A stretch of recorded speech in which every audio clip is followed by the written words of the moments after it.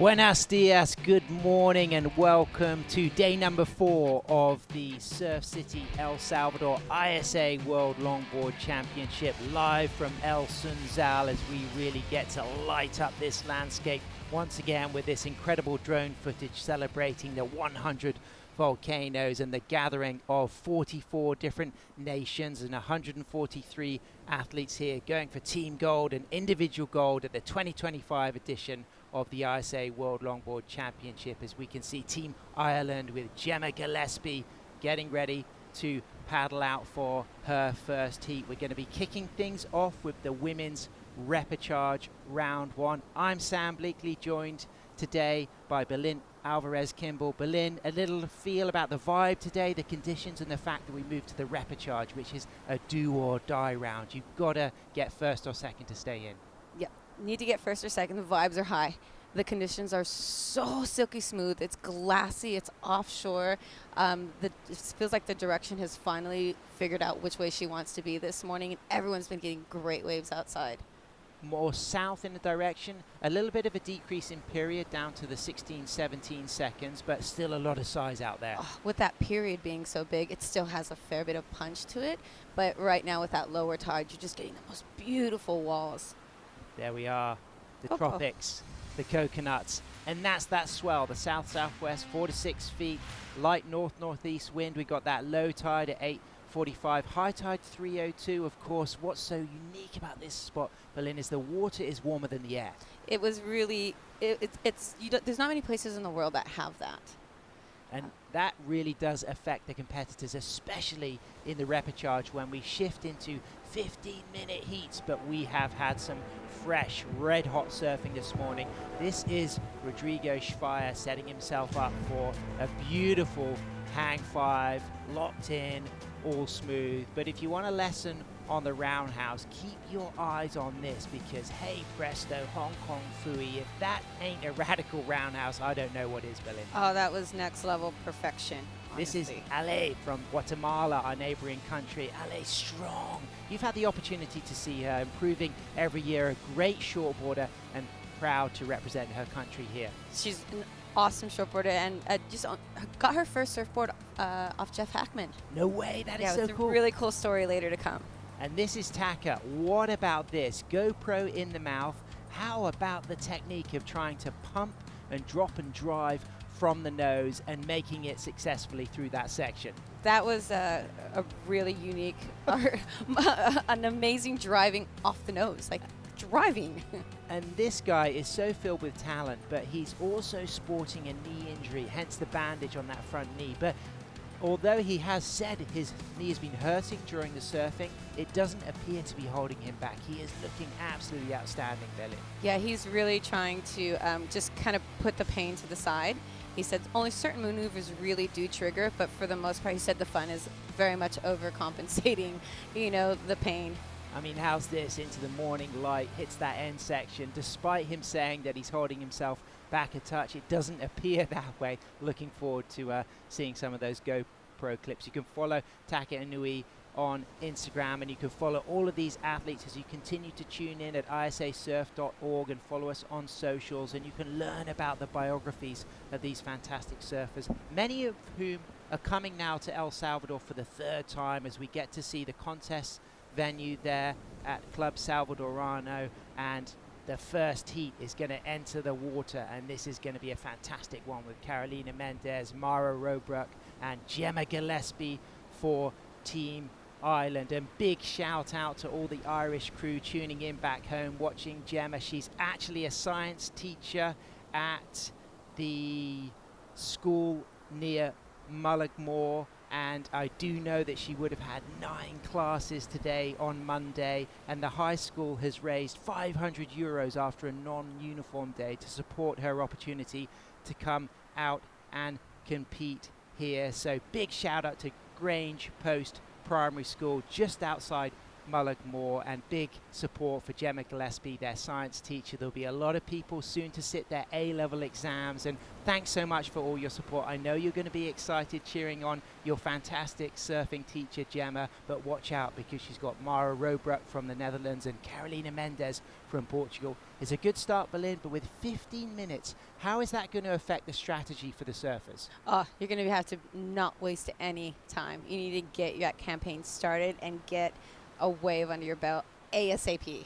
And we have to recognize that a long ride, it can take between 4 and 7 minutes to paddle out. So if you don't get a quick start, you may well only be carrying one scoring ride for the heat. It will be interesting to see if people are able to get 2 waves, and the way if they end up just catching some of the insiders, Sure. or they just stay out and wait for that bomb and just hope that that's going to give them the score that they need. So as we move into the repechage round 1, this is a little bit different from the main round. So as you progress through the main round, if you stay in first or second, you stay in the event. If you get third or fourth, you move to the repechage.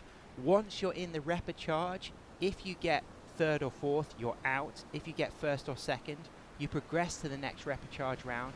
And repechage round surfers can make it to the grand final to go for a gold medal, but it's a longer journey, and the fact that they have to do these 15-minute heats means that they really have to muscle in this long paddle to get 2 waves. As we can see Mara Robruck on your screen there, Carolina Mendes for Portugal sitting further out back, and Mara, the 16-year-old regular footer, she has been incredible all week. She's watched her brother Dower get through heats looking really strong, and I can just see the maturity coming out of Mara. This is going to be a wonderful stepping stone, this experience representing her country here in El Salvador. An opportunity to come and be a part of something new for your country is an honor, and to be able to have nice clean conditions today for them to really be able to showcase the art of longboarding is going to be spectacular.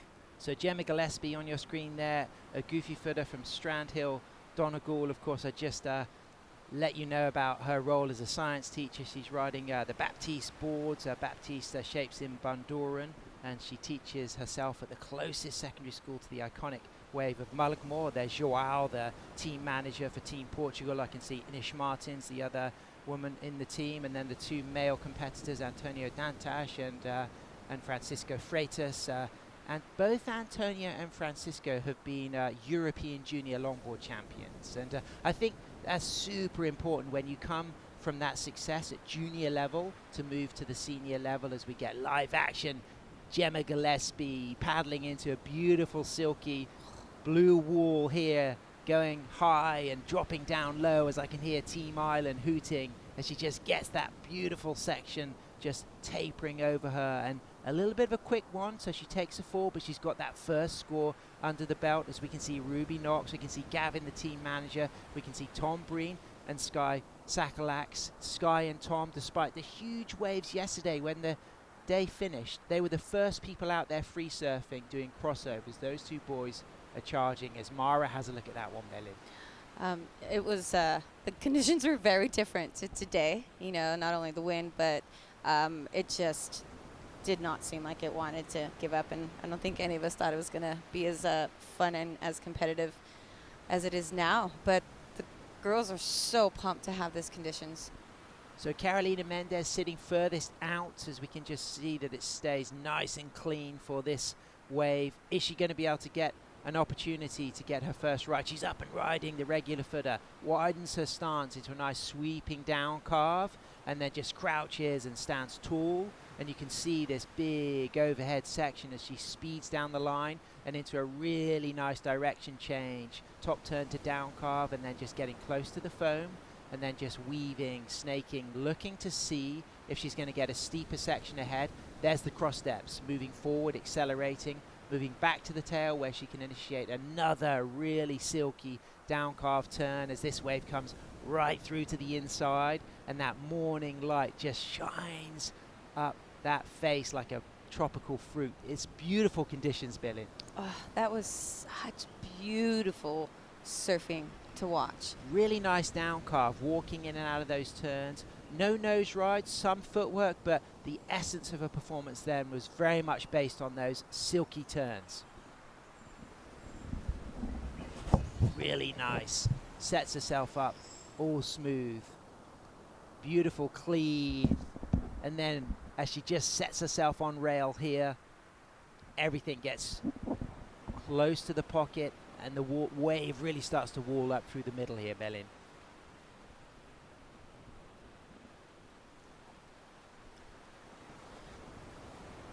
Look at this inside right here for her. Just really nice connecting all the way through. She's not forcing anything. She's not rushing.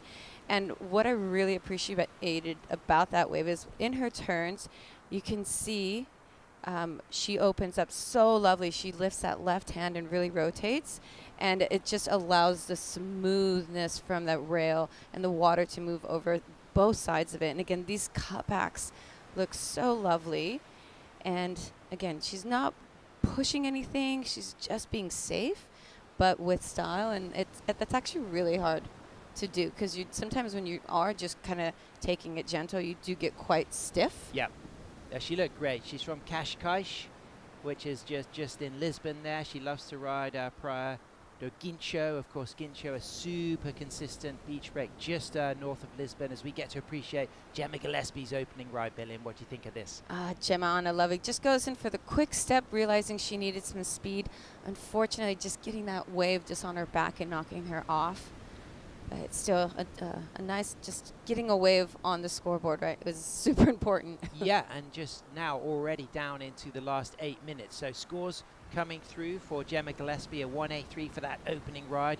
Mara Robruck still waiting for her first wave. Gemma, the goofy footer, she's the 2019 Irish longboard champion. She started surfing later in life in her 20s, and age 31 she got passionate about longboarding, but she didn't do her first competition until age 38. So it's great to see her here representing Ireland, and of course representing Grange Post Primary School, which is a high school where 12 to 18 year olds learn from GCSEs through to A levels. And as I just mentioned, they had a non-uniform day recently to raise €500 for Gemma to come out here and represent Team Ireland. So she's got a score on the board. Carolina Mendez is going to get the best of the first exchange. I think it's going to be pretty nice. Carolina looked really smooth, controlled. What really would have added to that score would have been the opportunity for a nose ride, Belin. Agreed. And that's what the judges want to see. They appreciate the flow. They appreciate the nice couple steps here and back, but they want to see you on the nose. Emilia for Puerto Rico coming up next against Fanny Villau from Ecuador and Margarita Conde from Colombia. Emilia, a fantastic talent out of Puerto Rico, very good on the footwork, a really nice solid nose rider. So already you can see some of the talent in this repechage round. So these are the surfers who lost in the women's opening round one, and is this now an opportunity for Mara Roebuck to get a set? She's up and riding, cross steps forward on her Luffy, 4 cross steps to the nose, comes cleanly out of that opening nose ride, and then puts that board on a nice cut back with rail work, dealing now with a bit of bounce, but just controls herself and stays close to the foam, close to the pocket. Couple more cross steps forward. So already now the first surfer in this heat to find a touch of the nose, and she's still streaking through the midsection towards the inside, again into a cut back. That wave just bouncing her out at the end, but I think that opening nose ride will be really important as we have live action with 5 minutes 30 seconds remaining. A really nice late takeoff for Gemma Gillespie for Ireland, looking really stylish there, arms out. She deals nicely with that drop and powerfully just engages that rail as she eyes over her shoulder to cut back to the foam, and she moves her way forward, couple of cross steps, and that will be a second score for Gemma Gillespie, Belin. Did you see that smile on her face? She's was so stoked. proud right now. And you had tapped into that she learned a little bit, she learned in her 20s. That's what you were saying, correct? Yep. And right now that is a massive movement. We have so many women that are learning actually quite later in life. Like the average age right now with women learning to surf is in that 30s. as we see this repeat. Look at this takeoff. You think she was at Porto or something. Really handled that takeoff so smooth. And yeah, her feet, you know, just quite narrow that stance, and, you know, just getting a little bit of a bounce underneath her, but still quite just beautiful style, just enjoying, connecting, nice little step up. But again, you know, just kind of going out on the face a little bit as we see this beautiful, nice, critical nose ride in the section. Just a quick tap out. That is the first nose ride that we have seen, as you said, and this wave should come in as a really great score for Surfer in green. Nice transition again, cutting back, staying right in the whitewater, and that's showing, you know, that you're understanding, reading the wave and the flow. And then you could just see again a little bit, nice little footwork, and then this little chop as you see her come off the bottom, just catches underneath that board and flips it over. Look at this. An incredible set coming through. So Carolina Mendez slightly inside, but recognizing the need to get a backup wave. She's up and riding on the front side from Cascais, Lisbon, with a nice sweeping, smooth cutback rail grab. Powerful, beautiful, controlled, and stays nice with her body weight over the stringer. And then as that side wash just bounces her, she just settles down and gets low and stands tall once again. And now she's got some scoring potential ahead. She cross steps forward and things get steep. Can she find the opportunity to touch the nose? She walks back again to the tail and then gets a little tap at the front as that wave starts to die. But I think she's going to have a really good backup score because she kicked off with a 6.17. Considering that she didn't get a nose ride in that wave, she's going to be super happy with that opening score, and she's now going to back it up with something significant. Now, bearing in mind a 6.17 comes through for her opening score, Mara, the fact that she got a nose ride at the beginning of the wave, she could be also sitting good for a very nice, strong score. Yeah, I think that opening ride for Mara will definitely give her a great opening ride. This second wave, I'm really excited to see what's going to come for her, because the quality of her surfing and not touching the nose for a 6.17. Sure. That this is kind of set the standard, I think, for the morning. And I think that that was a smart decision from Carolina to get that wave slightly inside, because you could see it still had incredible scoring potential. You could see where it started to break way up the finger of cobbles here at El Sunzal. It's a 300-yard ride, a 500-yard ride on the big days. It's a 7-minute paddle on the biggest days. And you can just see our competitors in the next heat. They're sitting there close to the buoy. They're ready to only move into position when this heat finishes. 2 minutes remaining. They're going to move fast today with these 15-minute heats. And that score comes through for Mara Robruck. It's a 5-0. So Mara in second, Carolina Mendez in first, and she will improve her position when she drops the second score. Gemma Gillespie now just chasing a 3.18 to move up into second. I'm really wanting to see what this score is going to get dropped for Carolina, because, you know, Gemma's got the talent and the ability, but now she's got a minute and a half left. Yep. And if it goes flat, like, I don't really see much sets coming through right now. It's going to be quite nerve-wracking for her as we see that wave come through for Surfer in red. 4.33. So Carolina Mendez out there in a commanding lead. Mara Robruck would like to get a backup wave. Gemma Gillespie chasing a 3.18, riding her Endless Fun 9.4, shaped by Baptiste Taffet, based in Banduran, as we get to see the replay of Carolina Mendez's 4.33, Berlin. Yeah, just this inside was really smart, good competitive tactic.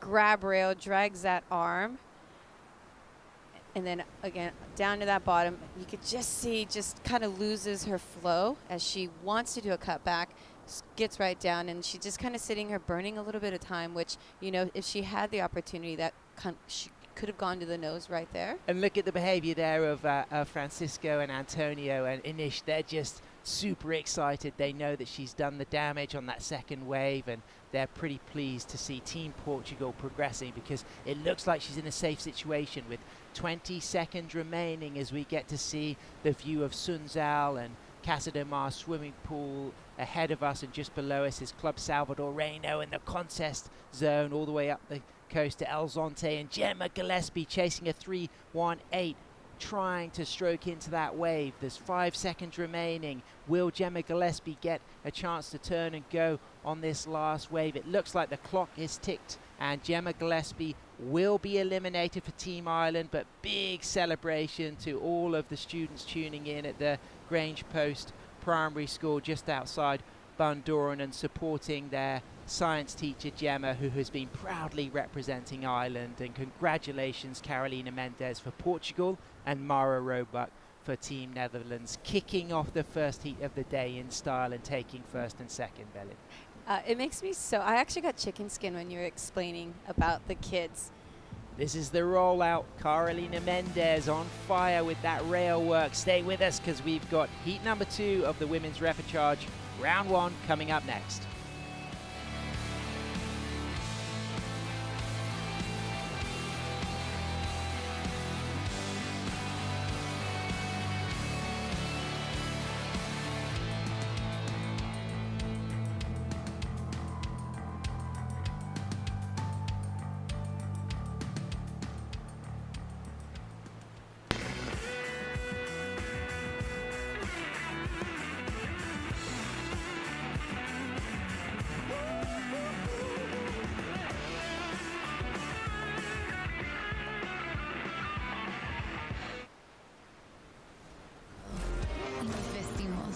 Para una vida llena de todas esas cosas que la hacen realmente suprema.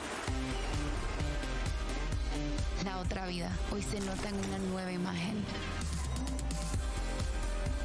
hecha con el arte que nos enseña que todo eso que hemos ido dejando para otra vida es hoy. Suprema, esta es la otra vida.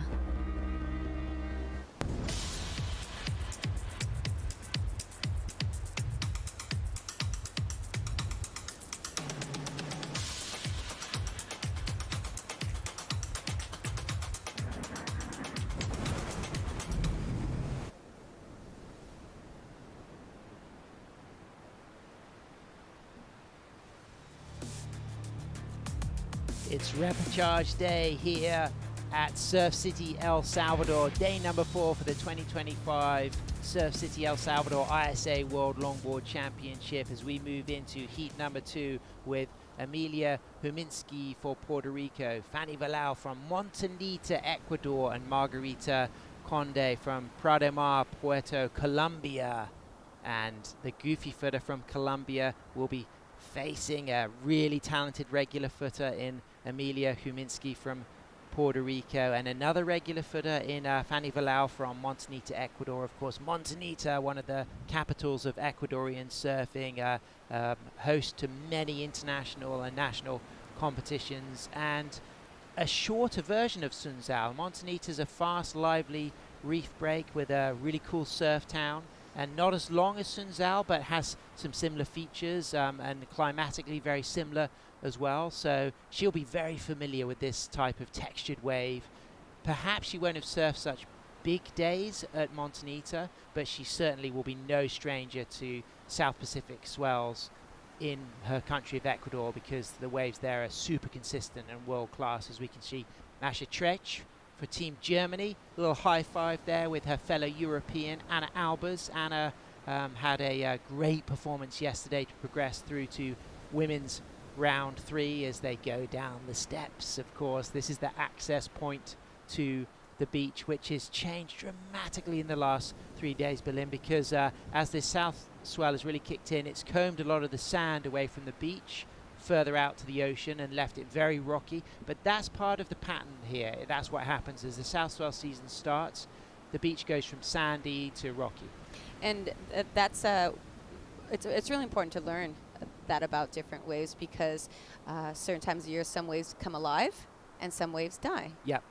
And that's our surfer there in green, Sarah Sanchez for Panama. She's going to be surfing against Evelyn Gontier for Argentina, Masha Trech from Germany, and Caroline Day. Of course, Caroline, based in Topanga, representing Canada.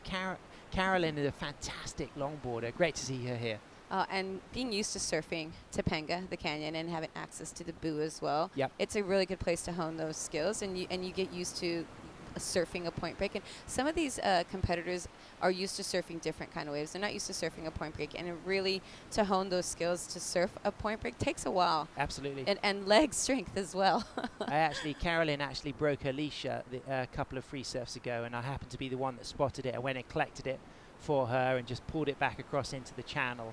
And that was nice because we'd never met, but we have a really good mutual friend called Brett Jordan from California. And Brett had been meaning to introduce us, and it was a really nice way to meet. Oh, you're like, hi. Yeah. Here's your surfboard. There we go. It was a good moment. And she's going to be surfing in that heat number 3. But right now, you can see that clock already ticking.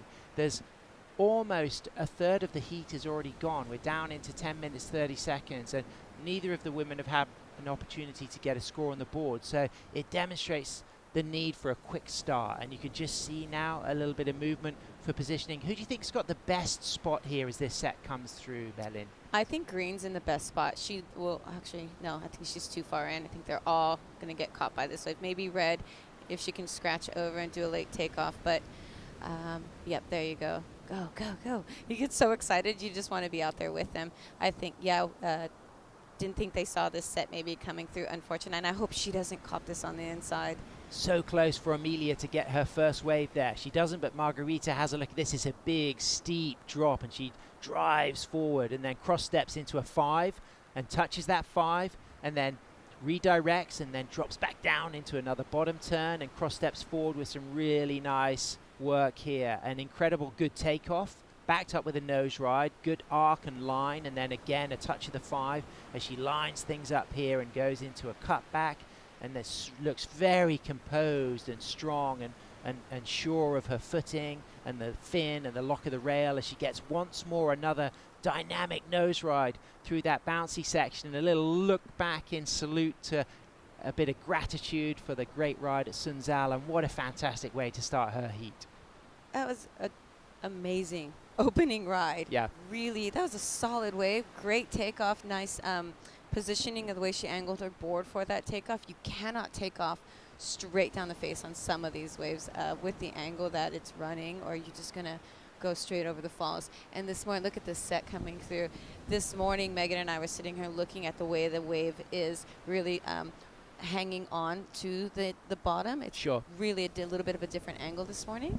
Margarita, a multiple national Colombian longboard champion. This is her second ISA World Longboard Surfing Championship. She's a graduate with a sports and physical education degree, and somebody who graduated in first position in that first heat of the day. It's our Portuguese surfer from Cascais, Lisbon. Carolina Mendez is with Bo Nixon. Thank you very much. Carolina surfed very well in that first heat of the day. You looked really in rhythm with the ocean, catching 2 of the biggest sets of the day. How did it feel out there? Yeah, I'm really happy to make the heat. It's not easy. 15 minutes heat. It's like everything. It's like very fast. So I'm happy that I was able to find 2 waves and put my surf there. It's everything new for me. It's my first time competing in the ISA for the longboard. So I'm happy, just enjoying everything. Oh, we really love watching you surf. You have a fantastic style. You're going to be coming up again later today in repechage round 2. How do you prepare for it? Yeah, I think everything like really fast. So my strategy will like trying to find my rhythm and be connected to the set. So yeah, let's see what's happen. We look forward to seeing you later on today. Well done and good luck. Back to you in the booth. Wow, what a proud moment for Carolina to be representing Portugal for the first time, and she looked super confident there, as did Margarita Conde for Colombia, and I'm expecting a really strong score to come through. I think it could be close to excellent range. I mean, she demonstrated footwork control, creative, innovative lines. What was quite interesting was Amelia's position paddling up almost inspired her to go much deeper on her first maneuver, and that helped with the tempo of the rest of the ride. It did. It set a different line. Like you said, it set a completely different line. And I feel sometimes, some of the surfers are getting they're not cutting all the way back and really utilizing, that deeper part of the whitewater section where you can come off and then take a couple steps and go up to the nose. And when we see this score drop, it should be quite beautiful. How's it looking, Berlin? It's just come in. 7.67. Nice. You would be so pumped Yep. to be out there with 6 minutes remaining to get a 7.67. Well, let's analyze this and let's look at that deep line she takes when Amelia paddles back out after this nose ride. That angle, the way she took off, she already had so much speed, and then taking a couple steps as well just really projected her and allowed her. And then you can see again, just really keeping that movement, that nose ride, just bringing her back down into the section, and this arm drop and connecting. Look at this, driving, nice footwork again, up into the 5, holding that 5. She looks so comfortable in this size surf. Yeah. And, you know, into what we started calling the kukui section, Sure. which is kukui or kukui here is like the Freddy Krueger, Megan was calling it yesterday, the scary shore break.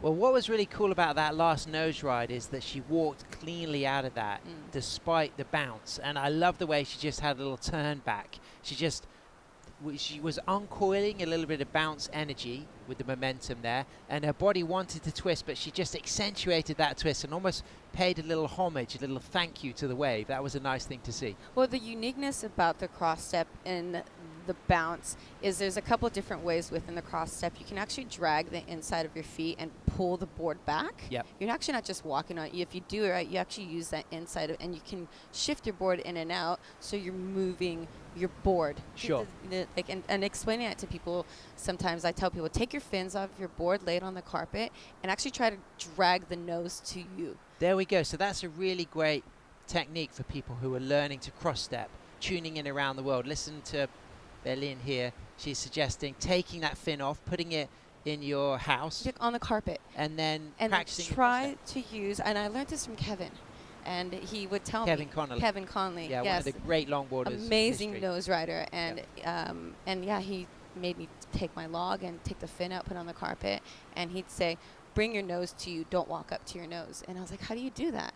And then he showed me, you know, using the inside of your front foot to grip into that wax and drag it towards you. Wow. And that's I love that. it was a really amazing technique, and really fast waves if you're able, and then you get really strong pulling that thing to you quickly. Yeah, because it's a lot of kind of like agility in your toes and your feet. That's a big element of footwork, and something that I used to enjoy doing is just like seeing if you can use your toes to pick up like a ping pong ball, and can you grip a ping pong ball in your toes, and having that kind of toe exercise before a surf can be quite useful. For There is a longboarders. lot of research and the importance of ankle mobility and strength, and it's really important as surfers we do exercises to really strengthen all of those muscles around your knees and your ankles, and Sure. and the whole grabbing of just what you said is really imperative, because a lot of people's ankles are quite weak. Yep.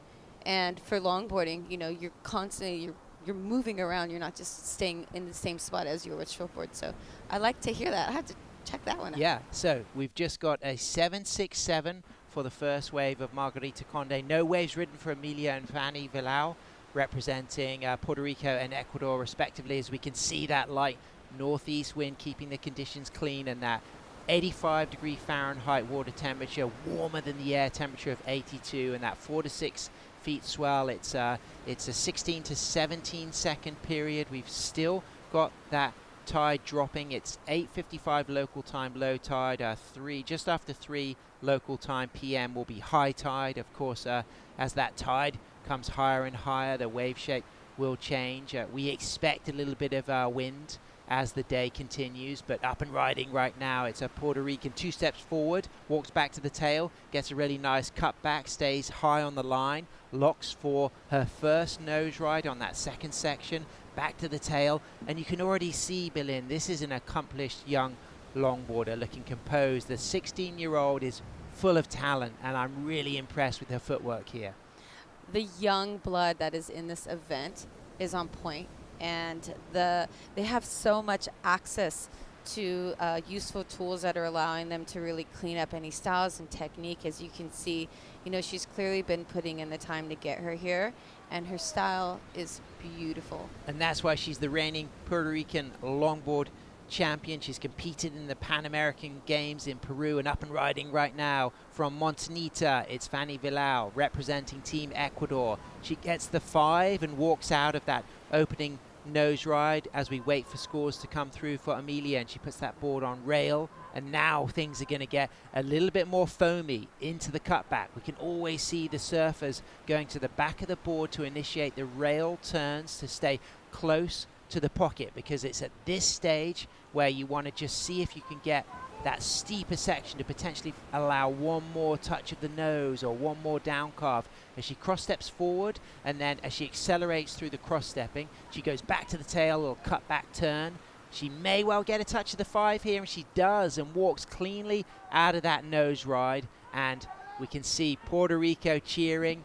There's only 30 seconds remaining, so it will be down to this exchange between Amelia and Fanny Villau. And I believe that they're saying just catch one more wave, anything, because it could make the difference, because it's going to be super close between Puerto Rico and Ecuador right now. Look at this. This is what you want in your corner. Absolutely. You know, that energy. But if you don't know how to harness it, you absolutely panic and freak out. Yeah, you've got to have a quick start, and she has got another did. wave. So she listened, she reacted. Amelia Huminski for Team Puerto Rico has got a second wave, so we'll wait for another score. Okay, let's consider the wave sizes first of all. Puerto Rico's wave was smaller. Fanny's wave for Ecuador, it was larger. However, Amelia did have a lot of footwork, a lot of variety. Do you think she maybe got the edge on the score? I think she would have got the edge on the score over Fanny, because Fanny only got that quick nose ride on the inside as the wave pretty much was getting ready to die. So that's my thoughts on that. Well, here we have an opportunity to appreciate our Puerto Rican's wave. Lovely footwork. I love this side draw angle, at the drone angle, as you can see. You know, again, really nice maneuvers up to the nose. She's surfing very, very safe. She's looking back to see if there's any other waves coming. Again, she sees, all right, this is what I needed to do to kind of put the nail in the coffin, per se. Good footwork, up to a 5. Comes out of that with that forward momentum. Again, just swaying and staying right in the pocket. You can see this inside has a lot of water in front of her, so she really needs to get back into the powerful part of the wave where she's going to outrun the section. And she read this well, gets that little reform on the inside, and then just kind of fades out right onto the sand. Yeah, and she just tried to get one more second score super quick, listening to her teammates, cheering her on, saying, you just need to get one more wave because it could be hugely significant. Oh, I hope she's okay with that. Yeah, she just got turned around there, did Villau. And then going for that last wave on the inside, Amelia, whether she looked like she did get to her feet, so it will likely be a score. Not 100% certain about that, but I think she's done enough. My instinct says that she's done enough to secure second position. I don't think either of these surfers is going to come close to Margarita's 767, but I really liked Amelia's footwork and nose riding. It may well be pretty close. I think my personal opinion, I think it's going to fly just enough. Well, the energy is amazing from this Puerto Rican team. They've been the ones playing music. They've been some of the loudest team support on the sand every day so far as we move through day 4. There it is. It's a 4.67 for Fanny Villau from Montanita, Ecuador. So we now are waiting for the score for Amelia. She needs a 4.68 to move up into second, and she gets a 5.67, backed up by that 0.57. And look at the celebrations there, Berlin. Oh, absolutely ecstatic. You know, going into the repechage is so overwhelming, but today you'd be stoked. You know, like after yesterday, you'd be so happy to be surfing this kind of really nice and clean waves. No one wants to go to the repechage, but if you do and you can do that, you're pumped. Well, that was a wonderful moment to see the celebration of the team working hard, challenging for her with that slow start, but just delivering an incredible 5.67. Congratulations, Colombia and Puerto Rico. We're going to have a break and we'll be right back with Argentina, Germany, Panama and Canada.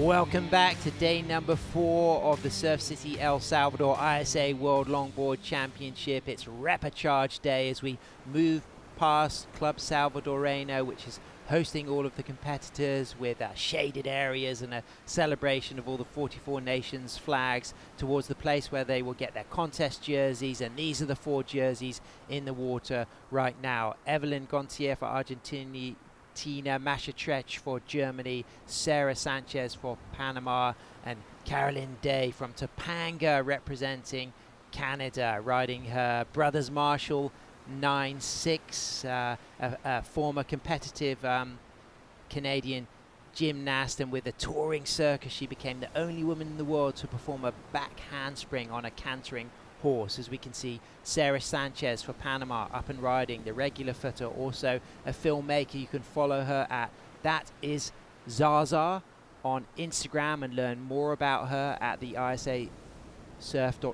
website, as she just deals with that morning light through the inside section. And that was a big, fast overhead wave, but not really an opportunity to put the board on rail or initiate some cross steps.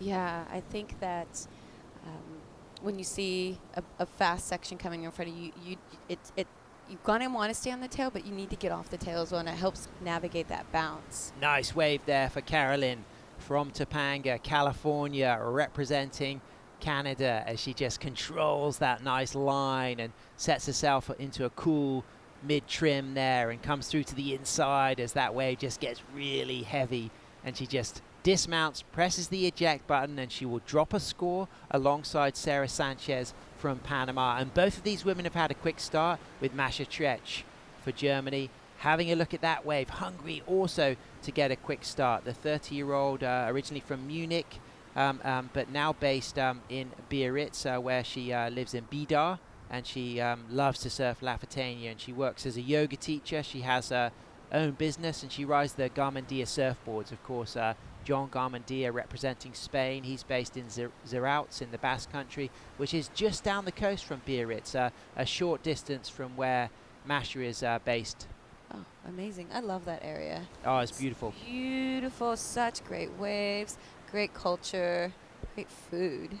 Masha works as a flight attendant for a number of years as well, so a good opportunity for her to travel. But she's a regular representative of the German team. She's been in the ISA World Longboard Championship since 2018 for our edition we had in Rebei, Hainan, China. As we can just see now, that's the same surfer we're talking about, Masha from Germany. And you now get to really appreciate the texture of the waves. I mean, talk about how good the conditions are, Belinda. This is what we call oil.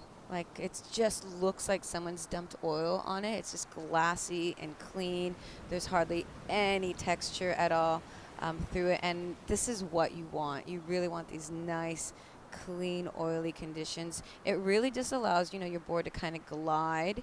And then, you can just see the inside, the way, you're getting a lot more churning, and that's the water kind of moving over the reef. So that does get a little bit bouncy outside. But this inside, but this outside is just magic. Masha Trech lining up at Sunzal. Oh. High line, pelicans moving, flying. She's got a beautiful glassy wall ahead in trim. 2 steps forward, 4, locks a 5 and holds that 5. Good line on that nose ride, staying on that nose ride for a decent amount of time, and then walks back to the tail, and then just a nice smooth direction change. And now eyeing things up, knowing she's already secured a really nice solid nose ride. So she's surpassing Sarah and Carolyn, who didn't get opportunities to nose ride because she's already demonstrated a nice opening 5 into a couple of turns. But watch out, because Evelyn is up and riding on a peakier wave, late drop right down to the bottom of the wave. Bottom turns and then just cuts back, and she's got some nice wall ahead. But can she find a steeper section to stall and get a nose ride? Because if she wants to rival Masha's score, I think some time on the tip is going to be super important, as this wave really starts to get a bit bouncy. but she stays in control right there with the pocket. There's a couple of cross steps. She's hoping for a steep section. There's the 5, and you could really see the functionality of moving to the front of the board and touching that 5. It just allowed her to connect through to the next section, and now she's backed it up with 2 more touches of the 5s, 2 more nose rides, maybe a 4th. So her work through the inside has really been fantastic. At the beginning of that ride, she was patient. It was difficult to know what was going to come next, but she really did a lot of fantastic longboarding on the inside. When she first opened up that ride, you know, she hit really good in the pocket surfing. Even her takeoff, she stayed right in that. And at first I was like, okay, she's got the tail surfing down. She really needs to start honing in, you know, the trim side of it, the nose right side of it, as we see. Cara Stubbs coming up for South Africa. Cara Stubbs is going to be out there in heat number 4, as we can see Emilia just washing in the shower there and just really stoked because she worked very hard to get second in the heat, and that was great scenes. She worked really, really hard yesterday. I had a little chance to catch up with her, and we were talking about some of the South African women, and we'll touch into that in a minute. We will. So with that, let's go down to the glass, because Bo Nixon is with the Colombian Margarita Conde, who just took the win. Margarita, olas más grande. Very big waves in that last heat. Tell me, what was it like to be sitting out there? Only 1 wave caught, but the highest wave score, a 7.67. Well, I'm really happy because I really wanted to surf. The past days I couldn't surf very good because it was too crowded, but I'm really happy to made it and got 1 wave. I wanted to catch another wave, but I couldn't because the current pulled me in the other side and I couldn't get again to the lineup. Yeah, those big sets pushing through, a lot of water moving out there. How are you going to prepare for your next heat? Well, just trust in me and my training and enjoy the moment. What do you think the judges are looking for on a day like today, nose rides or turns? Both, because the wave brings you the opportunity to do both. So, but I think that they are looking for long nose rides. I like it. Good call. Stick to that plan. Thank you very much. Look forward to seeing you later on today. Back to you in the booth. Wow, trust in yourself and be in the moment. Great advice, and it paid off. She didn't get that backup wave, but that near excellent score with that long opening hang 5 was enough for her to take the heat win. And this is a beautiful opportunity for all of the different women to express themselves in the post-heat interview after a win. And I really appreciate the variety of personalities that we're able to gather at the World Longboard Championship, because these women have all gone through the ranks in their national scenes to be national champions or national vice champions, to earn the stripes to represent their country. And one of the great things about longboarding is it encompasses such a broad spectrum of backgrounds and ages, and that's beautiful.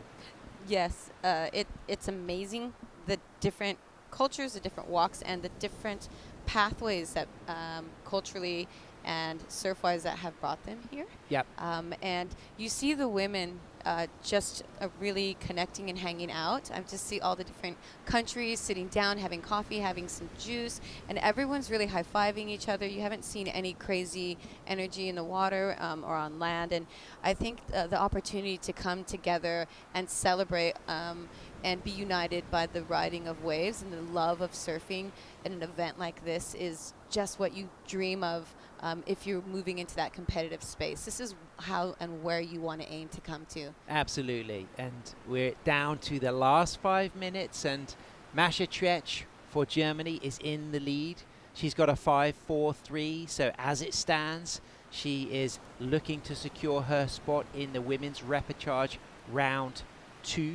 She will be meeting some of the surfers, if she stays in first or second, who were eliminated in the main women's round 2 yesterday afternoon. So all of the surfers who do progress through this round will surf again later today if the schedule remains unchanged. The plan is to see out this women's repechage round and then move into the men's repechage round and then back to the women's repechage round 2 and conclude with the men's repechage round 2. Of course, that can change based on changing conditions as the tide starts to come in, but right now with just under 4 minutes remaining, Carolyn is having a look at this on her brother's Marshall board. She's up in the pocket, little move forward, nicely positioned. She just sets herself up with a really nice down carve turn, and then off the bottom for a high line, nice in the pocket, poised, in control, and looking elegant, standing tall as she just accelerates through that bounce and cross steps forward very nicely, and then goes back into a nice down carve. Again, flying the flag for the Topanga community in California, representing Team Canada. Carolyn Day gets a second score to add to her 2.33. Massive shout out to everyone in that community.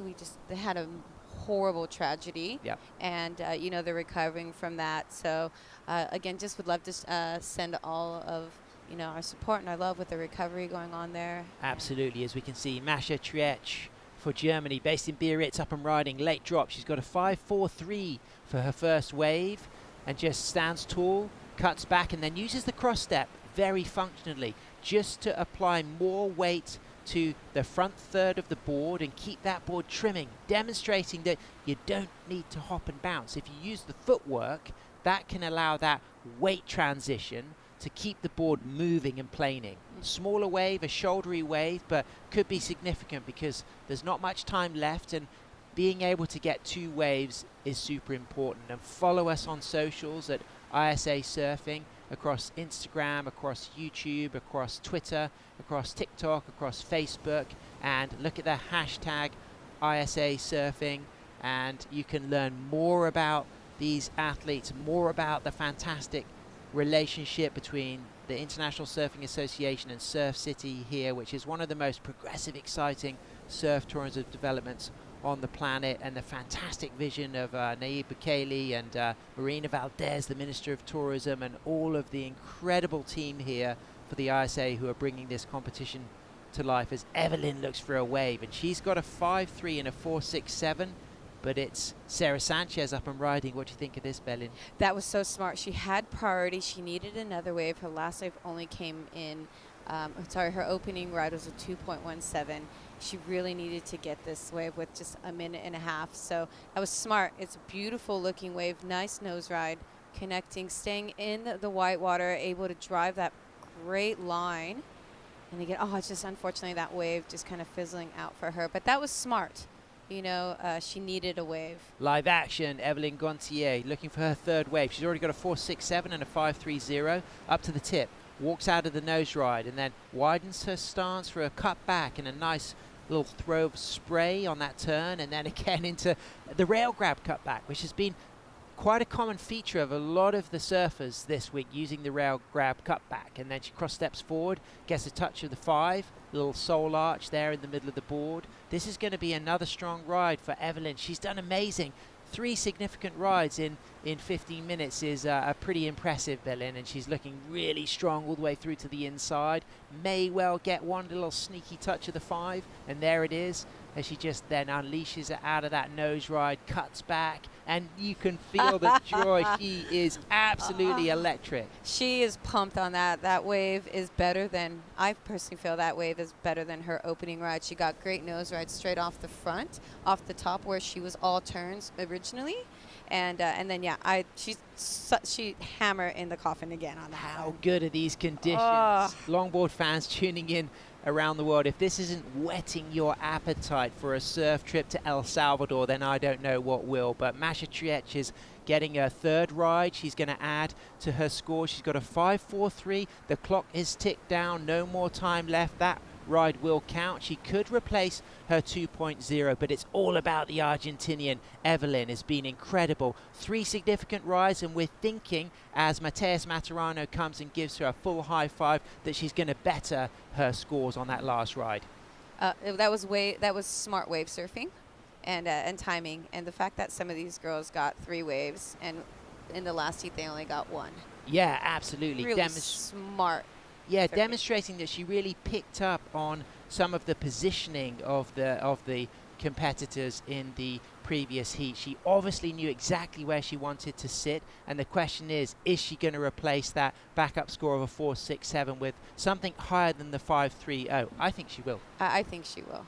And you can really see how much more rocky it has got, and it was so difficult yesterday at high tide. A lot of the competitors having to get out of their heats when that tide was right up against the wall there at Club Salvador Reino, and she's just waiting for that score to come through. Masha Truex drops a 1-7 for her last score. Doesn't go into her top 2. She stays in second. So Carolyn and Sarah will be eliminated, but big shout out to the Topanga community, the Brothers Marshall team rider, Team Canada. Carolyn Day takes third. Sarah Sanchez from Panama takes fourth. Both eliminated, and Evelyn betters her score with a 6.93 for her last ride. She takes the win, and she looked absolutely incredible in that heat. Oh, absolutely. Really polished. She did what she needed to do. Well, we're going to have a little rotation. We got Bo and Megs coming into the booth. Stay with us as we continue women's repechage round 1.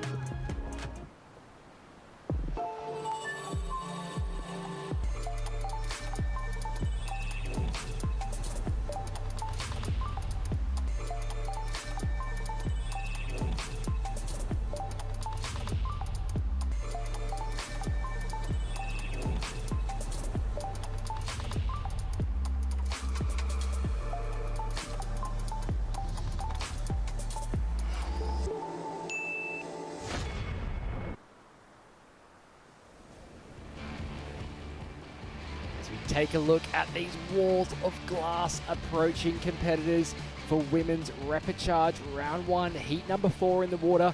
Nina Heiberg representing Norway, up and riding on her backhand here, taking off, karting back, throwing lots of spray off the top of this wave as she brings it through, cross-stepping up toward the nose.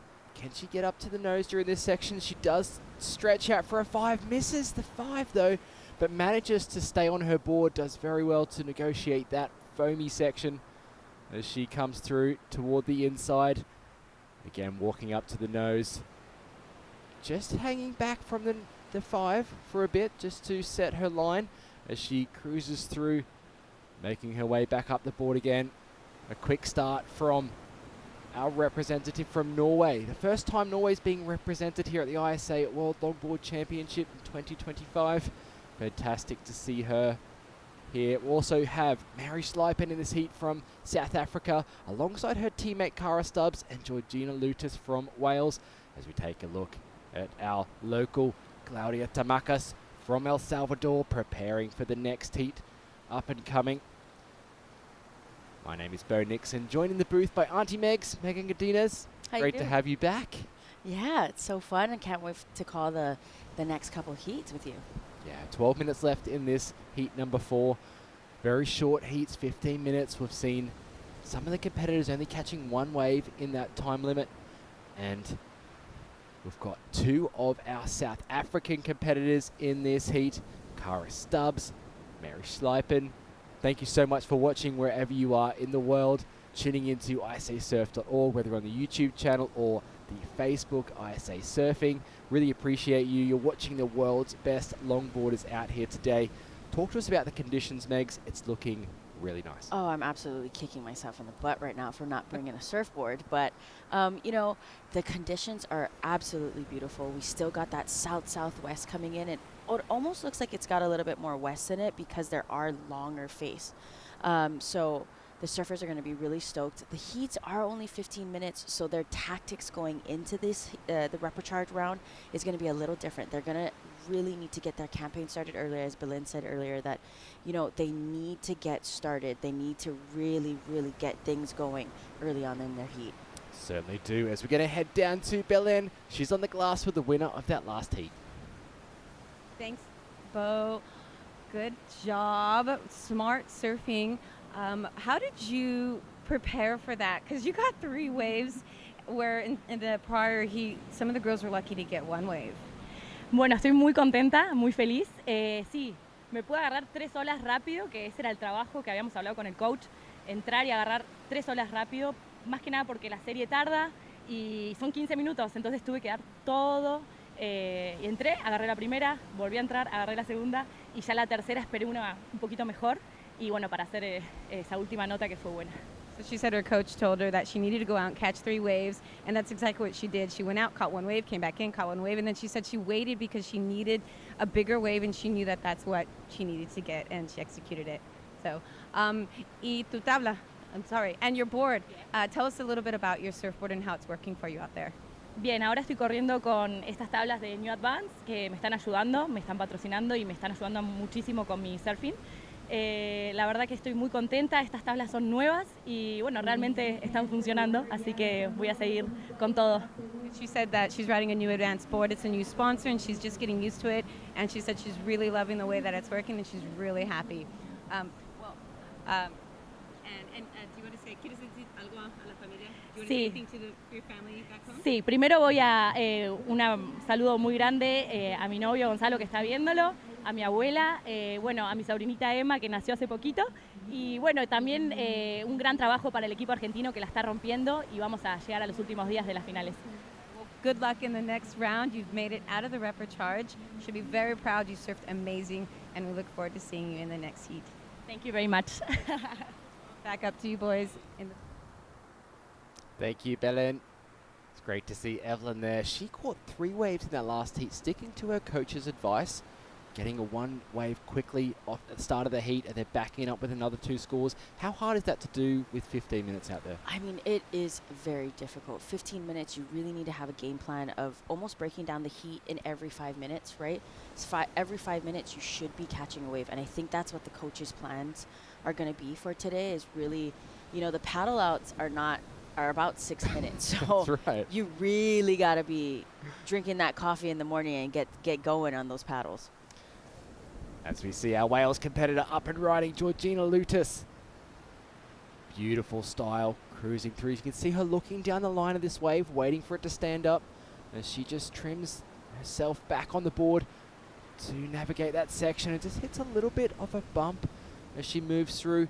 As the surfers surf this wave in toward the shore, the water from the bigger sets is really moving across that inside section, and that's why you get those bumps on the wave face in there. Although there's no wind out there today, it's really glassy. There's a lot of water moving on the inside. Yeah, it's going to be like that for the rest of the day. I mean, all that sand that was on the beach has moved out from that big swell and that big tide that we saw yesterday.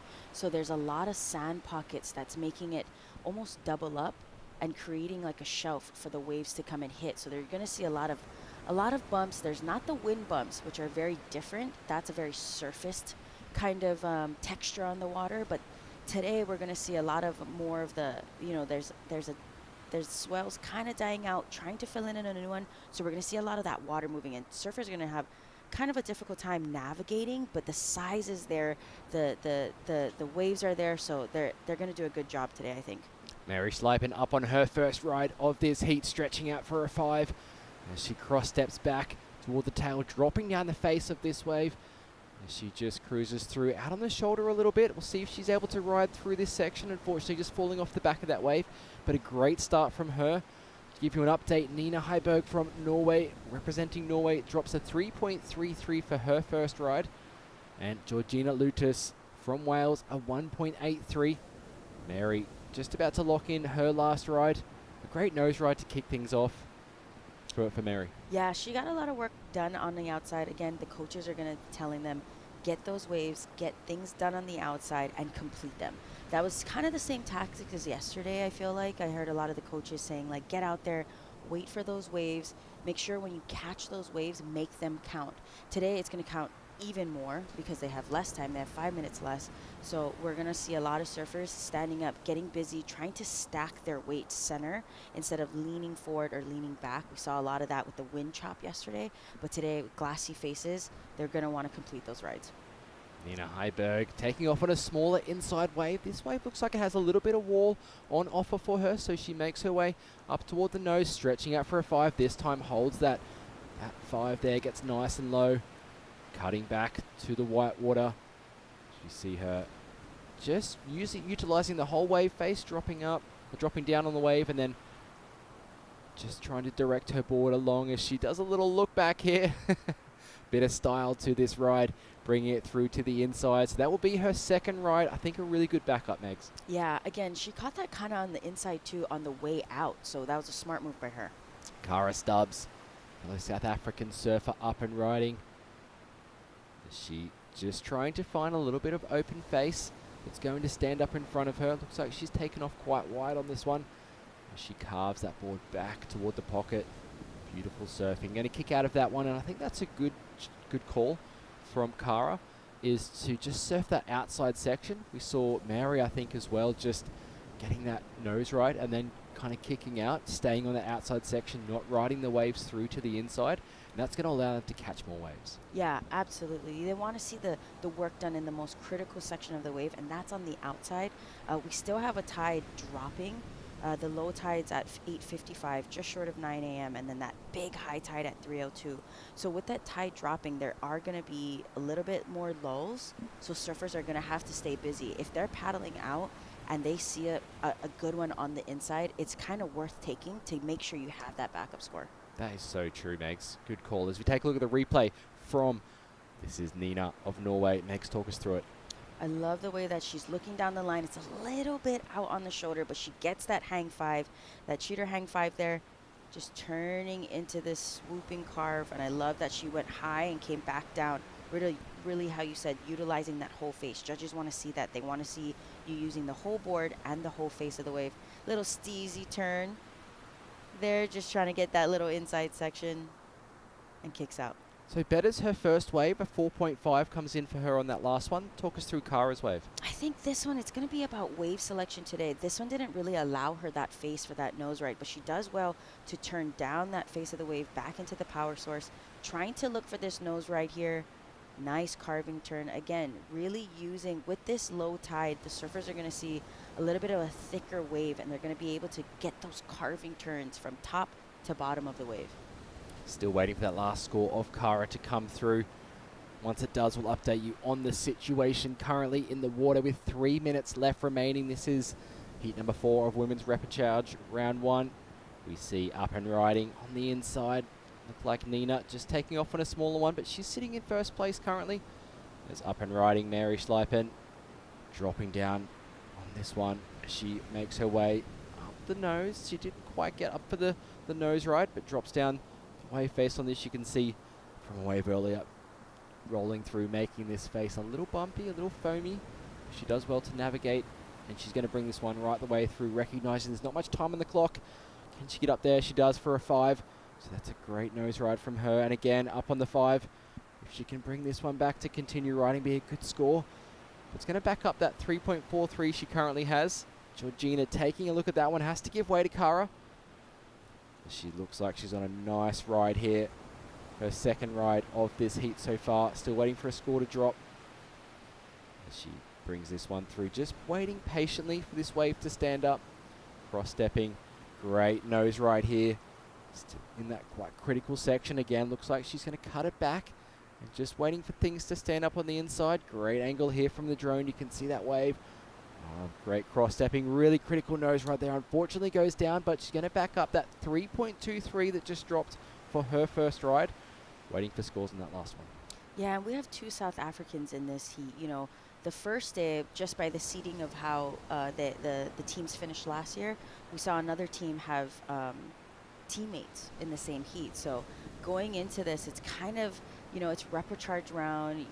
This is basically the last chance. And at this point, it's kind of every man for himself. Once that horn blows, you kind of have to treat it as kind of no friends. But as soon as the horn blows, you see them become a team again. And that's the tricky thing with surfing. You really have to compartmentalize, you know, that you're out there by yourself. You're wearing the South African flag, but at the end of the day, you are surfing for yourself too. So tricky situation as we see scores waiting to drop here for the teammates. Georgina there trying to get into that smaller one on the inside, but she's going to turn around to some sets, breaking on the outside. Just a small 1.83 in her scoreline. She's going to take this whitewater wave. Let's see if she can stand up and make something of the inside section. She's going to start on her belly, trying to get around in front of this wave. She is up onto her feet, so this wave will count towards her scoreline, but just gets knocked off by that current, those bumps. As we see competitor, whitewater takeoff, Nina, current heat leader, as she carves this one back up to the nose. That was a much better nose ride for her, much cleaner entry onto the nose. Holds that 5, although it's on the shoulder. I like the tip time that she has. And she continues back up to the nose, stretching out for that 5, bringing it through. This wave standing up for her on the inside, offering some more scoring potential. She's going to straighten out and ride cleanly out of that one. Looks like Mary was up in time as well. So scores dropping for all competitors here in the final moments of this heat. Still waiting last of Kara as well. Mary cutting this one back to the left, Megs. Yeah, she knew that Kara caught a wave, and she knows that Kara's in 3rd place, and she needs to try and better, Mary needs to try and better that backup score of a 3.43, because Kara's wave might well, better her score. She only needs a 3.73 to advance. So Mary hoping that her last wave will make it harder for Kara to advance. As we see her on a set wave here, making her way down the face, really waiting, good redirection, seeing that other wave coming at her, and we're going to see that a lot today with that swell dying out and a new swell coming in. There are going to be those peaky kind of A-frames that meet in the middle, and it's going to be tricky for surfers to navigate. She makes her way into this left here, and we're going to see a lot of that. Is surfers redirecting left to get back into that momentum of the wave. Green, this is a replay of green, really chasing that 3.73. Nice, beautiful carving turn, looking down the face of the wave, waiting, taking her time, really knowing that she needs a score. So she's really going to get this hang 5. Like you said, a little bit on the shoulder, but I love the way she's really committing to those hang 5s. Just working her way down here. Almost gets a slip up. Just right here, gets a little bit, it gets that choppy, bumpy section that you were talking about. There's going to be, as you can see, even when they're paddling out, you see the tide sucking out, creating these little ripples on the surface. So we're going to see that change a little bit as the tide comes in with, the force of that water and the kilojoules that the waves are providing for their surfers. So still waiting on scores. Mary's last wave comes in as a 2.87, so not enough to go into her top 2 scores. She's currently sitting in 2nd, but waiting on a score of Kara Stubbs in the green rash guard. I think it's definitely going to improve her situation. We might see a bit of a change here. And of course, Nina currently in the lead, but still waiting again for her last wave score to come through. Kara Stubbs, there it is, a 4.57 drops for her, moves up into 2nd place. That's the advancing position you need to move through to round number 2 of the repechage. Unfortunately, her teammate Mary drops into 3rd. Georgina Lutis just with a 0.5 on her last ride in 4th position. Yeah, that is, like I said, having teammates in the heat, you want them to advance, but you also want to advance too. So it just gets so hard. But good surfing from the South Africans, from all of our competitors in this heat. Nina catching the most waves so far at the start of this competition. 4 waves, to do that in 15 minutes is really impressive. And I'm almost positive the coach for Norway was probably telling her, get busy, catch as many waves as you can and complete them. And she did so very well, getting the 1st place in this heat. Amazing finish there from that last heat. Do not go anywhere. We have the local Claudia Tamacas coming up from El Salvador after this short commercial break.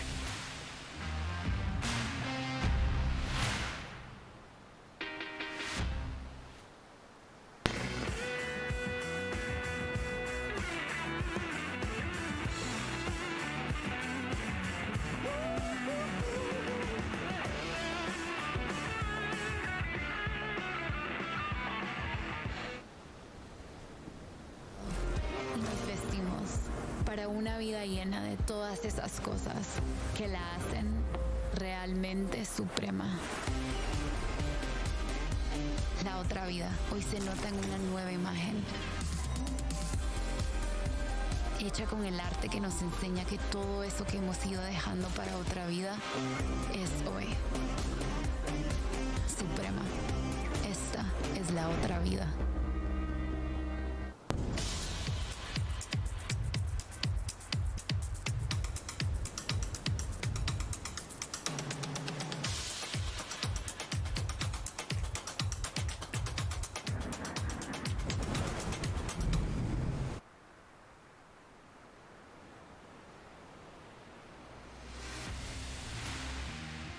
Buenos dias, bienvenidos. Welcome back to day number 4 of competition for the 2025 Surf City El Salvador ISA World Longboard Championship here in the beautiful beach of El Tunco, El Sunzal, the famous right-hand point break for our world's best longboarders.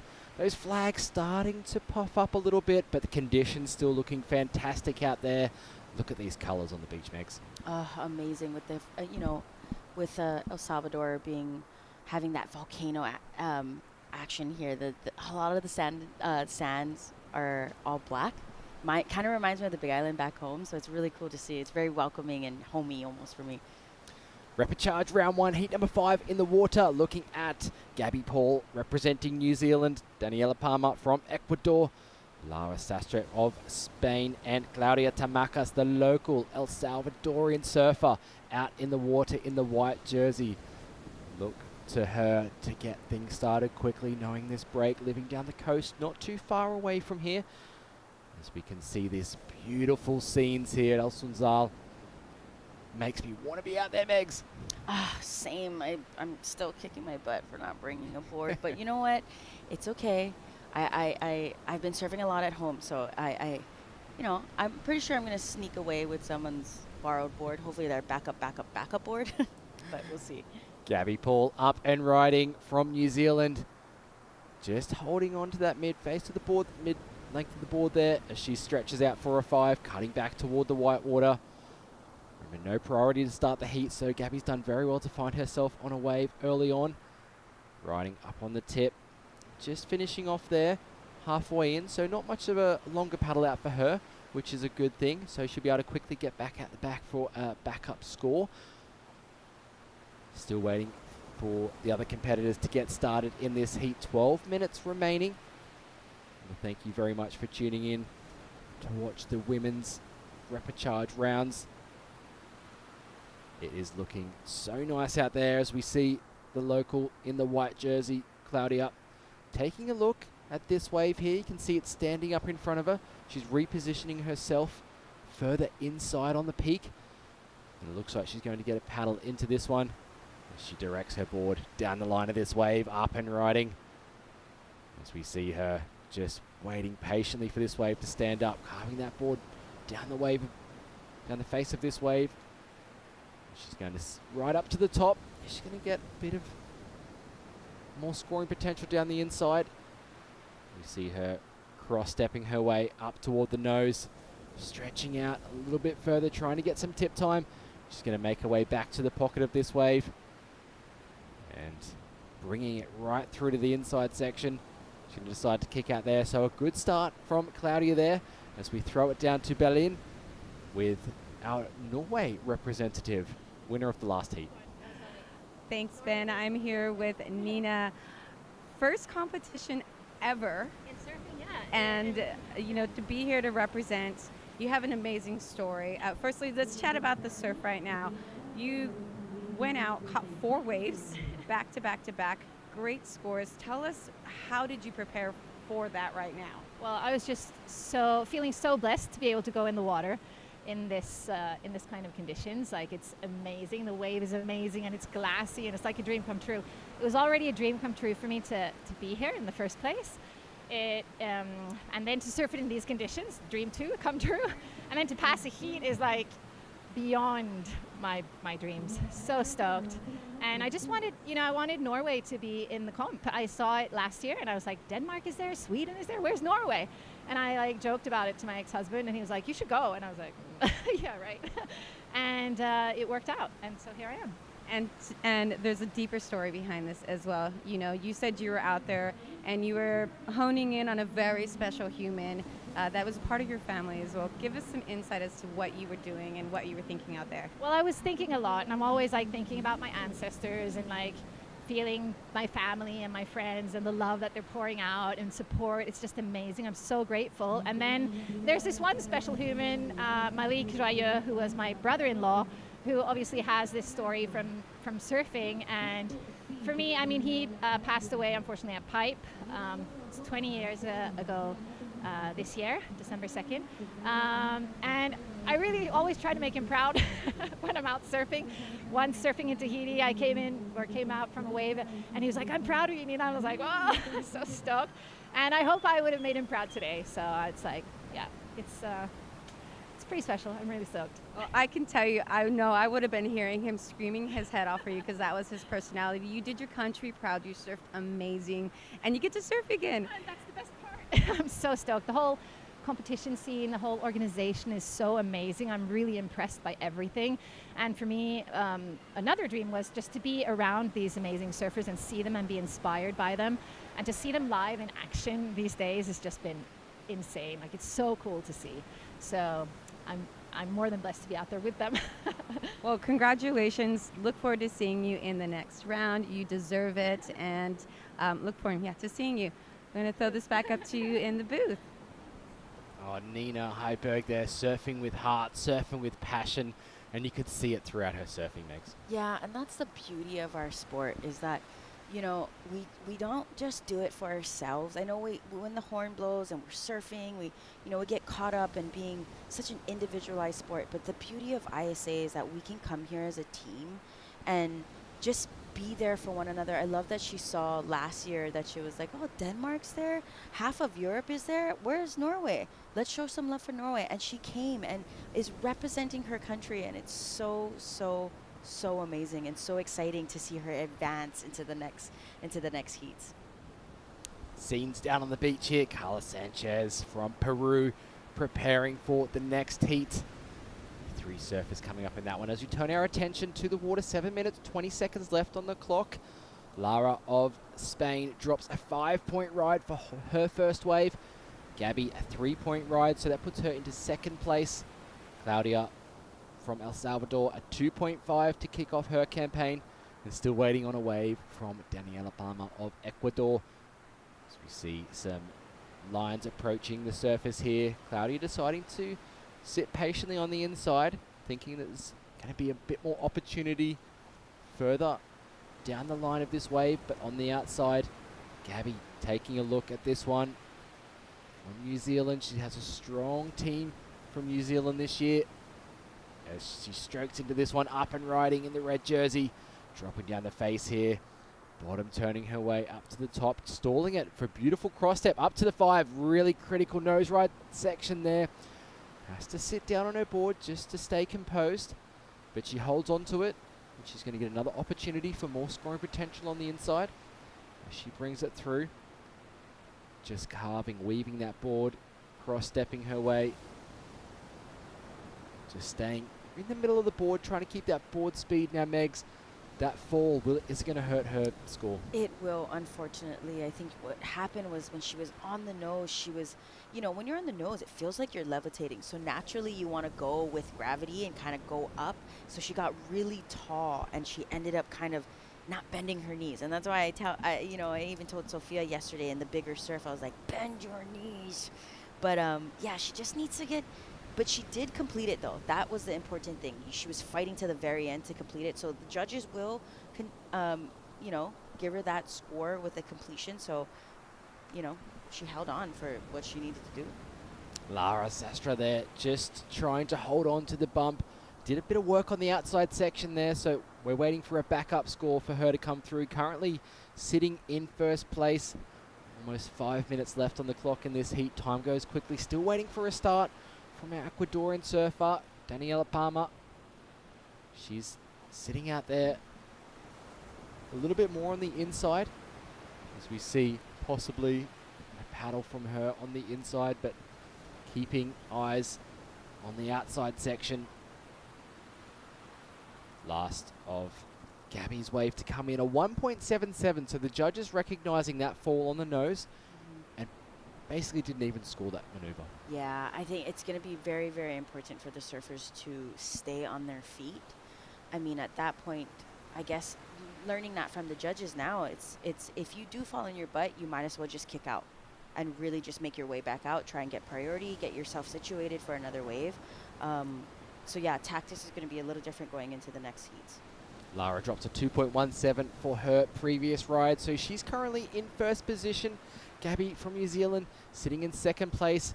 However, Claudia in third, only looking for a 2.28. We saw her drop a 2.5 before, so definitely well within her skill level. Daniela Palmer, a 4.77 needed from her, just that single wave score to move up into advancing position. Remember, this is the repechage round. We will be saying goodbye to third and fourth position in these heats. First and second moving through to the following rounds of repechage. It's a long road to get to the final from here. However, we've seen a lot of surfers in previous years gain momentum going through the repechage round. They surf a lot, they understand the break a lot more, they surf at different tides, different conditions, and they just start to get in a bit of a rhythm with the ocean.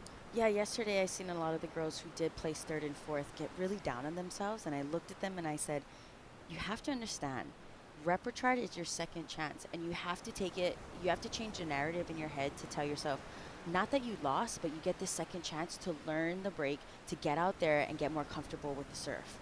As we see Green, this replay, this was just, was this her 5-point or her 5-point ride? Nice stall, beautiful hang 5. A well-deserved ride. I mean, this is the highest score that I think we've seen, one of the highest scores we've seen so far for the day. Just working her way on the inside. And again, for the goofy footers, it is hard to look back over that shoulder, you know? I mean, here we go on this. The 2.17 from Lara, her previous ride there. Cutting back off the top. Walking her way toward the nose, but didn't quite get there, and I think that's what kept the score low, Megs. Yeah, she just gotta commit, but she did see that little lump in the face, and it was kind of gonna hinder that nose ride for her. We see this replay of red. This was the one that she did this beautiful stretch hang 5. This is her 3-point ride. 3-point ride, yeah. And just working her way, finding the double up, trying to get onto the inside. Judges are really critiquing on those cross steps. They don't want to see shuffling. You know, they want to see that cross step. This is white. Claudia, our El Salvadorian's 2.5, working her way down. And she's tall. This is well overhead for her. So waves are still pumping for today. Nice, smooth, just getting her feet wet, you know. Trying to get, you know, she does surf here a lot, but under a competition kind of state of mind, it does play that mental game. So she's just trying to stay on the board, trying to complete the waves, redirecting again. Like we said, we're going to see a lot of surfers redirecting left towards the camera to regain that double up on the inside. So great look at the rides already ridden in this heat. But still waiting for Daniela Palmer out there. As I take a look over my shoulder, can't really see her anywhere out in the water. So Lara, Gabby and Claudia sitting, waiting patiently. Are these waves going to approach in time? Under 1 minute remaining. Looks like Claudia has first priority. Is she going to use it on this smaller inside wave? Deciding to paddle toward the shoulder a little bit, recognizing it's going to peak over there. She needs to stroke hard to get into this one. Not going to be able to get into this. Will be Lara sitting with second priority. Gabby with that third. Surfers not deciding to go, even though that there was an opportunity for another wave score there, Megs. Yeah, especially with 30 seconds. It's very interesting. I think Claudia will get this one. She needs to stroke really hard into it, and she does. 2.28 needed. Up to her feet at the bottom of this wave. So standing up. So if she surfs it similar to what she did on her first. Some weaving turns.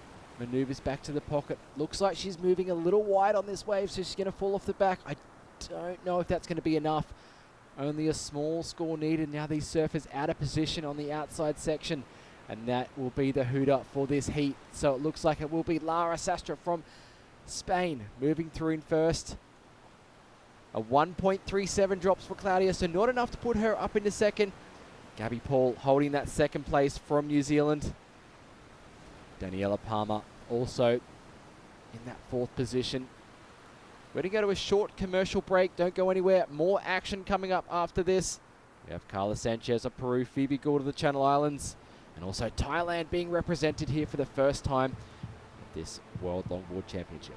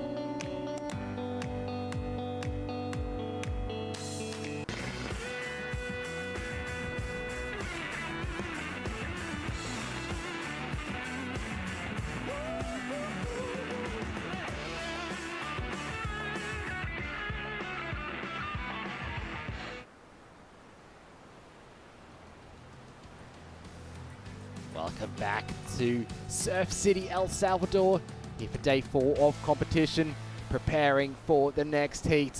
Chinese Taipei, well represented here. It's going to be Su Yun Chang coming up very soon. It's going to be a great heat, but in the water right now, Carla Sanchez of Peru, Phoebe Gould from the Channel Islands, and also Suprapa Kambuti from Thailand. Thailand, their first representation here for an ISA World Longboard Championship. Great to have a full team representing Thailand, 2 men, 2 women. As we wait to get a start from the surfers in the water, Phoebe Gould taking a look at this one, can't quite get into it. So she's going to reposition herself out there to try and look for a start. We've seen some quick starts from competitors in the previous heats and some patience as well. Some surfers only decided to take 1 wave. We saw earlier Margarita from Colombia just taking 1 wave, a 7.67, highest wave score of the day so far, and that put her comfortably in the lead. Yeah, and surfers are going to have to get busy. I think yesterday they were kind of a little timid because of those rogue sets that came in. They saw the buoys get taken out, so they were a little timid, and you see them sitting a little bit more towards out into the channel. They're going to want to come more in. You know, there's still a lot of energy, but with the tide sucking out, it's going to be a little longer lows. Lara of Spain there, winning that previous heat. Also Gabby of New Zealand moving through, advancing to round number 2 of the repechage. Great scenes here. Competitors of all different places around the world coming together. As we take a look back to our competitors in the water. Now Suraprapa from Thailand.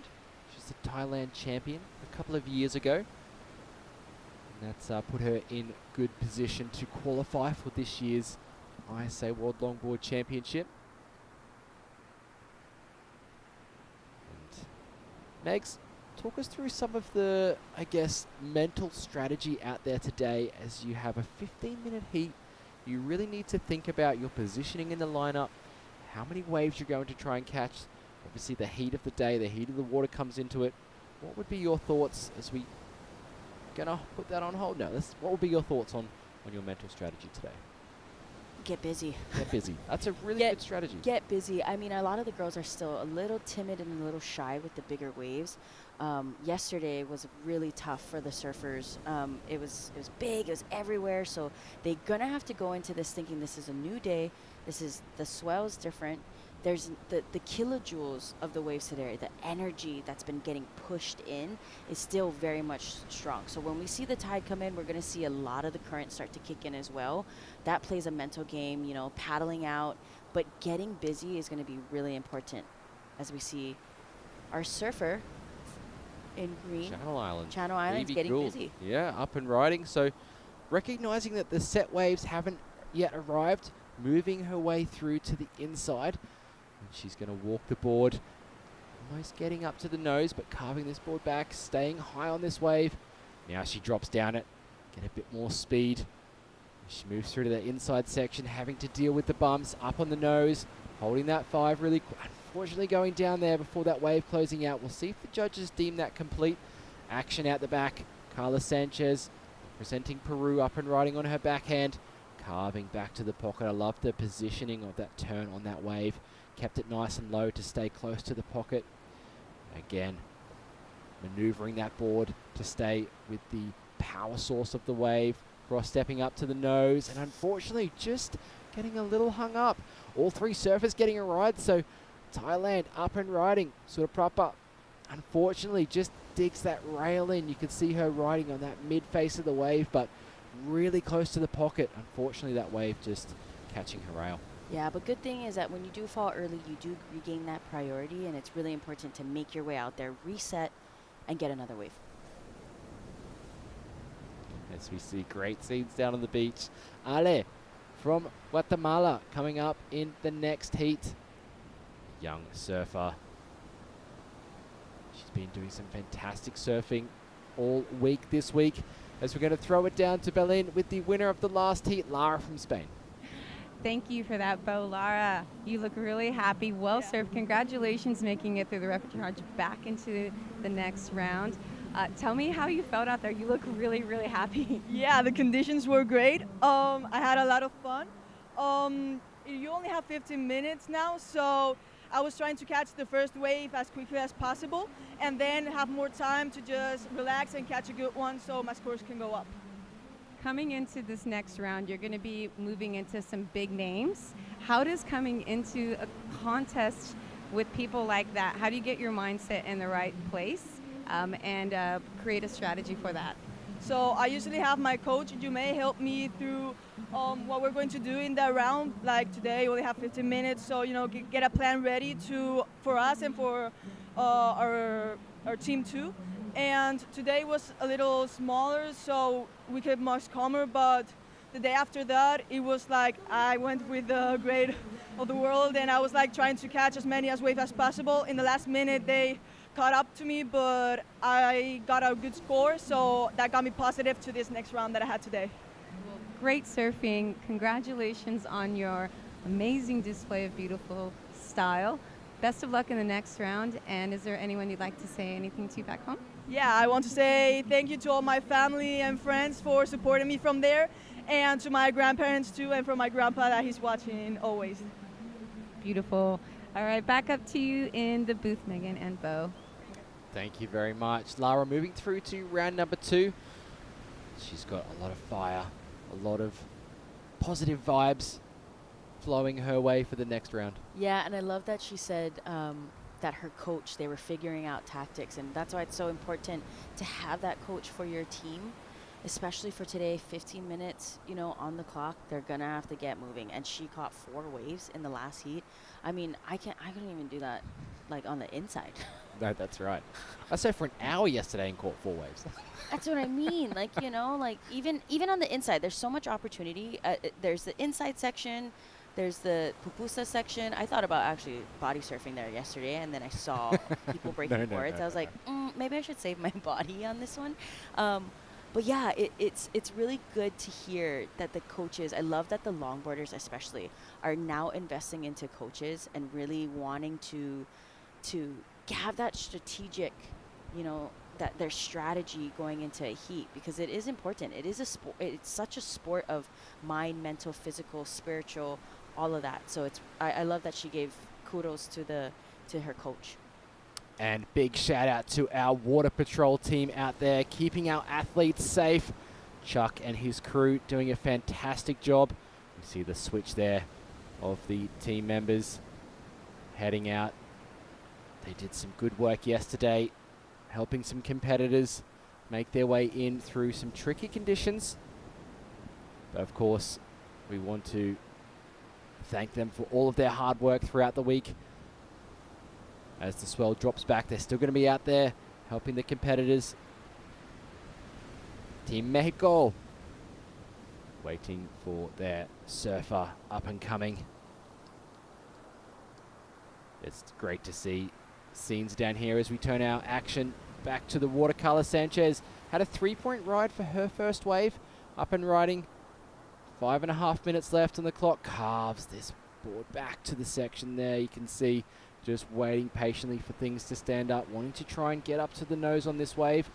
She starts to walk the board, just bringing it back to the power source. Cross-stepping up to the nose. Looks like she set herself up for a nose ride here. Great 5. As she drops down this wave, things get a little fruity, a little bumpy.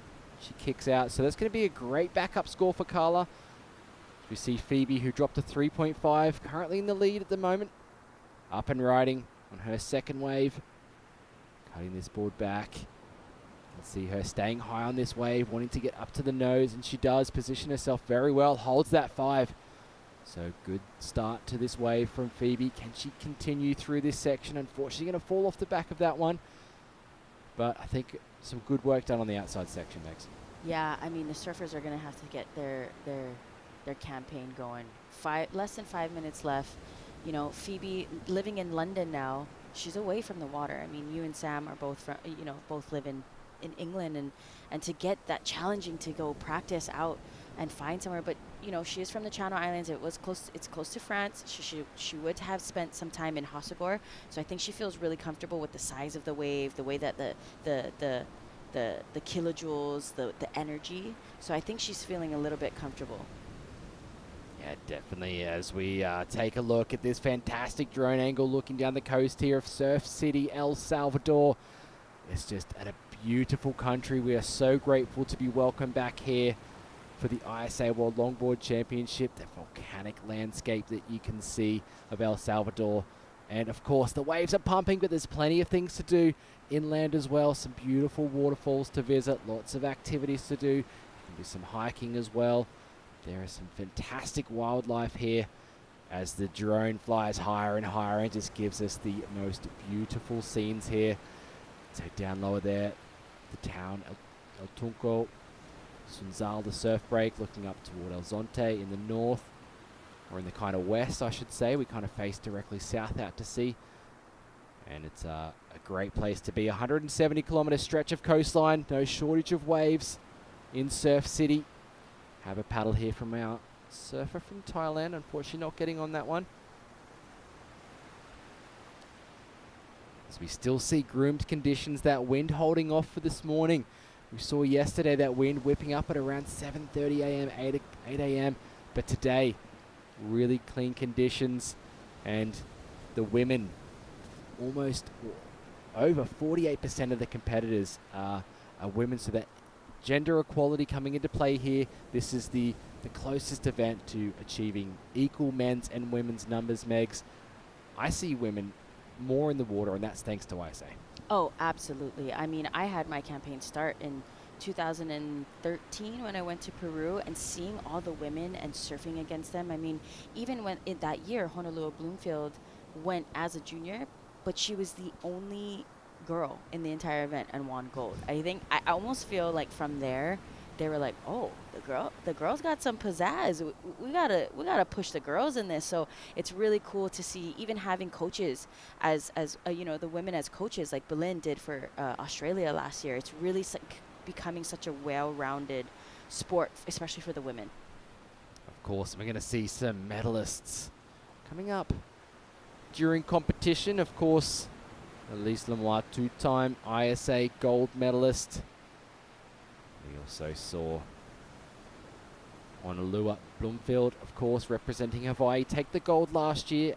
Not here competing this year for good reasons. Yep, her and Clark expecting their baby, and she did have her baby, so congratulations to Honolulu. But yeah, she's ready to, she's at that age where she wants to kind of start a family. She moved back to Hawaii. She was living in Oceanside with her partner Clay. He's a professional skater, deciding to move back to the roots and wanting to raise their child in Hawaii. Oh, fantastic from Honu. Big congratulations from all of us. As we see situation in the water, Carla Sanchez of Peru, a 5-point ride comes in for that last wave. So with that 3-point ride, she is secured in first place. Phoebe Gould, a 4.5 drops for her, so that nose ride really helping her situation as she's up and riding again on this one. Staying high, getting up to the nose. Beautiful nose ride to kick this wave off. And we see her compressing, extending to get that speed down the line, bringing it back to the whitewater. Judges will like that little rebound off the wave there as she just runs out of steam on this wave. But a great combination of major maneuvers. Yeah, she did all the work on the inside. As we see that wave coming in, it wasn't really allowing a great double up for her. So she did all the work that she could do, and I think she's going to get rewarded for it. Carla Sanchez looking to stroke into one here. 5 seconds left, but a big shout out to Suraprapa Kambuti from Thailand. Thailand being represented here for the first time. The ISA World Longboard Championships. A lot of strong surfers coming out of Thailand. We do look forward to seeing more of their competitors coming up shortly. As we're going to go to a short commercial break, we'll bring Sam and Belen back in for the call. Heat number 7, repechage, round 1 of the women.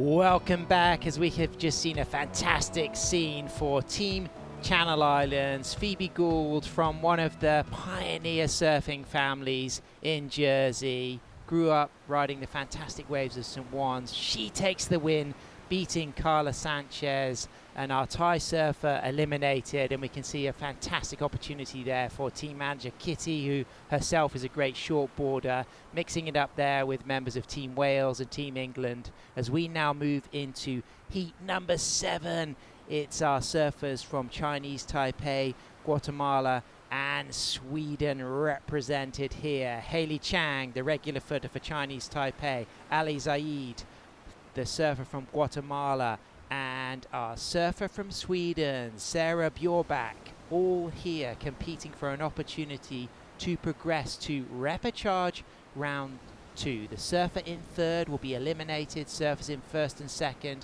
will make it through. As we can see, our goofy footer representing Guatemala. It's Ale, who has been out there charging every single morning, every single afternoon. She spends a great deal of her year out here working in El Salvador. Very familiar with this break. I'm Sam Bleakley, joined in the booth again by Belin Alvarez-Kimball. You know Ali, you've seen her competing. She's strong, she's committed. She's going to be a front runner for this heat. Yeah, she's been on fire, as we can see. We'll chat about her in a second as you see surfer in green up and riding, Sarah.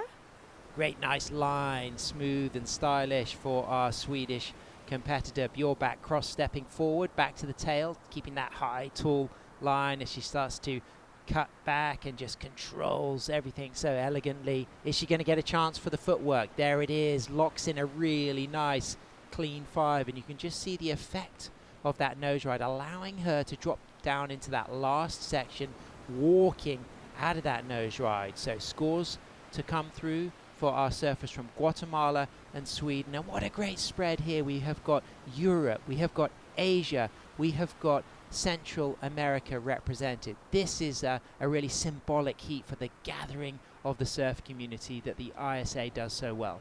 Yes, this is what surfing is about. Really, it's about connecting people, and it's about everyone coming together and enjoying, the art, like I said, of riding waves. And it's how great is it to see the girls in amazing conditions. this Absolutely. morning. And talking of how great, I mean, you just did a beautiful post-heat interview with Nina from Norway, which was really inspiring, of course. The late, great Malik, of course, he died at Pipeline in 2005. Nina, for so much of her life, married to Malik's brother. They have a daughter together now, a teenager, and she paid tribute to him. And that was my favorite post-heat interview of the event. So moving, celebrating our greats, as we can see up and riding right now. Haley Chang representing Chinese Taipei, up to the tip, holds the 5, nice clean footwork. I can almost feel the energy of Keenan Roxburgh supporting her, because he has been working as the coach for the Chinese Taipei team, as she gets up to a second nose ride, comes out of that nose ride, and now she just gets to the bottom of the wave, has a lot of bounce, but there's still a wall ahead, kicks out smartly. So it's going to be really even between all 3 competitors here. Everybody's going to have a good chance at the win. The growth in her surfing from even just the first day to now, and having Keenan in her corner. Yep. I was speaking to Keenan yesterday, and he's just so proud. You know, they have access to great coaching, and you know, as we'll have a look at this, you know, nice low takeoff, not racing too much, just coming into the front part of the board, going up. There she goes, wraps those toes over. Again, just trying to stay in the middle, little forward part of that board, and then going back up for that 5. You know, cross-stepping, she's trying to improve on that right now, but she was able to get up to the nose, and then she sees this big wall and exits it. The Papusa section is starting to wake up now. As we can see the replay of our Swedish surfer, Sarah Bjorback, looking really smooth. I love the way she got the nose ride at the end as well, Berlin. Yes, she stands nice and tall in her footwork. You can see, you know, just light, again, almost kind of catching a little bit of a row, but beautiful style. And, you know, she's again trying to get her timing, gets her foot just before the nose, and then finally adjusts it up into the front of it. And she's just got these lovely little hands. Yep. And not racing anything. Beautiful surfing. And then we see surfer in blue, Ali, nice footwork up to a 5, holding that. No stranger to this wave. She's spent a lot of time here honing. She's had great local knowledge from some of the boys here, helping hone her skills. She was very nervous coming into some of the bigger surf. Sure. So to see her be able to showcase, she's a pioneer, powerful woman from Guatemala. Yep. And represented Guatemala as a shortboarder as well. 3 times national champion. I think that's going to get the best of the exchange. Sarah drops a 3.83. Big shout out to all the community behind the annual Varberg Longboard Open. And talking of somebody who had a great performance there, we're going to celebrate the rich surfing heritage of the Channel Islands, representing the island of Jersey. Phoebe Gould is with Megan Godinez. Thanks so much, Sam. I'm here down with Phoebe, surfing for the Channel Islands. You're here by yourself. You said that the last time Channel Islands was represented was in 2018 in China. You know, you came with your manager. What was your mindset coming into this competition? So just to come and have fun, really. It's like amazing wave, a right hand point. It's kind of my ideal wave, so I just wanted to come and enjoy it. Yeah. And I know that you live in London, and it's such a far stretch from where, you know, Sam and Bo live down in Cornwall. Where do you find to go and practice? So we're pretty lucky we can hop on a flight home quite quickly. It's only like half an hour back to Jersey. Or we go down to France quite a bit in summer, so that's always lovely, but quite big, and yeah, it's great though. Yeah. And I saw that you know, when you do go to France, you go to Hossegor, and it's a big right point break. So have you been practicing down there and getting familiar and comfortable with that, especially knowing that El Sunzal always delivers with the waves? Did you get some practice time down there? No, I haven't actually been down since last summer, so it was kind of like a bit risky, but I got here about a week before the contest started, so I got a few surfs in, and yeah, it's just such a fun wave, so it's good. Amazing time. Congratulations, you made it through. Did you want to say anything back home? Yeah, just thank you so much to everyone back home, all the family. I know everyone's watching, so thank you. All right, congratulations. We'll see you in the next heat. Back up to you guys in the booth. Great stuff. Phoebe works for an interior design firm in London, but don't get me wrong about the rich pedigree of surfing from the Channel Islands. The Channel Islands was the earliest hub of surfing in Europe, earliest surf club founded in 1923, bigger scenes than Biarritz and Cornwall in the 50s, and of course the Jersey Surfboard Club at St. Juan's there still continues to produce world-class talent. And the Gould family are pioneers of Channel Island surfing, as we can see. Alejandra Zaid for Guatemala in and out of 2. Really nice nose ride. She's got a 4.83 for her opening ride. This is a nice solid wave for Alejandra, known as Ale. She works a lot here in El Salvador, an environmentalist, a very talented shortboarder as well, and she walks out of her third nose ride there, and she's going to feel good about this wave, Belin. It was a decent size wave too. So she dropped a 6.17. Oh, sorry, a 4.83 on that last one. So I have a feeling this score will come in significantly higher for her. You know, those 2 nose rides right out the back, as well as we see, you know, Red having a look smart, kicking out as Blue, you know, sets her line, goes up for a nice one to a quick 10. Nice. Very well composed. Again, sees another line. Goes out, puts the foot right on, just nice enough to get up there and walk back, staying in the middle part of her board. She, like I said, she does understand how this wave works and really needing to get that forward momentum drive from the middle part of the board back up to her third 5, and really navigated this wave well.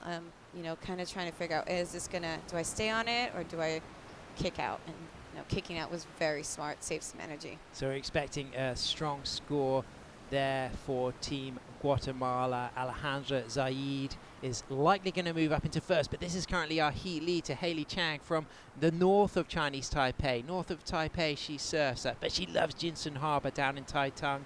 She has a family-run North Shore Surf World store, and she started surfing age 24, and she's represented her nation at the ISA before, and she looks really good on this third wave, and she's walking back up to the tip. She's got a 6.17 for her opening ride, so the best of the first exchange, and we are going to see a third score drop for Hailey Chang, and I think it's going to be pretty decent, and I think she's going to be sitting really, really strong in first or second, as we can see her teammates there. We've got Keenan, the team manager, we've got Tomei, we've got Manami. Nice opportunity for Tomei to surf here with his daughter, and we got Lucas Yuen. Lucas riding the Ian Zamora boards has been looking absolutely electric this week. Very talented longboarder, and Tomei, one of the pioneers of surfing in Chinese Taipei, shares his family background between both Japan and Chinese Taipei, but if you ever visit that wonderful subtropical island, he's your man for a guided tour. I would really love to go and check and explore that area. I've heard nothing but amazing things. I'm really interested to see these 2 scores drop. A bit of difference between the approach of the cross step and the style. You can see the judges rewarding the flow from that last wave, but the power and the size of the wave that Blue got, and you can see a score drop. Nice. It comes in at a 7.67, so that opening 5 into a 10, getting a near excellent score. That may well be one of Ale's highest scores in a jersey for Guatemala as an ISA longboarder. She's going to be absolutely over the moon when the announcer tells her about that score. As we can see Sarah there going for a late takeoff. She's not going to add a third score to the board. She's got a 3.83 and a 1. Good thing about that 4 at that stage in the ride is that she should have time to get back out to the peak for one more wave. 3 minutes 30 seconds remaining. Hailey waiting for that last score. Su Yun Chang, as she's known, Hailey Chang by her Western name, and up and riding on the inside. Sarah tries to get that second score to replace that 1.0, but a little bit just blasted out by the foam then, Belin. Yeah, unfortunately, just that first wave, just a little bit of mistiming on the takeoff. You know, just got a little bit in front of it. As we see that replay of that 7.67 from Ali. Nice nose right up to the 10. This drone footage really gives a great insight as to the flow and the positioning of her feet wrapped over the nose, which is, you know, judges really do want to see your feet over. If it's barely touching the nose, you know, they will, you know, they're going to be a little bit more critical as we start progressing. Again, nice ability to see the use of, you know, the front toes, and then the adjustment of going more into the middle and then using those heels to turn as well. Yep. Really cool story about Ali as we'll have a little chat. Again, this is a front replay, arms up, you know, let's see. Go on, let's hear that cool story because we've got her this- surfing with style. Yeah, surfing with style is she was living in Rori, and she's a chef as well. And she was out in the water, and she'd made friends with this amazing surfer named Jeff Hackman. And Jeff was out in the water one day when she's out shortboarding and said, "Hey, try my board." I have a feeling she'd never ridden a longboard before. And so that was the first time she'd ever jumped onto a longboard, was Nice. a surf from Jeff Hackman. Are you kidding me? Brilliant. And he was her inspiration to get on a longboard. Great Yeah, stuff. it was really cool. Used to compete a lot with Ryan Hackman, Jeff's son. Great Yep. surfer himself. Really good shortboarder, but also Amazing. a super good longboarder, and did compete on the World Longboard Tour for a number of years. Yep. Regular in the European circuit when the Hackmans were based in Biarritz. Yep. And that's a really great story. And Ale getting rewarded with a 7.67, as we can see Sarah up and riding. It's tall, smooth stance, very stylish, the regular footer, as she cross steps forward and looks to get that toe curled over the tip of the board, and that wave just dying on her, and she's going to add a fourth score now because she's got a 3.83 for her leading score, backed up with a 1. And a little announcement for heat number 8. Bianca Dutzen, representing Germany, based in California, has pulled out of heat number 8, so that will mean that Sujin Park for Korea and Ruby Knox for Ireland, they will automatically progress through to women's repechage round 2, and their results will be based on their performances in the opening round. So the surfer with the highest heat total will take first, the surfer with the second highest heat total will take second to progress into their respective repechage round 2 heats. So after this we'll move into heat number 9, but up and riding right now, representing the northern part of Chinese Taipei, based in Taipei City. It is our elementary school teacher, our swim teacher, who also works at her family-run store, North Shore Surf World, Hayley Chang. She's got a really strong 617 backed up by a 523, and she's cross-stepping her way through this inside section. A little bit of hopping on the last part of that ride, but did a lot of nice surfing early on. Probably not going to replace that backup 523 though. I don't think that's going to replace that, but it's still beautiful. And the way she was trimming right next to the whitewater and staying right in that was just really executing beautiful style and flow, using, the speed of, staying so close to the curl. So congratulations, our beautiful women in this last heat. You all did amazing, and so proud of your countries. Absolutely. The clock just ticked away there. So taking the win, Alejandra Zaid for Guatemala with a 7.67 and a 4.83. In second, Hayley Chang. Su Young Chang representing Chinese Taipei with a 6.17 and a 5.23, as we really get to appreciate Ale's 10. Feast on this, into the 5, into the 10. She takes the win, and we'll be right back with heat number 9.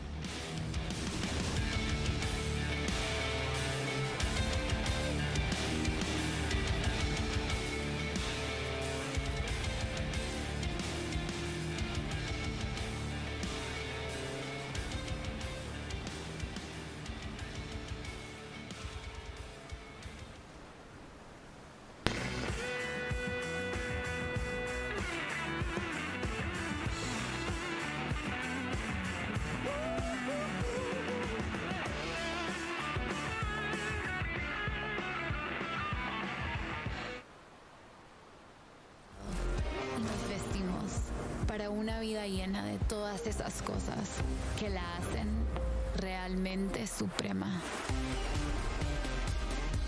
La otra vida hoy se nota en una nueva imagen, hecha con el arte que nos enseña que todo eso que hemos ido dejando para otra vida es hoy suprema. Esta es la otra vida.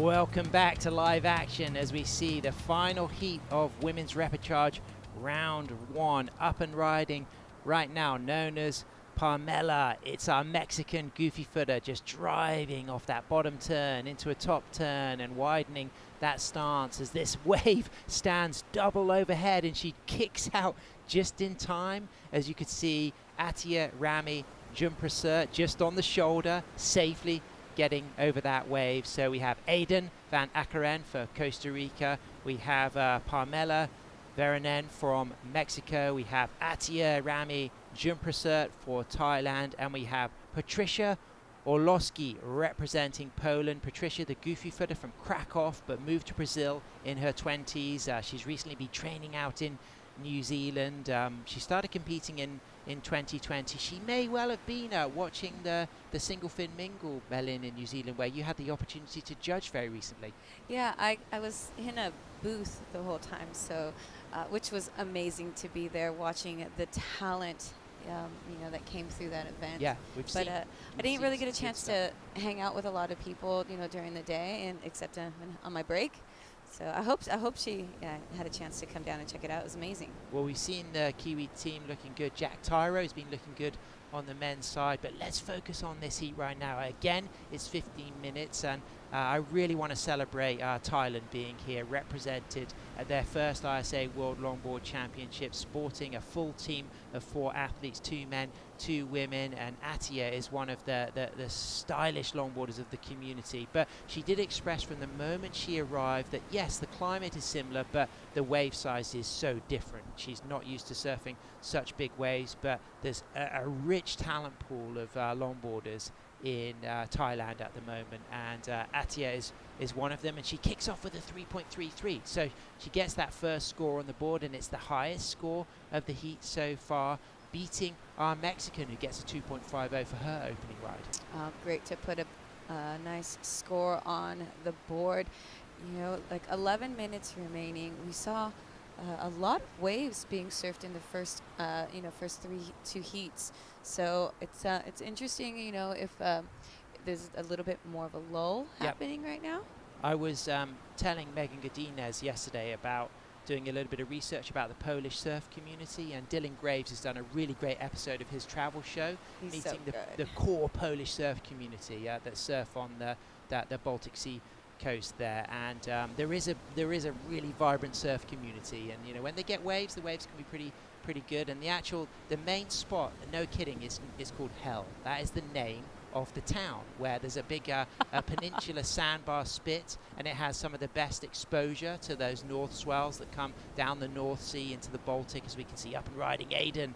Really nice clean footwork all the way up to the nose, looking absolutely fantastic, composed, controlled, smooth. The 21-year-old who loves to surf the iconic Ollie's Point, of course, that wave that was really put on the map with the incredible Endless Summer 2 starring Pat O'Connell and Wingnut, that really did celebrate the amazing coastline of Costa Rica, and this is one of the fruits of that culture. Aiden in and out of those nose rides, elegant, graceful, nice tall stance, looking really good, and I'm expecting a pretty decent score to come through. That was beautiful surfing, and having an opportunity to surf a wave like that will hone your skill for this. Here we go, up and riding right now. Patricia learned to surf in Brazil from Krakow, representing Team Poland. Poland here for their first outing at the ISA World Longboard Championship. She's got a nice line here. She's taking a high line and unable to just stay in the power point there, in the zone that allows her to keep trimming, but it is a wave, and she will drop a score, Belin.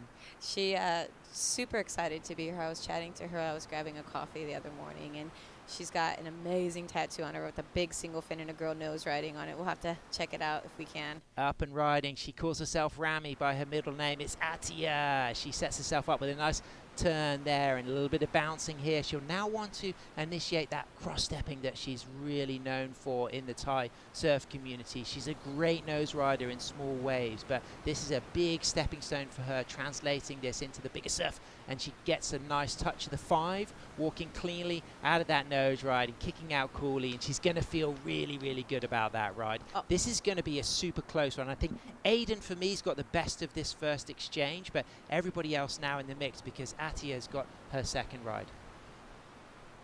And with that Let's go down to a sporter of the IC sunglasses. It's Ale Zaid from Guatemala. She took the win, and she's down there with Megan Godinez. Thanks so much, Sam and Belen. The highest score of the heats of the day so far, 7.67. Walk me through that entire wave. Well, I was just sitting in the back. I was feeling a lot better than my last heat, and I knew today the conditions were great for like just feeling relaxed and enjoying the waves. So I saw this section. I also saw the girl from Chinese Taipei. She wanted to paddle for it, and I was like, sorry, I have priority. So I went for it and try not to get distracted by that and just walk to the nose. I think I walked like 3 times to the nose. I did a 10. I don't know if in the first or the second one. It was just like butter. It was perfect, soft, amazing wave. And that wave was absolutely beautiful. And I love that you said that you had that tactic of having that kind of defense and making sure you use your priority. So I love that you said that. The board is looking really good under your feet. Tell me what board you're riding. Right now I'm using a Luffy that Elise sold to me she came here for the WSL final, and I had just snapped like my board, and I had another one, but it has been buckled 7 times. So I was like still riding that, but I was asking like, hey, if anyone wants to sell a board for cheap, like I would love to buy one. And she's like, here, I'll sell you mine. And that's the board that I've been riding here. Recently I've been also working with with Che boards from Costa Rica. We're working on a new board for me to surf Sunsal. We already have the board for Pan American and Central American Games that will be held in my country this year. And that board, he made amazing for me. I'm enjoying it a lot too. Well, great job, great surfing, and we can't wait to see you in the next round, Ale. Back up to you guys in the booth. Congratulations, Ali. Big announcement there. Of course, the Pan American Games being hosted in our country of Guatemala later this season. And really interested to hear that she's working with Che boards out of Costa Rica there. And she's got her Luffy that she bought from Elise Lemoine last year. After we had the ISA World Masters competition here at the end of last season, I got to have a really nice free surf at La Paz with Ale and Ixa Marietta, who's one of the beach announcers, along with her colleague Ben Way. And Ale is great to surf with. She's feisty in the lineup. She doesn't hold back. If somebody hustles and hassles her, she goes straight up to their face and tells them exactly what they're doing. She's a mirror to their behavior, and I really admire the way she does that. We had again another quick chat, and she was telling me, she's about the women of Guatemala, and she's doing a lot for the women there, and she's actually trying to set up a fundraiser so that she can get some coaching licenses and start offering that for the women of Guatemala to help increase the technical and the safety within the water for that. So hopefully she'll be able to get that off the ground running. So best of luck with that, Ali. Well, we did feel like Aiden got the best of that first exchange, and she drops a 6.0. But Atia, waiting for a second score, considering she got that nose ride through the last part of the wave, it should be pretty significant. If she gets higher than a 268, she'll move up to first. I think she's going to be moving up into first, but Aiden now is in the driving seat with a really strong score, 4 minutes 30 seconds remaining, sitting out there with second priority. I agree with you on that. So it does come in higher than what she needed, so she does move into first. That opening ride of Surfer in Red of Aiden was beautiful to watch. Yeah.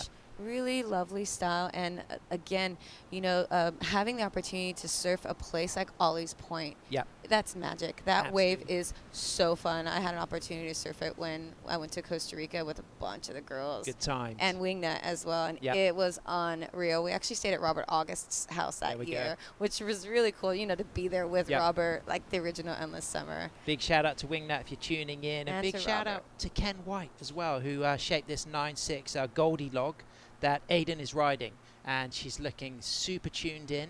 It's suiting the conditions, and we've already seen with a lot of the scoring today that if you lead from the nose rides, you can get a near excellent range score in the first half of the ride. And I think that's a key message for other competitors coming up. Lead from the nose rides, use those opening sections with that higher degree of difficulty to surf the front third of the board? I think that, as you can see, every really major high score, as we see Surfer in Red up and riding. Wow, what Beautiful. a graceful setup. Just walks cleanly back up to the tip again for a second nose ride, and then locks down low and then stands tall. Yes, she just caught a little bit of bounce on the shoulder, but everything up to that point was just a model of finesse. I mean, this is a really talented longboarder. Watch out, longboard community. Aiden is rising up through the ranks, and she's demonstrating why, and that was a great wave to back up her 6 as we get to appreciate those conditions, Bailyn, and that water temperature higher than that air temperature. 85 degrees here, which is, you know, pushing around the 30 degrees Celsius, and the temperature outside is 82. Yep. How's that? Water is warmer, and then a light south with just a puff of 4 miles an hour, and the surf is a beautiful 4 to 6 foot, still so nice and glassy. So we'll probably see that Atia will now go down to 4th priority, because she was in 1st priority, and you would have seen in the middle of your screen the surfer in green paddling for a wave that she didn't catch. So it now means that 1st priority is with our surfer in blue from Mexico sitting on the shoulder there, so white won't have the choice of this wave, but blue, did she have a look? Is that going to mean she moves down the priority system? It doesn't look like that's affected her number 1 next to her name. So out there in the lead is our surfer in green, but we're waiting for a score for our surfer in red. Aiden from Costa Rica is going to drop way higher than a 0.40 to take her up into 1st. She's got a 6 for her opening ride. She's got really nice nose ride fade set up on that takeoff, so she's certainly going to move up into 1st position as this score comes through, and it's a 3.67 as we can see Atia up and riding, and then she walks forward, doesn't find the roll of the toes over the tip, but nice footwork up to the front, back to the tail, redirects with the turn. She's got a high line here. It's going to be difficult to stay with this wave, and she just gets another quick touch of the nose and walks out of that, sits back down onto the shoulder. She's going to get her 3rd score though. So both the Thai surfer and the Costa Rican surfer looking comfortable in 2nd and 1st respectively, but watch out, because Parmela up and riding, dropping nicely down into this wave. Bottom turn, a lot of rocker, a lot of nose kick on her 9.4 as she cross steps forward. Wide stance, now a little bit stuck out on the shoulder, so hopefully the momentum that she's got and the weight at the front of the board will allow her to keep trimming, and it does. So functionality achieved, but not much finesse with the nose ride there, but she did manage to increase her scoring potential just by staying with that wave for a little bit more. She needed to get another wave on the board. She's chasing a 3.9, and we're down to the 30 seconds, and that last wave of Eden came in as well, so kind of really solidifying that 1st place ride. Big celebration for Poland here, of course, represented for the first time at the ISA World Longboard Championship. Goofy footer Patricia, born and raised in Krakow, moved to Brazil, been training in New Zealand and flying the flag for the Poles with style. Yeah, having a chat to her, she's just so embraced in the surf culture. Like I said, you should see her legs. She's got this gorgeous tattoo of a big single fin with a girl surfing, and so she's really loving the fact she gets to represent her country and really pulled into the surf culture. Loves it so much. She wouldn't put that thing on her leg. Great stuff. So it's our Mexican and our Polish surfer eliminated.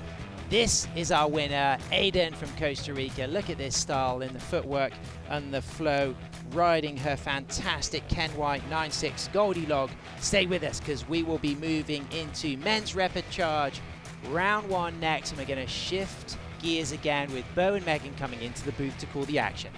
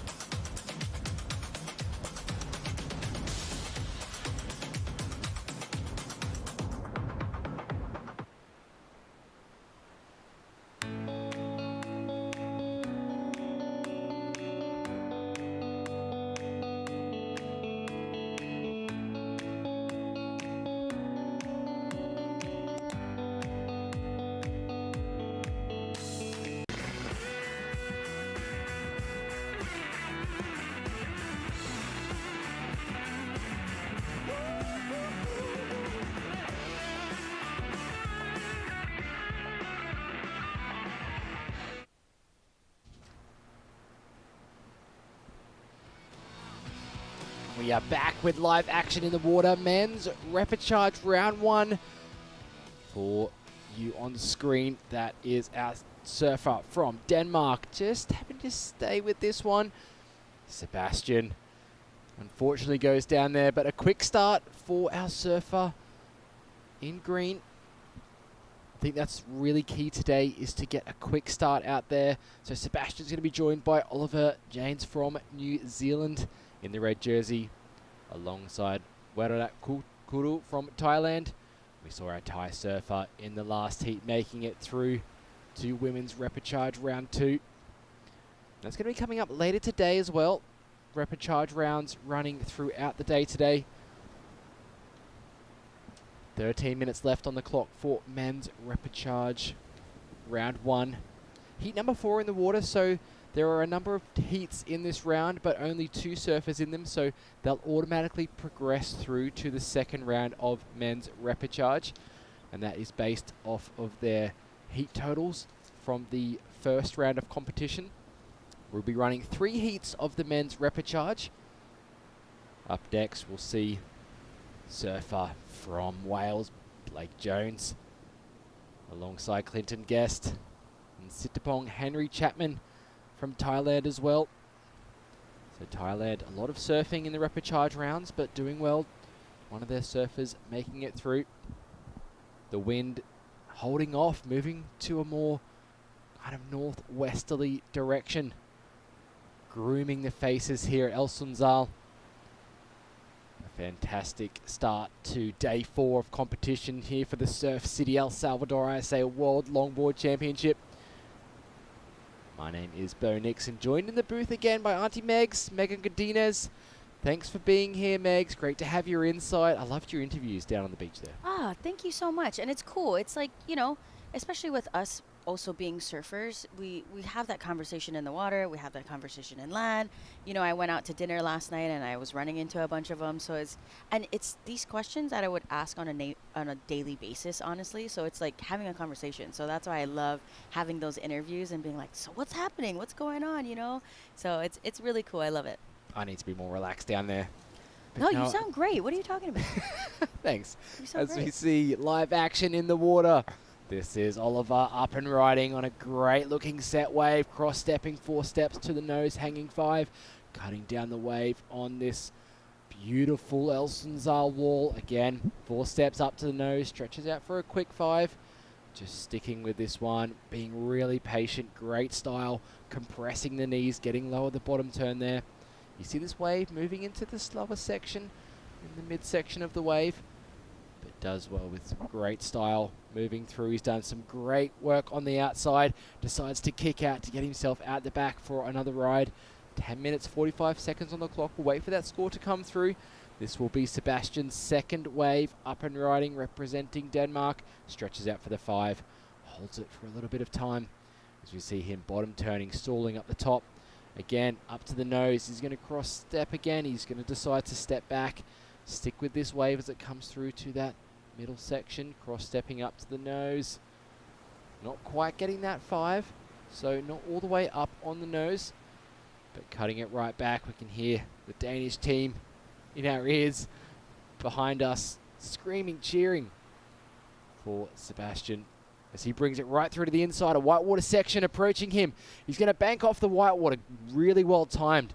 And he'll be able to bring it back to the left. Looking likely he'll get a little nose right in to finish things off. Lay back in the shorey and just comes unstuck on the Papusa section. A long wave ridden by Sebastian. That's going to help his cause. Yeah, I mean, he knows that there's 15 minutes in this heat. Again, you know, we're really stressing on the time. But he's going to paddle his way out. He's going to be able... He's got that good wave. So on his way out, he's going to look at the inside waves. Maybe one will swing in to back up that score. As we're going to throw it down to Sam on the glass with the winner of the last heat. Thanks so much, Team Aiden. That was a really nice display. So smooth and stylish. You look really confident and cool out there. Thank you. I'm super stoked to be out there. It was really fun conditions. All the girls out in the lineup today were super fun. I want to thank my team that's here with me supporting Costa Rica, my mom who came, my sister back at home watching who got to skip school for it, my boyfriend Sean, and my sponsor Ken White, Birdwell, Lola's, everybody supporting me. I really appreciate it. It was super. And that Ken White 9.6 single fin, it looked like it was working ideal in these clean conditions. It's my favorite. It's definitely something that I have tuned in. I got all the bells and whistles on it. Ken does an amazing job with board. Super traditional. Not really used to wearing a leash actually, so putting on a leash makes me very funky, but I had a great time out there. It was wonderful. The board worked perfect, Ken. Thank you. I hear Ollie's Point's your favorite spot. How does Sunzao compare to Ollie's Point? Ollie's is definitely a little bit of a slower wave. It's less punchy, but it's still a point break. It still creates those perfect rides consistently. It is like a 3-hour boat trip from where I live, so it's definitely a mission to get to. It's not as easy to just walk out, but it compares quite similarly. It's pretty fun. Well, we know you've got the round 2 coming up, so we'll let you prepare. But any messages for everyone tuning in Costa Rica?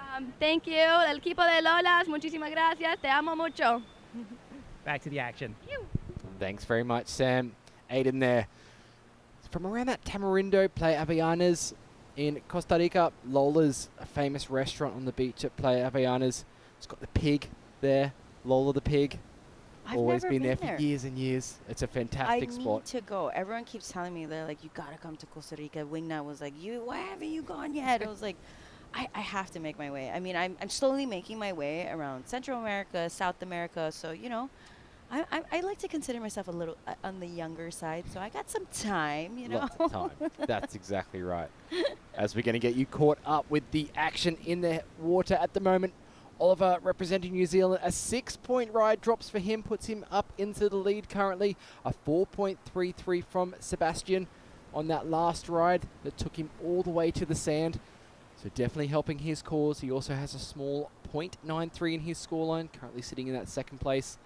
And in 3rd position, Warat Kuru, just with a 1-point ride. He's sitting out there in 2nd priority at the moment. Oliver currently sitting with 1st priority, so he's going to have choice of the next wave that comes through. Under 7 minutes out there left in the water. The Danish team on the water there. You see Tilda there. You see Noah Stender as well, representing, coming up later today in men's repechage, round number 2. Big scenes here on the beach, Megs. Yeah, I mean, as you can tell, there's teams on the wall, there's teams on the beach. Not that there is a beach with the low tide. The low tide just bottomed out about half an hour ago. So we're going to see teams kind of transition their way up to that wall as the tide comes in. But it's going to be a long while. It's not till about 2-ish o'clock. So, yeah, I think they're going to be around 3. Yesterday was 2. Sorry, yeah, and it's about a foot bigger. So it's going to be fun.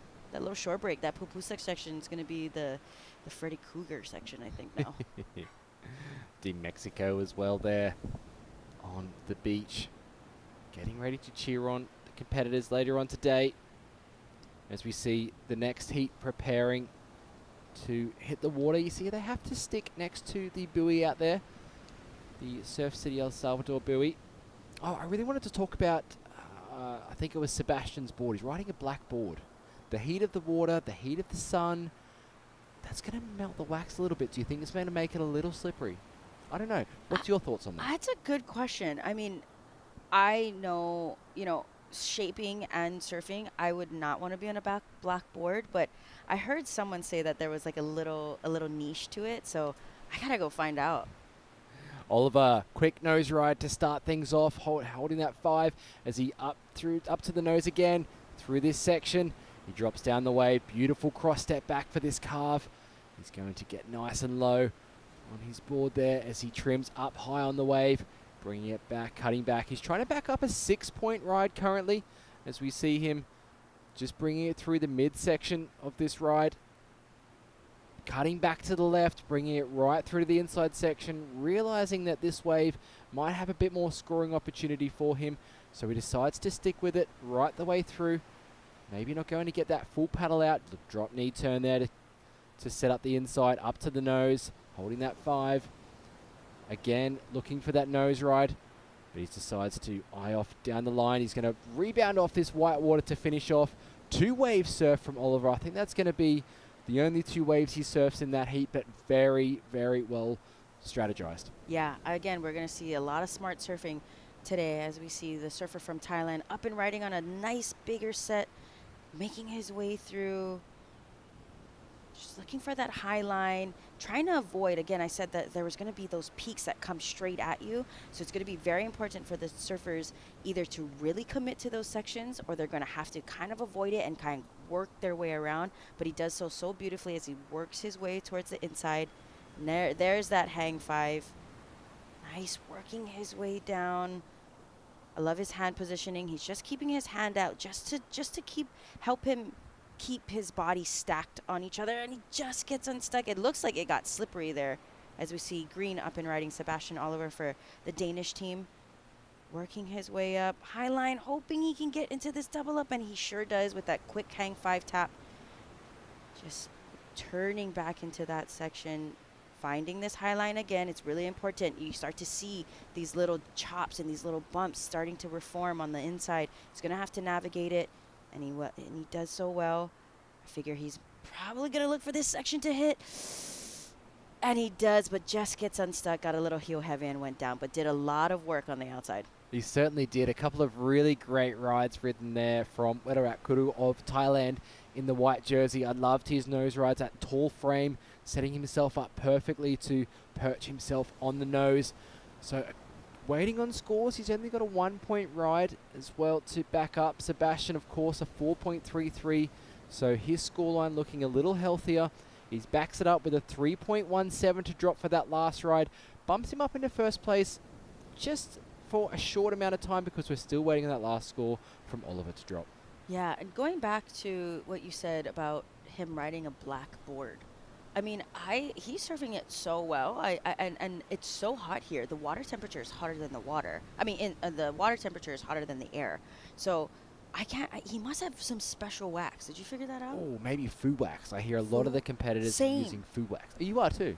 No, I mean, it's heard. I mean, it's kind of hard for us to get it in Hawaii because I know that it's a South American-based wax, but I hear nothing but good things. Like, I think I seen Billy Kemper put wax like on the bottom of his feet. Yeah, a lot of competitors will do that. Yeah, and I was like, but you're surfing pipe.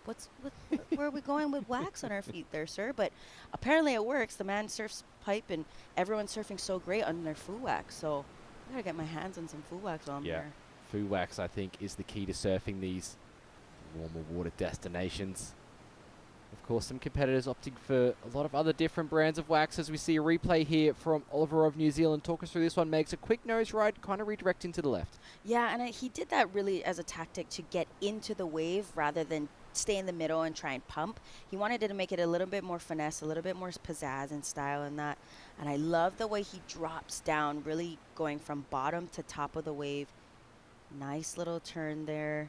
Finding that high line again.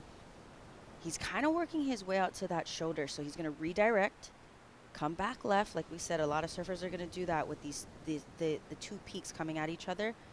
And again, this choppy section, he does so well. It's going to be important for surfers to also look at their equipment today, wanting that weight to get them through those chops.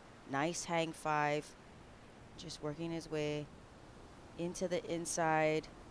Getting kind of sketchy in this pupusa section, but does a little nice bank to finish off, and he does so well. We're still waiting on that score, but judges seem to be deliberating and really working out what they want to score him. Quick up and down there from Sebastian in the lead currently, but Oliver's only looking for a 1.5. That last wave definitely going to be more than that, so it's going to push him up into first as we see our surfer from Thailand up on the nose, holding that 5 as he brings it through to the closeout section there. You can see that lower tide with the bigger waves breaking a bit wider today as we see Oliver up and riding. This is in time to count. Just going down there, I think he's already done a lot of work on his previous ride, but I'm so interested to see if there was anything else done by Wedorak Kuru from Thailand on his previous wave, because that could really change the situation for Sebastian. Yeah, and Oliver James, that last score was better than his front score actually became his backup score. He scored a 6.67, and he just goes down. These surfers got to be really careful with this high tide coming in, but he navigates it. I'm actually really surprised he paddled back out to catch a third wave. Just being that it's going to, again, we're going to touch base on that, the M word, the marathon of this contest, but it's so true. It's hot. They're going to have to work their way each heat it's going to be, you know, especially with the 15 minutes, they're going to have to be really smart on how they surf, not to tire themselves out. A lot of water, a lot of stretching, a lot of finding shade. So kudos to him as he got, you know, that 6.67. And a lot of energy expended on this end section as well with that shore break. You could see Oliver there just trying to ride that white water in. I got absolutely flogged out there yesterday trying to come in. A big set had broken out across the bay.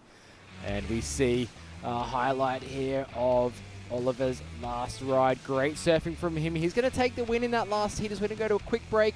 Be back with more action of men's repechage round number 1.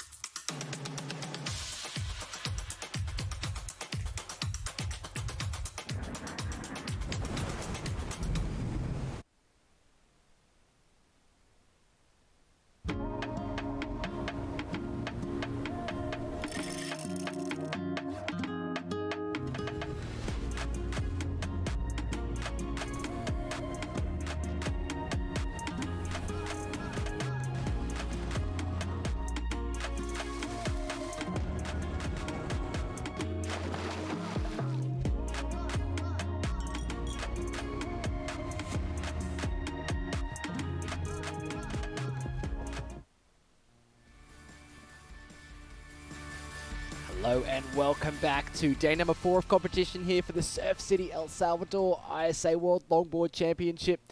Surfers surfing the famous right-hand point break of El Sunzal. A fantastic drone angle here.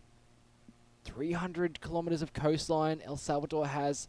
Surf City taking up 170 kilometers of that. So many right-hand waves here, but there are a few sneaky left, so if you're a goofy footer, get down here to El Salvador, sample some of the best waves in the world. Warm water, beautiful conditions. You see these glassy offshore winds in the mornings, as we see Clinton Guest from Australia up and riding on the nose. Live action here. Clinton holding that nose ride for an extended amount of time as he drops down this one, bringing it through, carving back. We see Clinton setting up for the inside section.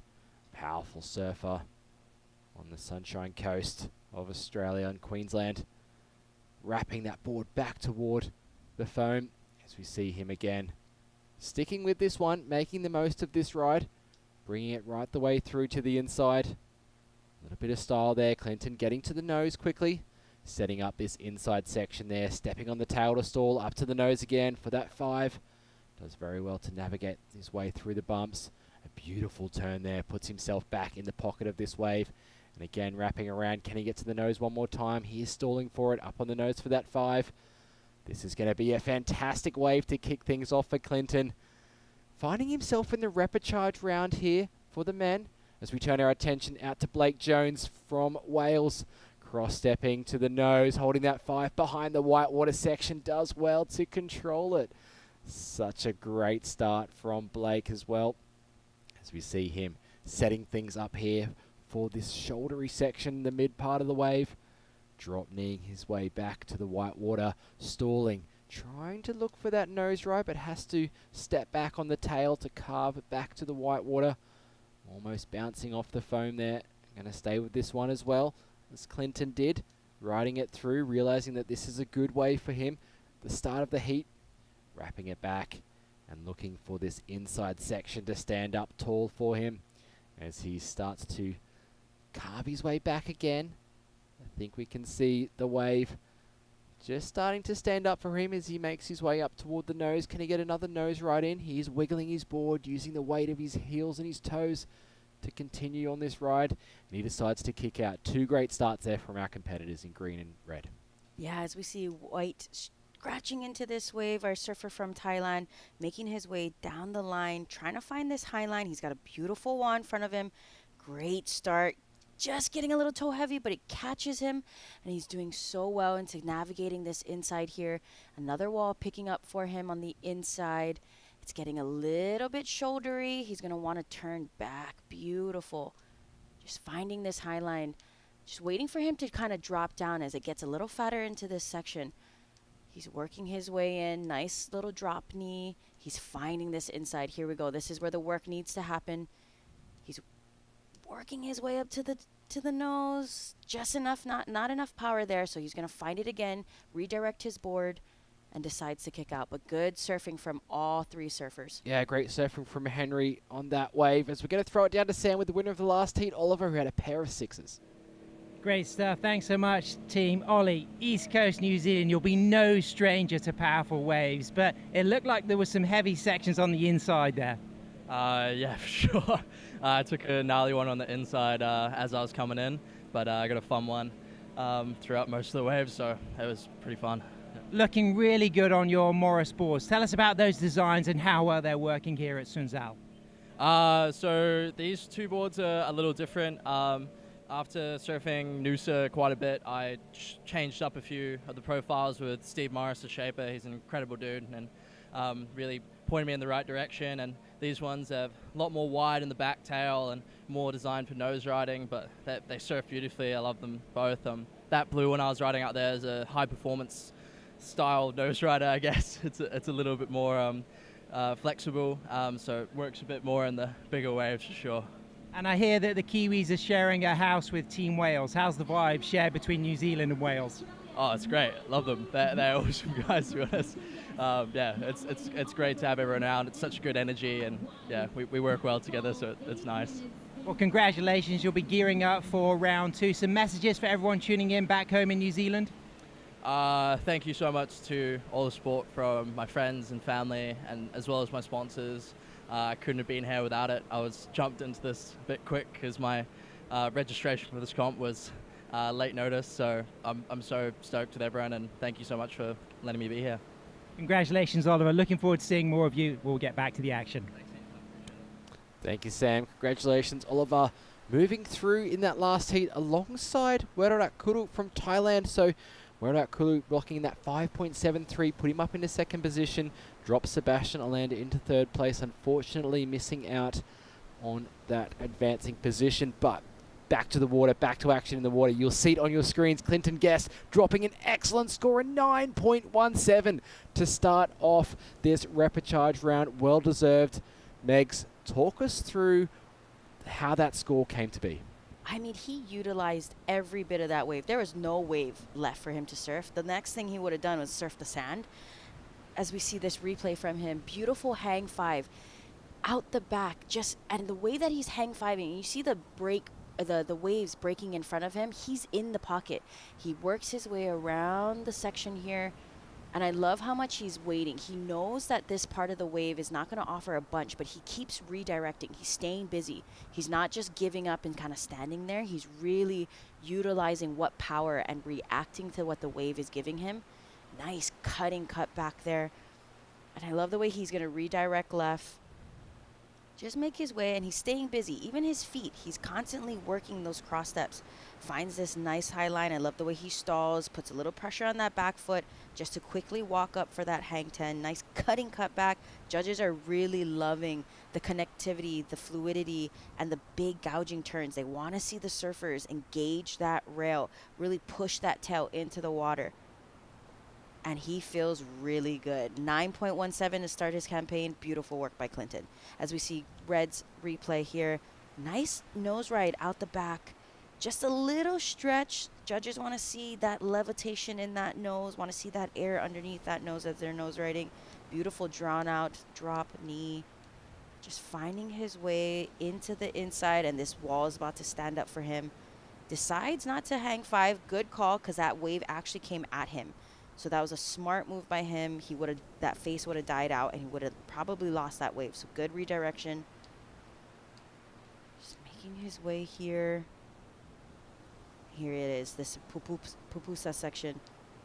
Getting a little choppier as the tide is starting to fill in. So the surfers, we're really surprised to see a lot of these great surfers into the repechage round, and that's why we're really, it's such a cool contest that they're ex-world champions.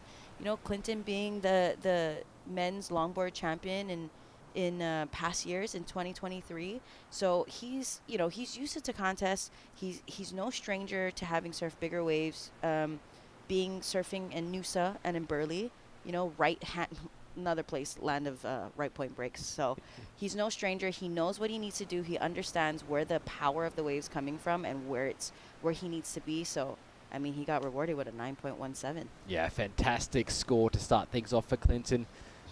As I said before, unfortunately finding himself in the repechage round, he did start off his first round heat with a 6-point ride, but couldn't back it up to find another good score. So that's going to really be Clinton's strategy here, is to find two good rides.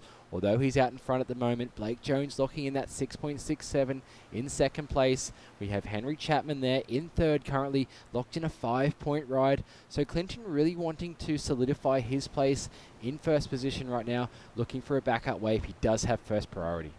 And it's smart surfing, right? We got a long days ahead of us. He's already got a 9.17. He's going to wait for that backup score, and he has priority currently, so he's going to probably play a little defense. Even if the wave doesn't look the best, he's going to want to keep Blake and Henry off of those waves. So I can imagine him, he is actually sitting a little deeper. He's going to have the pick of the litter, and he doesn't, he just needs to make sure he completes a wave. He just needs to make sure to solidify that backup score, stamp it on there, and get away with the wind. As we see on the beach there, that Puerto Rico coming up for Gianni Ramirez for their surfer bat. Live action in the water. Henry up and riding, cross-stepping up to the nose, stretching out for a 5, keeping his vision just in front of his nose so he can identify those bumps on the wave. He does well to navigate around this whitewater section. Can he hold on to get some more scoring potential through this inside Pupusa section? But doing well to hold on to the rail. He's got that 5-point ride currently, looking just for a small score to move up into second place at the moment. As he makes his way back out into the open face, dropping down this wave up to the top as well. Beautiful style here from Henry as he drop knee turns back to the whitewater.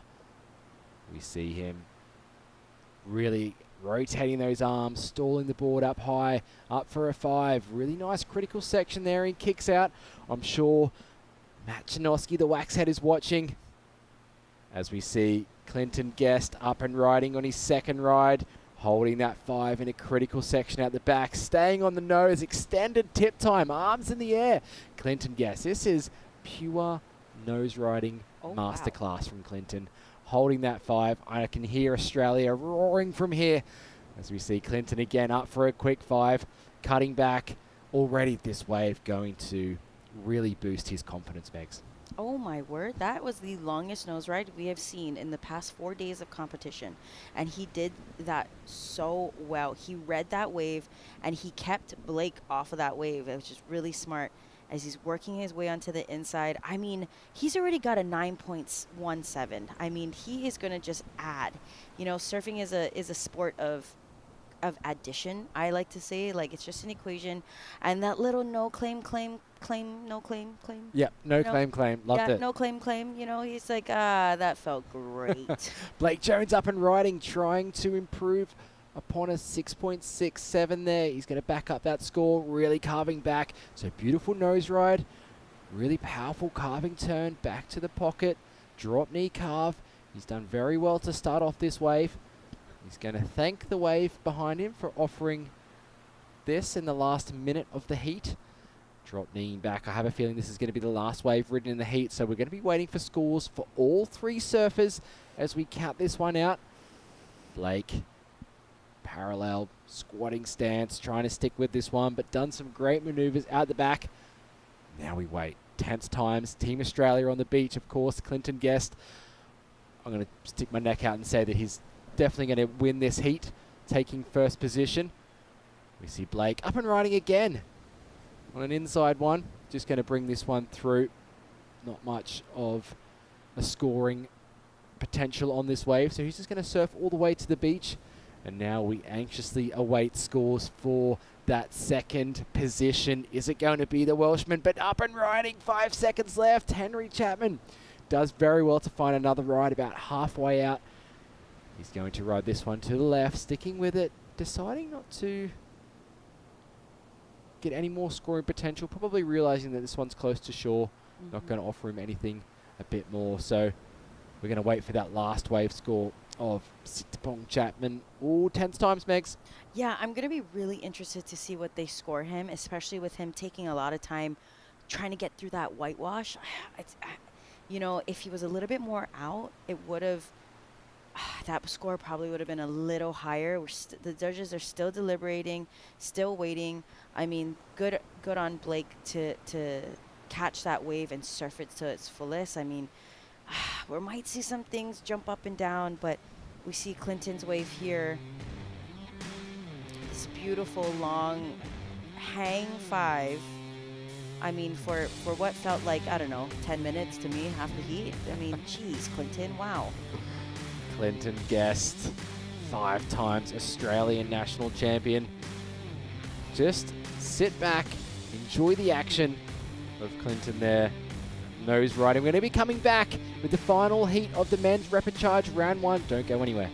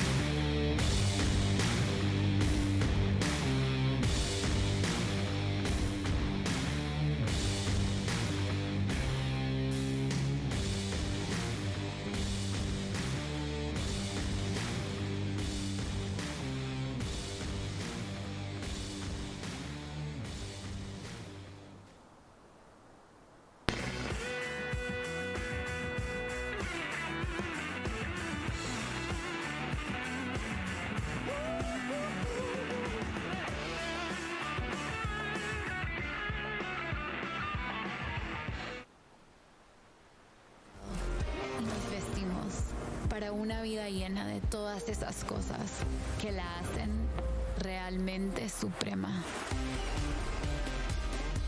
La otra vida hoy se nota en una nueva imagen, hecha con el arte que nos enseña que todo eso que hemos ido dejando para otra vida es hoy. Suprema. Esta es la otra vida.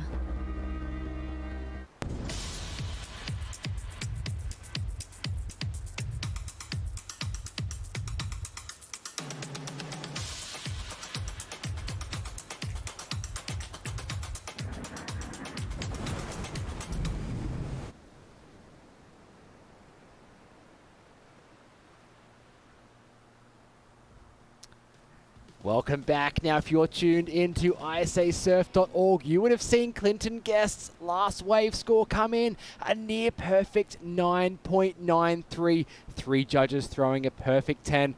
Team Australia there to welcome him back in from the beach. A total heat score of 19.1. Megs, that is excellent surfing from the Australian. 3 judges gave him 10s. I mean, we called it. How much more could you have done? I mean, there's no wave left. You really surfed that to its absolute fullest. The judges loving that long hang 5 out the back. I mean, he was sitting really deep. The way that he cut his board and got that high line, I mean, look at that tail. He's got a little bit of a concave in the tail, and that seems to be working and helping him so much, especially on the nose rides. So that's the Skin Dog double scoop. So it's got a single channel concave running through the fin at the end of the board. And Clinton Guest deciding to be on his Skin Dog surfboards out there today. Smart move. Very smart move. Usually riding Mitch Sermon shapes. Mitch Sermon from Australia. On screen here, we see our competitor getting ready for the next heat. Just watching, of course, that last heat from Clinton Guest and recognizing that she really needs to put nose rides in on the outside section of the wave. Here he is, the man of the moment, highest wave and heat score total so far in this event. Fantastic surfing from Clinton. A big shout out to his friends and family watching at home. I know a lot of the Australians will be tuning in to watch Clinton. It's great to see him on top of this heat here. Now, I'm going to update you on some scores as well from that last heat. We do have Sittapong Chapman currently in second, but we're still waiting for the last of Blake Jones to drop, so we'll update you there. But Megs, talk us through the highest wave scores here from Clinton. I mean, that double scoop that Ben designed is insane. Look at the way that tail just held in that hang 5. He walks back just to redirect, get him back in the pocket for another hang 5. I mean, he ticked off all the boxes that the judges wanted to see. Had he maybe done a little higher, I mean, I speak like he got a 6. The man got a 9.93. Had he been like hanging 10, I mean, I would have been like an 11. Sir, you're just up there. And the way that he compresses and really just takes his time, especially knowing that these chops got the best of him yesterday, that he really needs to navigate that. I mean, come on, that claim, I would do the same. My hands would have been all up in the air. I would have backflipped. Oh my gosh, a 9.93. It's day 4. What is happening? As we see on screen, the surfers in the next heat. It's going to be Tumei Chen of Chinese Taipei. We have Juali Ramirez from Puerto Rico. And Alejandro Flores representing Switzerland. Landlocked surfer. Gets his practice time in. Traveling throughout Europe as we see Tumei up and riding. One of the pioneers of surfing in Taipei as we see him cross-stepping the way up to the nose. Gets a really critical 5. Does really well to negotiate the little bit of bump on that section. Love the start here from Tumei, carving it back to the white water. You can see him staying low to the board as he brings this one through, of course. His coach, Keenan, really identifying that the moves on the outside section are the best, and Tumei making the most of that critical section as he's going to stick with this one through the inside. A little bumpy, but does well to hold on. Beautiful drop knee carve back to the white water. Puts him in a perfect spot for him to ride high on that wave. Cross step up the board. Up again for a touch of the tip. Hang 5 and he kicks out. Great start to the heat for Tumei. Yeah, great start, especially after seeing Clinton's wave. I mean, I would start vibrating, just wanting to surf. We see this replay from him. Look at this wave. This angle from the drone shot is absolutely gorgeous. It's giving Makaha and sunset. That nice little hang 5 in the pocket. He got a little toe heavy, but he caught himself. Nice swooping cut back, taking his time. You see surfers not trying to overextend, because we saw a lot of them have their tail kick out. But today, a lot of surfers really taking their time, taking advantage of the smoother faces and realizing and learning and reading these chops on the inside here as he works his way, finding that high line. See, again, those chops almost getting the best of him, but he regains with this beautiful drawn out drop knee, finding his way onto this inside. And I love that he turns with his shoulders, leads with the hand, nice little tap hang 5 and kicks out. Good start to his campaign. Very good. The judges definitely rewarding the commitment out there today, as well as we're going to head down for a chat with Clinton Guest, the winner of the last heat, the highest heat score total of the event so far. That was trademark Clinton Guest. That's why you're a multiple Australian champion. You just earned yourself 2 scores in the high 9s, the highest heat total so far. Incredible stuff, Clint. Sam, it was just absolutely amazing out there, and to link up with 2 really special waves and showcase my surfing, you know, it's an amazing start for the comp for me. Would you say that's some of the best competition conditions you've ever had the joy of surfing in? Definitely. We're sitting up there, Team Oz, just looking at the surf going, I don't think it can be any better. 6 foot glassy walls to showcase this type of surfing was just like a dream coming over here. That's what we want to surf. On that second ride, 3 of the judges gave you a perfect 10, but I bet you didn't expect yourself to be in the first round of the repechage. What does that say about the level at this competition? Yeah, definitely not where I wanted to be, but that was it. The first round was loaded, and every heat's difficult. Everyone that's here absolutely rips. They're the best from their nation. So, I was just happy to demonstrate what I can do, and I just want to tap into that moving forward. And I'm sure you've got a massive message for the girls tuning in, your fantastic wife, Victoria. Yeah, everyone back home, all my family, thanks so much for supporting me, getting me over here. You're holding it down. My daughters Blossom and Bonnie, I love you guys so much. And the best builder in the world, McNabb Developments, love you guys. Let's go. Woo! Go the Irukandjis. Awesome stuff there from Clinton Guest. Fantastic surfing from him. We'll see him coming up again later today, men's round 2 of the repechage. Let's see if he can carry that momentum forward through this event. Like we were saying earlier, Megs, you can start to build that rhythm, build that momentum as you move through. Clinton's going to be moving through that heat with Sitapong Henry Chapman, who manages to hold on to second place. Unfortunately, Blake Jones from Wales relegated to that 3rd position, which means he's out of the contest. Yeah, so unfortunate. As we see our current heat, green, up and riding for Puerto Rico. Nice hang 5 out the back, finding that high line again. Nice quick hang 5. Nice swooping cut back. This wall starting to really open up for him. Nice little, not exactly over the nose. The judges want to see those piggly wigglies hanging off on that nose. So just unfortunate, but it is his first wave, so it is trying to scrub off all those nerves. Nice swooping cut back, looking down the line, working his way into this inside, into the pupusa section. Nice cross step, really just leaning into his toes to just redirect his board to find that high line. As he works his way, finding another high line here. Stretch hang 5. Coming back. Getting a little steep here and makes his way out of those Freddy Krueger hands.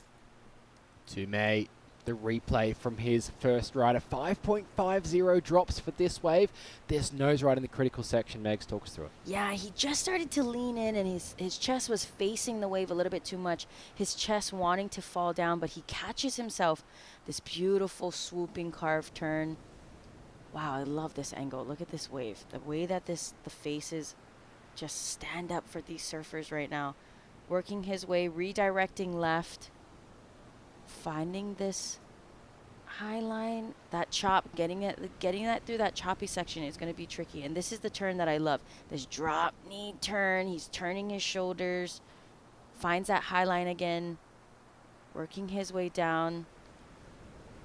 Nice quick hang 5 and kicks out. I love that the turns have been linking the surfers up for their next maneuver. It's really important for the surfers to turn out into the face, come back into the pocket, and let that board work its way up into the high line to walk to that nose, and that's what the judges are looking for. Tumei trying to paddle in there to back up that 5.5 ride. But yeah, I do love it. It's all part of the judging criteria, that flow, linking maneuvers together as well, utilizing both the length of the board and the entire wave face. We saw Tumei dropping down and up throughout the wave as he's going to find a smaller one on the inside. He has a look, decides not to go. Sitting with that second priority out there at the moment. Good. I think it's a good strategy for him to stay busy. He might even take a look at this one. Just going to paddle over it. Looks like a set coming through.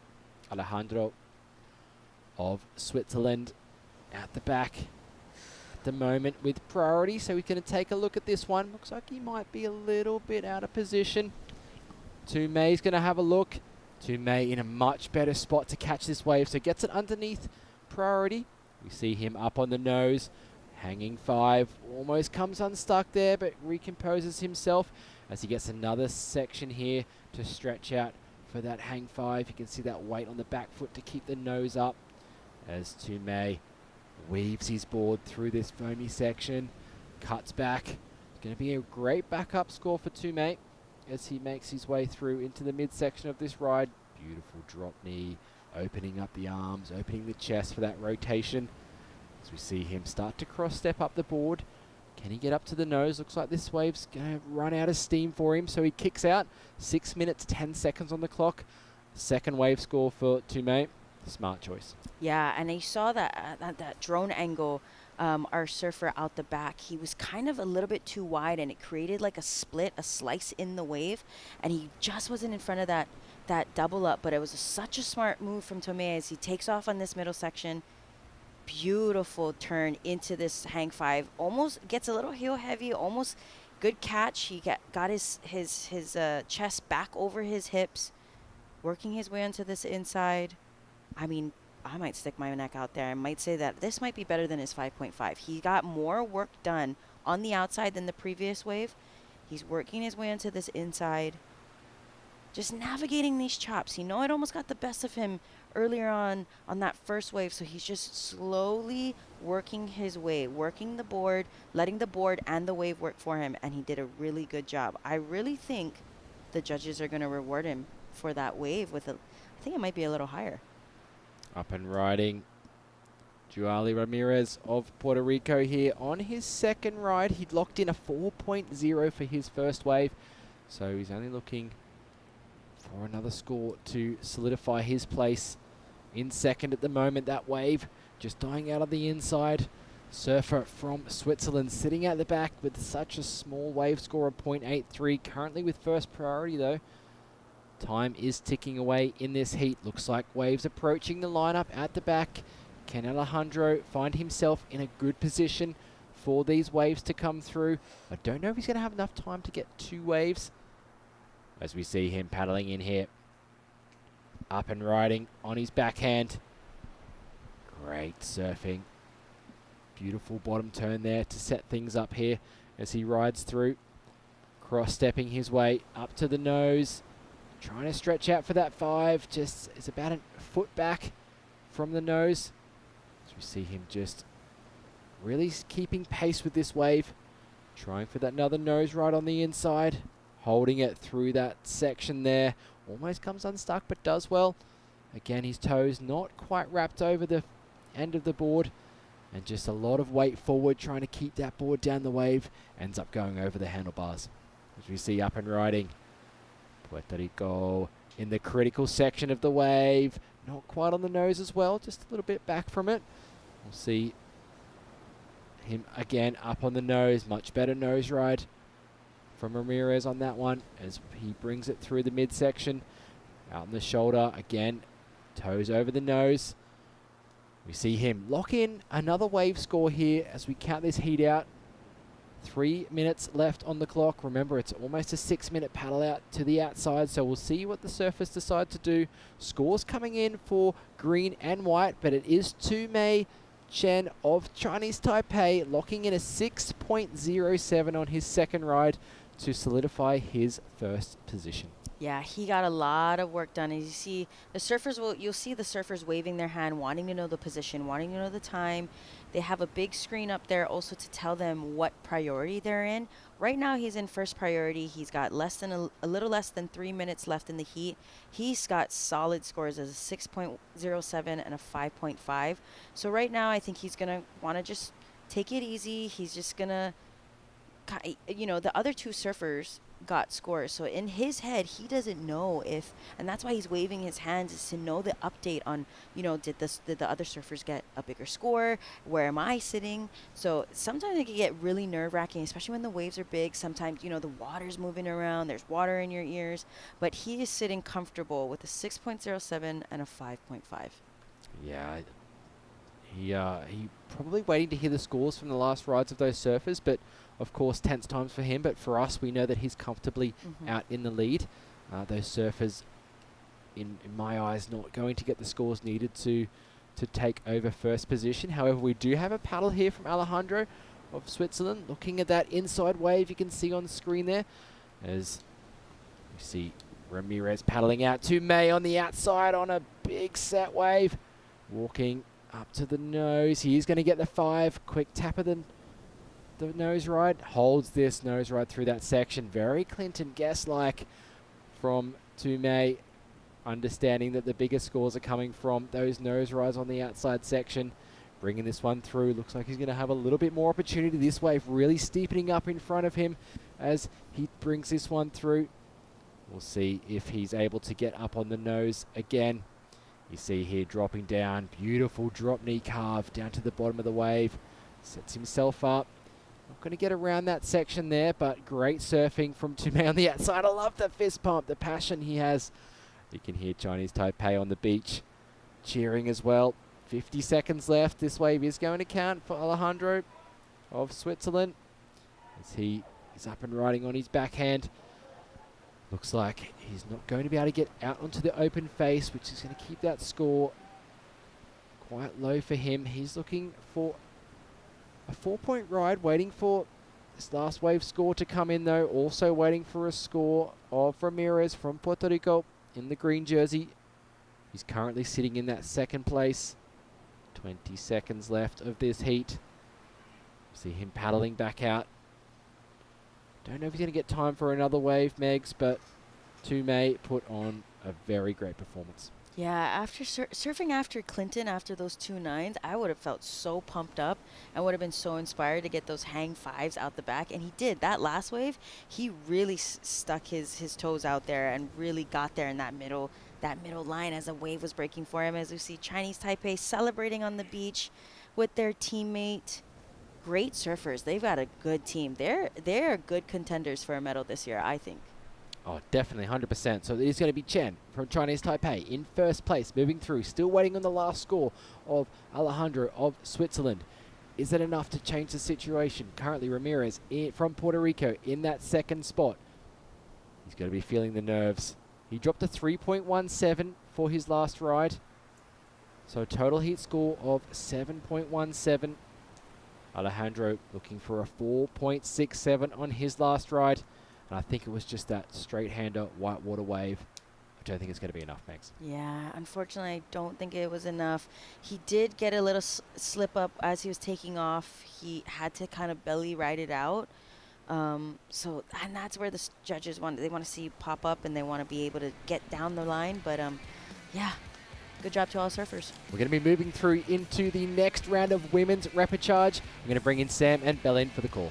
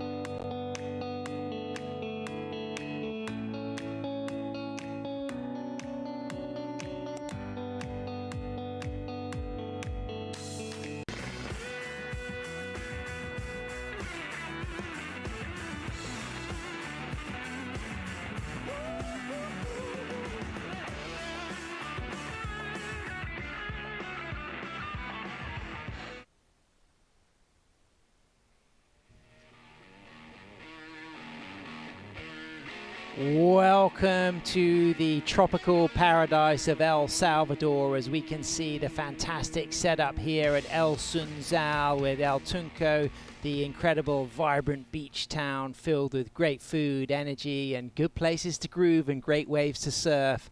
Right in the middle of that picture there is the contest headquarters where the competitors are all based, collecting their jerseys and paddling out now for repechage, round 2 of the women's. 4 surfers, 15-minute heats, and coming up, it's Jasmine Dean for Puerto Rico, Hannah Cohn from New Zealand, Carolina Mendez for Portugal, and Emilia Huminski also for Puerto Rico. I'm Sam Bleakley back in the booth with Berlin Alvarez-Kimball. How will it affect the 2 Puerto Ricans now as teammates having to surf together? Sorry about that.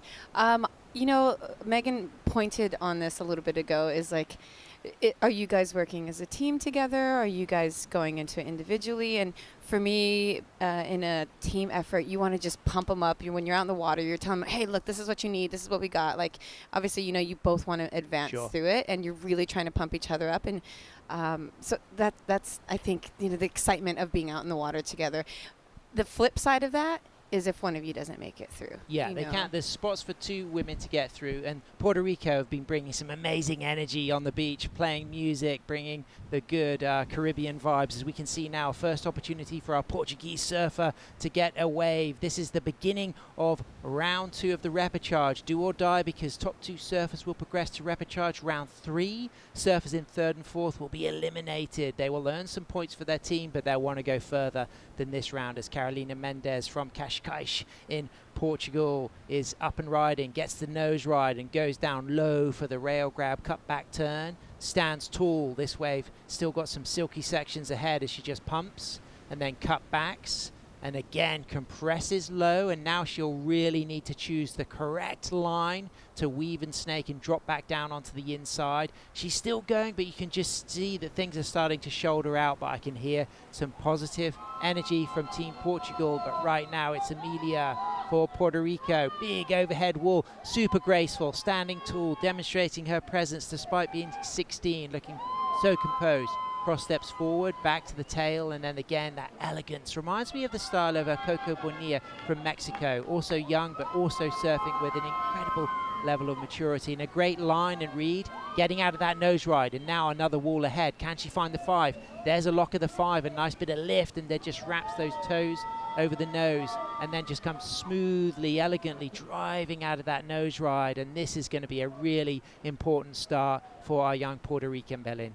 What a great exchange for both of those ladies, as we see our surfer Inred up and riding. Her teammate Jasmine on a 5 on a 10 comes out of that nice nose ride. The regular footer and the goofy footer trading blows, both riding for Puerto Rico. And Jasmine Dean on a really nice second nose ride, walks down and uses the drop knee and sets herself up all smooth, back up for a 3rd nose ride. This is incredible for Team Puerto Rico. 2 outstanding rides in the first 4 minutes of the heat. You're going to hear those drums, you're going to hear that singing, you're going to hear that energy on the sand, because they're looking super strong.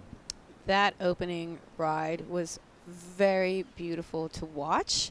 Has that leash broken? And is she going to be lucky enough to get that in time? She's just managed to get it in time. I would have said leash either broken, or if we're super unlucky, it just would have slipped out from the Velcro. Is she going to be able to claw onto it, or is that going to sweep it away from her hands? We'll find out pretty soon as Hannah Cohn answers back for New Zealand. The goofy footer smoothly trimming, takes a high line and now drops down low into the wave, staying composed, but recognizing, I think, that she needed a little bit more. Maybe in her head she wanted something with a nose ride wall, but somebody who was incredible off the back of witnessing the Australian get the highest heat score of the day. It's Tomei for Chinese Taipei, who puts on another brilliant display, and he's on the glass with Bo.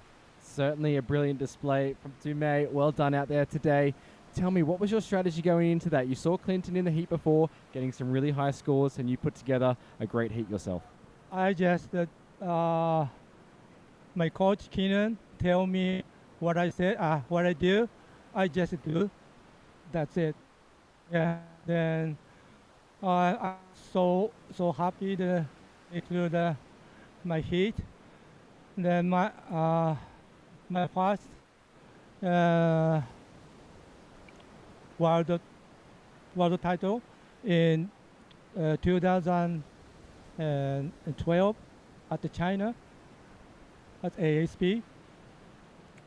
Take a long time. I back with my daughter. so happy with my daughter. Same time surfing with in the contest. It's fantastic to see that family here for the contest. Do you draw on your experience, of course, a pioneer of surfing in your home country? Do you draw on that experience of previous events to bring it here for this year? Translate. So obviously world champion in 2012 for the ASP there. But do you draw on that experience you have? That time the surfing is a little different, more high performance. So that time I remember the TJ win, then more big turn, then ripping like that. But I love more traditional longboard, so I go in my way. Well, congratulations. We look forward to seeing you coming up. Any words for friends and family back home? 谢谢大家来支持我们，加油，中华队，加油！ Thank you very much. Back to you guys in the booth. Wow, that was heartfelt. You could just see the emotion for Tomei. So proud to be surfing for his island nation and so proud to be competing with his young daughter Manami here representing Chinese Taipei for the second consecutive year. And it was Tomei who earned his stripes to qualify for that team to be alongside his daughter. And that was a really emotional interview to hear. That was very heartfelt. Yep. And you being in the same position, you know, like having your daughter, and you know you're still doing some events as well, and to see, oh, this is Hannah's first wave up to a 5, just holding that ride. Is this the one that she kicks out? We'll see. She's just jamming down the line. Gets a 4 for this though, Billy. Oh, she gets, yes, this is beautiful turning. Again, nice footwork. And then again, just fading back into the white water. And what about this? 817 for Jasmine Dean Bellin. Oh, look at this nose ride up to a 10. Feeling so comfortable out here. Just the way she puts her heels down and then wraps that toes over the nose, just really showcasing I've got this right now. And then again, back up to a 5. Absolutely ripping on this wave. Her board looks like it is really doing well under her feet. Very comfortable in waves of consequences, surfing over heavy reefs as well. Well, let's have a look at Green's 533 and we get to compare and really analyze why it just came out a lot lower than that excellent 817. So you could see she's just kind of driving off of this, and you know she's grabbing that rail. I think she's just a little bit behind, you know, the section right now. Not there. It kind of lines up for her, and you know just stalling, and then goes up to a nice 5 again, and then a little bit out in the front, and then this little rail grab. Her board is all just kind of grabbing on a little bit of the lumps. Nice turn. She's not scared to throw her body around on that and really compressing, but pumping her surfboard as well, trying to get back in, staying really low. So a little bit of point of difference. Yeah, well, let's have a look at the 633 from Amelia, and let's really consider why it didn't go as high as Jasmine's ride and why it came out stronger than Carolina's. All right, driving off the tail. Well, this is live action. This is live action. Jasmine on a second wave there, and 817. She's got to add to, and she's looking really strong because she kicks things off with an excellent wave, and she's going to look really good again to get another decent score in and out of those nose rides. What a fantastic element of finesse that she has. I love the way she has those knees pointing forward, almost guiding her nose rides with those knees, but then the way she moves back onto the rail, she has great technique, and this is a really wonderful ride to back up that 817 as things get still tall and bouncy through that last part of the wave. She may well get another high line here. It kicks out cleanly. She's going to feel really strong with 4 minutes 25 seconds to go. She's well out in the driving seat for this heat and to book herself a spot in repechage round 3. When she walks back, I think we pointed this on another surfer yesterday, when she walks back to the tail and then turns straight out of the cutbacks, and it shows really nice control and understanding how your board works. Look at this footwork. There's a little element of Khalees Cleopatra here with some of the way that she just walks in and out of those graceful turns and sets up the nose rides. That was the turn that I was talking about. You know, you see her walk back straight into a turn, and then again, just lovely style. Her board just looks so good in these conditions, and powerful surfing. And also, but the fact that she's already flexed in the hips and the knees is really helping her not lose her balance. Any bounce that she hits, because she's already got that little bit of flex ready, she's able to absorb those bounces. Well, the taller you stand, the more your pivoting point is. And when you get lower, you're able to recover from any mishaps and so forth and readjust. Nice fade in, live action, a third wave now getting ridden. This will be actually a fourth score because she's got a 6.33 for her opening wave. A couple of small scores, but I love that fade. Gets a 5, cuts back, and then does a lot of beautiful surfing in between, and now picking up the pace here through this nice wall. She cross steps forward, locks another 5, holds that 5. She's being inspired by all of that cheering happening from her Puerto Rican team on the sand here in Sunzal. She goes back up for another ride on the tip, gets a third nose ride, and then just smoothly navigates the footwork all the way right through to the shallows on the inside. Team Puerto Rico really the front runners. Caroline Mendez from Portugal has got a 5.33. She is a contender. Hannah Cohn has got a 4. She's also still in the mix and she's up and riding, but it's Puerto Rico with 2 strong rides for each surfer as Hannah walks out of a nose ride. And again, the goofy footer just puts that board on rail, but unable to come out of that turn. So she will be disappointed, but she's got time to get one more as a big overhead wall lines up for Carolina Mendez. But she is also bounced off. So both for the Puerto Ricans, 2 really strong complete rides, but now it will be a real scramble for New Zealand and Portugal to get back out through this set and maybe have one more good scoring ride as we see Jasmine answering back. She's still going strong. What a busy heat for her. She has not stopped. You see her paddle back out, turn around, and catch another one, paddle back out and catch another one. She is working so much. Really lovely surfing. You know, just her flow up to a 10. She's on fire right now. She really is feeling it. And you know what I think is helping?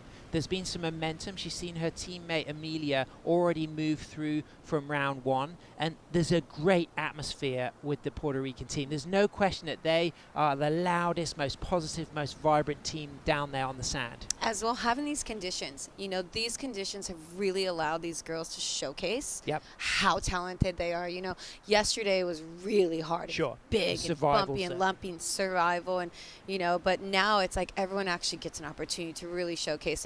And you know, if you did go into this repechage, you'd be so stoked to be able to get to surf this stuff. Riding those Hendrix surfboards. This is a 9.6 epoxy half moon tail. I like that wide point midway, square tail, a little bit of kick in the tail. You can see the single fin, quite a wide nose, but wow, what a beautiful outline. And the way she walked in and out of those nose rides and rail turns, you can see the concave in the nose. That's quite a common feature on a lot of single fin boards. It just facilitates a little bit of extra lift, and as the does tail. the tail kick. It's a combination of all of those features interacting, but it takes a great surfer to bring a board like that to life. You know, it does. It does. And a great surfer can ride any board and really surf her well, but her boards are designed specifically for her, and she's smashing it on her. So I'm super excited to watch her surf as we see our surfer from New Zealand.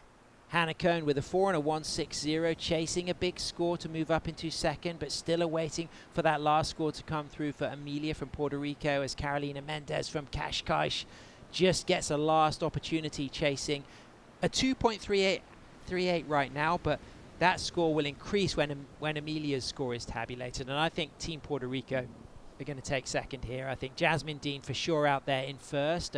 When that next wave comes through for Amelia, I think it's going to be out of reach for Portugal and New Zealand. I have a I agree with you. The two ladies from Puerto Rico, putting on a beautiful display of surfing.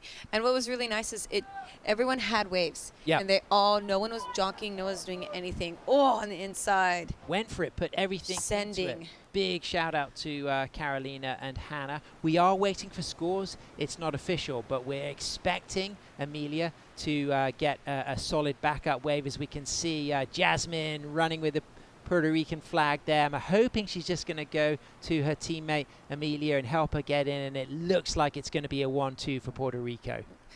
The pride and the happiness right now, you could just see it, her cheekbones. She's just smiling from ear to ear, and you'd be so happy to have your friend and your teammate do well with you. Big shout out to her partner who came out with her, but he had to go back for a fishing competition. So he's back in Puerto Rico. I watched him shortboard. Great shortboarder. Waiting now for scores. Positive moments here for Team Puerto Rico. I think they're going to get it and secure their position in second place, but then we will still be awaiting a score for Hannah Cohn from New Zealand and Carolina Mendes from Portugal. I'll tell you, these girls and the past weeks have made me want. I have the worst FOMO right now. Like, I'm losing it watching this and seeing the camaraderie right now between everyone it's sportsmanship. Yeah. And to be a gracious winner, you need to be a gracious, loser, and just to be gracious as well. And all of these competitors have been so gracious and so supportive of each other, winning or losing. And this is great. Portugal team congratulating Carolina. She's still in the mix. There's still a possibility that she could get through, but we're waiting still for those last three scores to come through. And you're talking about your own experience, Berlin, as the team manager for the Irakanjis last year. You know what it's like to be in the energy on the beach when your team do well. It is so, you feel it for them because you understand what they're going through. You understand the nervousness, and you want them to do well because you know they have such good talent, and that's why they're here. And then, when you want to celebrate their wins and support in the losses. This is a special moment as they just keep an eye on those live scores. Mbusi Zozi there for Team South Africa. He is looking like he's getting some good positive vibes, sharing that with the Puerto Rican team, giving some high fives, and that's fantastic to see as we wait for those scores to come through for Hannah Cohn and Carolina Mendes and Amelia Huminski. And I think Amelia is going to secure a solid second position, but it's all down to the judges right now. They'll be studying those video replays, looking at the criteria. They'll have some reference points with those opening rides for all four surfers scoring really strong scores ranging from an 8.17 down to a 4, all significant carrying waves as we get to see the score we're waiting for from our Puerto Rican. So this is our lovely Puerto Rican, beautiful surfing. Again, just rolling those rails around, trying to wait for that line. She sees it, realizes that wasn't the right section. She, goes back and renegotiates, gets up in the mid, a little bit of speed, and then goes up to the nose, holds that nose. Smart surfing. She's being safe. She knows she needs to improve on that 137 to solidify making it through this. So she's going to pull everything out of the box and Hicks out of that. Nice. And Jasmine Dean drops a 6 for her last ride. Doesn't go into her top 2. And this is our last wave from Hannah Cohn. Yeah, Hannah, unfortunately, she's such a great surfer, and she's, an amazing water woman. It's just some of the waves that came to her just didn't give her the opportunity to showcase how talented she is, and just kind of got some bumps and lumps. So good on you, Hannah. We're super proud of your surfing as we see a surfer in green, chasing, driving down the line.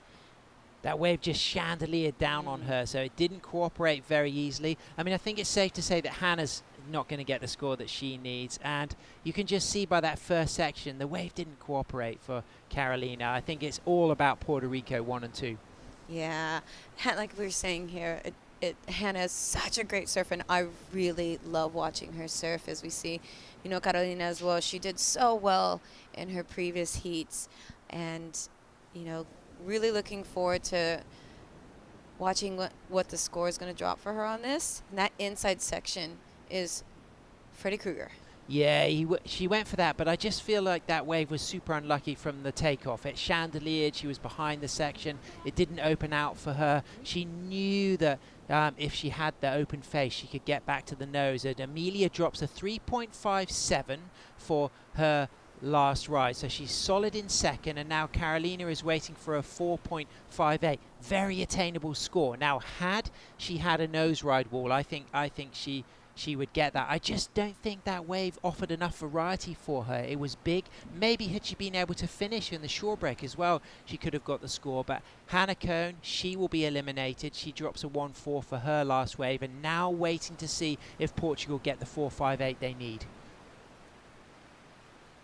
Here we go. Big moments you can see on the right of your screen. Big moments, Puerto everyone Rico. gathered. Left of your screen, Portugal. You can see Francesco Freitas there with Carolina. It's a 2.5.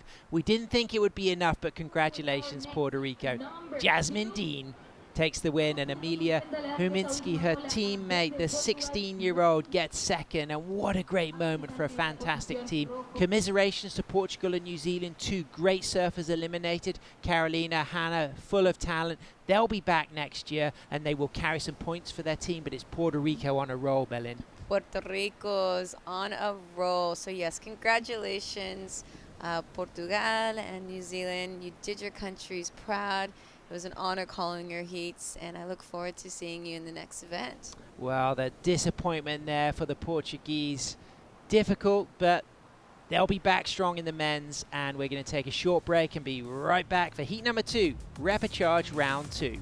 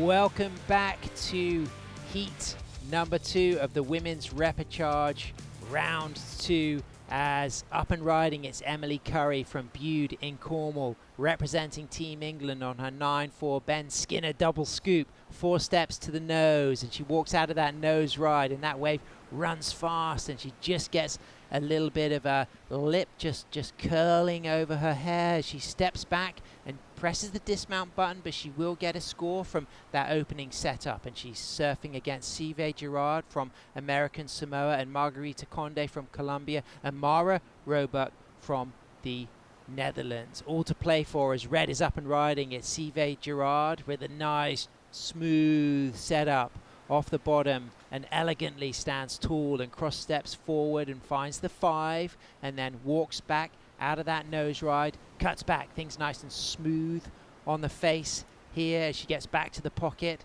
and then gets another little touch of the 5, keeps that footwork active to stay close to the curl of the wave and then just accelerates, but now just sweeps it back and always eyeing up for a stall to the nose ride, 2 forward and then just dealing with the bounce. She's got the opportunity now for either a kick out or one last touch of the 5. Can she find something steep enough, or is it just going to go to the shoulder safely for the paddle out, back for more? But a really nice start for Sive Gerard. Oh, that was a well-surfed wave. Beautiful surfing. Really easy on the eye. Nothing harsh about her surfing. And somebody who was incredible on that last heat is Jasmine Dean from Puerto Rico. She took the win, and she's down there on the glass with Bo Nixon. We have both Jasmine and also Amelia from Team Puerto Rico, both making it through that last repechage heat. Jasmine, really well surfed out there. Congratulations to both of you. Talk us through that highest wave score that you had. Well, yesterday it was really high tide and bumpy, and I thought it would be smart just to take small, clean ones. And normally I like the big sets and going for it, and it didn't work out. That's why I'm here in the repechage. So I was like, oh, I'm just gonna take the big one. Like that's what I normally do anyways. So today I just like went back to my roots, and I like to charge big waves, and I just went for it. And like, yeah, I just went back to what I should have done yesterday. I love the way you surf. Amelia, moving through with your teammate today, what's it like with the vibes down on the beach with Team Puerto Rico? Well, it's been a huge mix of emotions. I'm really grateful for all this, the opportunity to be here with my teammate. She's my biggest inspiration. She's the reason why I'm here, basically, and like she's one of my biggest motivations. And I'm so grateful. I'm really, really I love representing my islands, and it's really emotional for me. Oh, I love the passion you both have. You're going to be carrying that through to the next rounds. Anything you're going to take from that last heat through with you, Jasmine, into that next round? Yeah, I hope that we're not against each other more. I hope we can get really far, not surfing the same heats, because it's our second heat together. And I just hope that we can continue just bringing up Puerto Rico, both of us. Well, congratulations. We'll see you coming up later on in the rounds. Of course, Amelia, go. Le quiero decir saludo a la Isla del Encanto. También le quiero mandar un saludo al alcalde Carlos López. Te quiero decir, alcalde, que si las playas que tú tienes en mente destruir, yo no estaría aquí ahora mismo. Y esas playas son porque yo estoy aquí, literal. So, piensa bien lo que tú quieres hacer, porque tú estarías quitando mi oportunidad como atleta representando a mi país y a muchos rincoeños y puertorriqueños más. Piensa bien lo que tú quieres hacer. Gracias por su atención. Belen, you'll be able to translate that for us? Thank you very much. Wow, fantastic. That was emotional. Very emotional. It was great to see those lovely women, having opportunity to represent. Very sweet, a lot of passion. To have the opportunity, to have the opportunity to come and share that with your teammate, and she's talking about being inspired, by her, and you always want to lean into your sheroes. Sure. And that's what she was celebrating. She's celebrating. Well, both of them are celebrating. Very emotional. Very proud to be here. Very proud to represent her island. But up and riding right now, it's Margarita Conde from Colombia. The goofy footer walks up to a lock of the 5, holds that 5, gets a nice soul arch, pulls up for a really tight toes nose ride there, really close with the feet, almost close to a hang 10 as she walks out of that nose ride and then cuts back, and this wave is still got some scoring potential for the Colombians' first wave, and she cross steps back again to the tail and kicks out, so she will get a score on the board. We've got a 6.83 for Sive Girard's opening ride, and Mary Robruck has got a 2.23 with a 107, and Emily Curry has dropped a 3.0 for her opening wave, and we're still now looking at a score to come through for our Colombian. 8 minutes remaining, and look at those beautiful conditions, barely in blue, but quite a paddle battle going on. Oh yeah, definitely. You want to get back out. You want to try to, we see, Emily right now has priority, but you want to get into position. Yep. The 2 P's, priority and position. Sure. She can turn around and catch a really good one on the paddle back out as well, and not have to worry about getting in trouble for that. And they're coming down to 7.5 minutes. You have 4 waves ridden, 4 waves ridden right now. So girls wanting to get some waves under their belt, as we saw in the last couple of heats. Sure. We saw 4 waves, 4 waves, 4 waves. Emily Curry up and riding from Bude, representing England, based in Cornwall, sets herself up for a nice nose ride on her Skin Dog double scoop. A second nose ride out of that nose ride, and then keeping that board in trim. Beautiful, nice down carve, redirecting, then accelerating just at the right tempo as that wave really starts to stand up. And this is now the important ride that Emily needed to get her heat underway and hopefully book a spot in the repechage round 3 as she works it through to the inside and looks nice and stylish and tall. She's eyeing up a nice little shore break section here, cutting back, staying in the pocket, smooth. The former European longboard champion with her beautiful Skin Dog surfboard under her feet, of course, sponsored by Animal and Gull, and flying the flag for Team England and locking in a nice 5 on the inside, and she's going to feel great about this ride. A lot of variety, a lot of ground covered, using a lot of the board and a lot of the wave. Her opening ride, it was unfortunately just cut quite short because, you know, the wave just shut down on her. But it was so well surfed for the short period. And then this last wave really allowed her to showcase a lot more beautiful style. She's such a great surfer. You know, she makes it look really effortless. Yep. And she just glides. That was an important score for Emily. She's going to add to her 3.0. She's got 6 minutes remaining, so she should have time for 2 options. Yes, if she's lucky, she'll get out back and get a set, but she may well be able to get something significant halfway up the point on the paddle back out, as we can see Sive Girard having a look at this wave. She's got a nice high line. She drops down into the middle of the wave, cross steps forward, back to the tail. Now she's going to start to eye up the turns. She just smoothly, silkily goes top to bottom and then smoothly cuts back, avoiding the foam but staying on the shoulder, cross stepping forward, looking lively. Berlin, do you think this is going to stand up through the middle? Yes, I do. I definitely think that this is going to give her a nice, more nose ride time on this inside. Yes, it does. Another Nice quick little footwork. trip up there. Really good read of the wave, Oh, because yes. just using that footwork so functionally at the right moment to allow her to stay connected to the pocket. And this is where she's going to add more damage to the score, because she's really still getting the opportunity to get more fives, more locks of the nose, all the way right through to the very inside section as that tide now starts to rise up, with that low tide around 8 local time this morning, high tide later than 2 local time this afternoon. And as much as we may well have some of that wind blowing, we've got that swell dropping but still significant, but we're really going to have some beautiful shape as that tide rises. Oh, right now, you know, the wind is just so beautiful. It is so lovely. It is predicted to pick up a little bit, but it's still glassy out there, and everyone is just so stoked. The girls are on cloud 9 right now. They are so excited to have waves like this. Mara Robruck up and riding, fades in nicely, gets the 5. Risky nose ride, high degree of difficulty. You could see that she wanted to nose ride in the pocket. She put it all on the line, but she comes unstuck and takes the fall. Margarita Conde adding to her 5.5 now with this second ride. Stands up. Really nice footwork. Very difficult to ride through this section. Is she going to get knocked off? It looks like she has. So again, both of those women recognizing that the big scores are going to be rewarded out back, nose riding through that first section, but it's Emily Curry who's going to look pretty strong when she drops that second score, and we're expecting a really nice score for Sive Girard. So once they come through, I'm imagining it's going to be Sive and Emily in 1 and 2, and then it's really going to put the pressure on Margarita and Mare for Colombia and Netherlands respectively. I think that's a pretty good call. That last of a Sive is going to make it the need of a higher score. It's going to go from 4.51 up into, you know, a lot higher than that. So with 3.5 minutes remaining and looking out the back, I don't see a lot of action coming in. So it's going to now come down to wave reading skills, ocean knowledge, and if you can slide in and get something. But they might be able to get something. Actually, there is a little bit of a bump kind of coming through. You can see on your screen there that there's a possibility. 2 minutes, 55 seconds remaining. Mara now will be busy waiting for the opportunity. She's the surfer in white there. We got the surfer in green. These, for me, are the two surfers who really will need the score, because there's 2 minutes, 40 seconds remaining, and scores coming in for Emily Curry. It's a big one.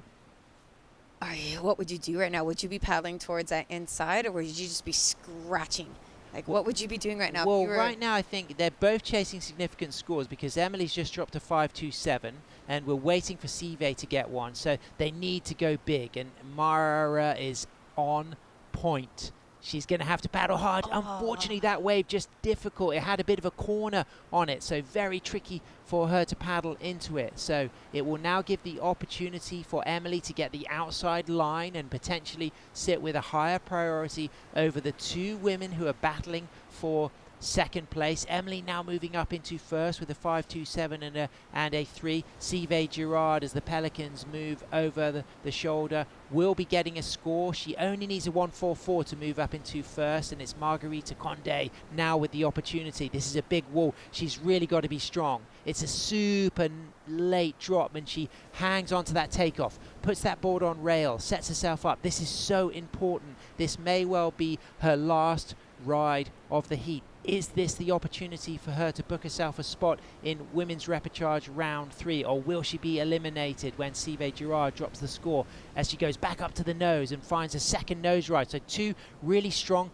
critical nose rides, a lot of speed, but she's needing to keep her composure. Goes into the 10, walks out of the 10, and then fades into the bowl section, and then looks to her setup on her front side as she goes right through to the short break and rode a big heavy wave with a fantastic amount of control, and that could be really significant for the Colombian. Belén, what do you think? Oh my goodness, you know, right now she was chasing a 1.34. We're still waiting, like you said, for that second wave. To see Emily Curry at the moment in the lead. Lovely surfing from Emily. She's just got such great style. You know, she knows how to link those maneuvers so eloquently. Well, this is important for Emily because she wants to replace her 3.0. She's got a 5.27, which is a very similar score to Margarita Conde's 5.5. But what we just saw from Margarita was an incredible ability riding that section through to the end. So Emily really needs to stay active on this wave. She really needs to take it all the way through to the last ounce of juice on the inside. She's setting herself up. Can she get another roll of the 5? All toes over the nose, all the way through to the inside. She finishes her ride, so scores waiting to come through. Sive is potentially going to get one more opportunity if she gets a wave in the last 5 seconds, but she has got a good score to drop as we go down to the last second. It's over. Sive has got 2 rides. Her second wave was very strong.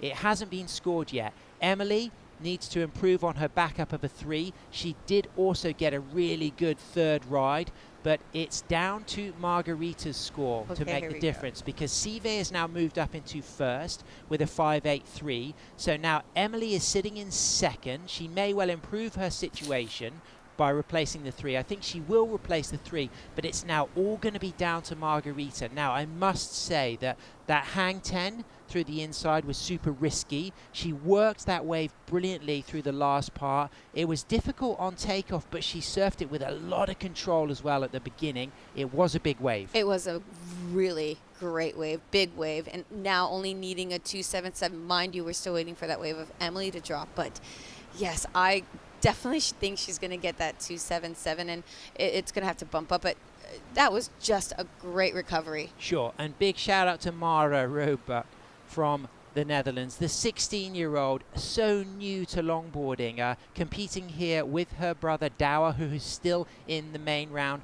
of the men. And I have seen personally Mara's progress this last 2 weeks with her free surfing, and she can be so proud of the way she's performing, and she will be a stalwart of European longboarding for decades to come. As Emily Curry comes in looking to improve on her backup 3, I feel as if she's going to improve on that backup 3, but it's then going to be down to what score our Colombian needs. She drops a score of a 6.67, so now Emily Curry is chasing a 6.9. It's possible. What do you think? Looking at the body language, you've got Evan there, Evan Rogers, representing Team Wales, based in Saltburn, walking up the beach with England surfer Emily Curry as Margarita's Colombian team watch on their phones, waiting to see what score England get.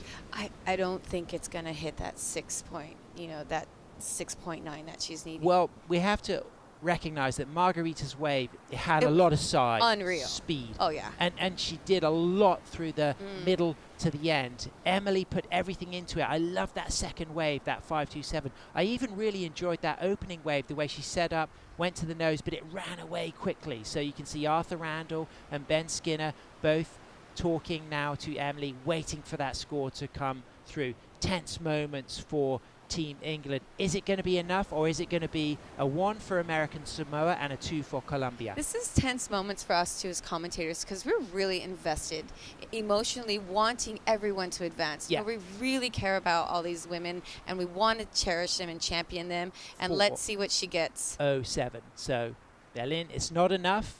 Margarita Conde for Colombia gets a 5.5 and a 6.67. Emily Curry for Team England, a 5.27 and a 4.07. She stays in third, and Sive Girard takes the win. Congratulations, Sive and Margarita, for American Samoa and Colombia. Commiserations for Emily and Mara, but they surfed brilliantly. Stay with us, because we've got coming up heat number 3. We've got Melanie Staunton for the Irukandji's Team Australia.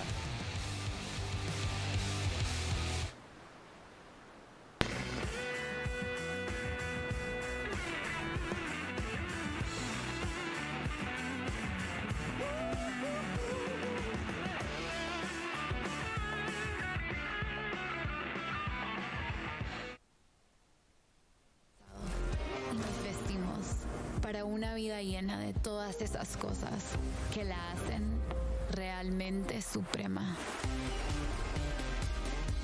La otra vida hoy se nota en una nueva imagen, hecha con el arte que nos enseña que todo eso que hemos ido dejando para otra vida es hoy. Suprema. Esta es la otra vida.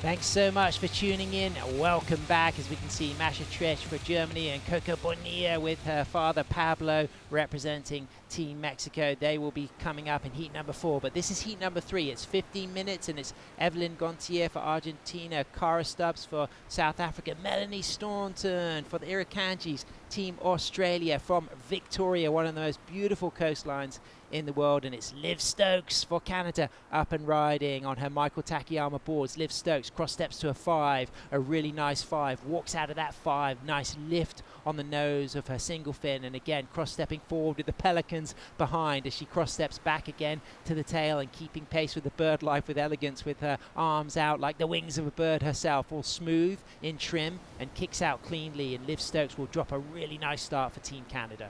That was really lovely surfing, and I loved seeing the pelicans growing up in California. You know, we have these big pelicans, and I think I've always wanted a photo or a video of me like nose riding with pelicans going past us. So that was goals right there, Liv. They're the ultimate marine life, the way they just work with those wave currents and ocean textures, and we can really appreciate now the footwork and the birds keeping pace with Liv Stokes from Canada. So yeah, Liv just kind of taking her time so she finds the right spot in the wave to nose ride. She gets a lovely little lifting pause on the schnoz there. Again, just waiting. She's being smart about this, just holding out. You know, she is a little bit far out, but from what I'm seeing, you know, it's sometimes that inside kind of pops up down a little bit for you, and you trying to just race a section to get into a nice section. As we see those pelicans giving her the drive up on the nose again. Just nice, safe, smooth surfing from Liv Stokes, and I think she realizes nothing else is going to come out of that wave, so smart tactic for Liv. Liv also currently working as a school teacher. We'll get more onto that pretty soon, because right now it's Cara Stubbs up and riding, the South African regular footer, riding her Analogy Dirty Sanchez log, which is a collaboration between Sam Christensen and Kay Weir of Analogy Surfboards, and she is a fantastic surfer, Cara, all-rounder. She's works in sustainable design and architecture.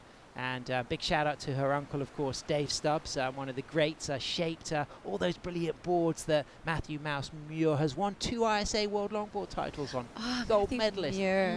Oh, I haven't heard that name in a while. And maybe Simone Robb. Do you know what Simone Robb was riding when she won her 2013 ISA gold medal at Juan Chaco for Team South Africa? No, I don't. But Simone, if you're listening, can you shoot me a message and let me know? Let us know. Could let us know. It may well not have been, but certainly Matthew Muir, a regular rider of the Stubbs, and Dave is the uncle to Cara, but Cara's on the Analogy surfboards, so big shout out to Sam Christensen, who'll be tuning in, supporting Cara. And let's look at some of these scores. Low scores so far, but we're expecting potentially the best of the exchange to go to Liv. Cara Stubbs with a 177 and a 117.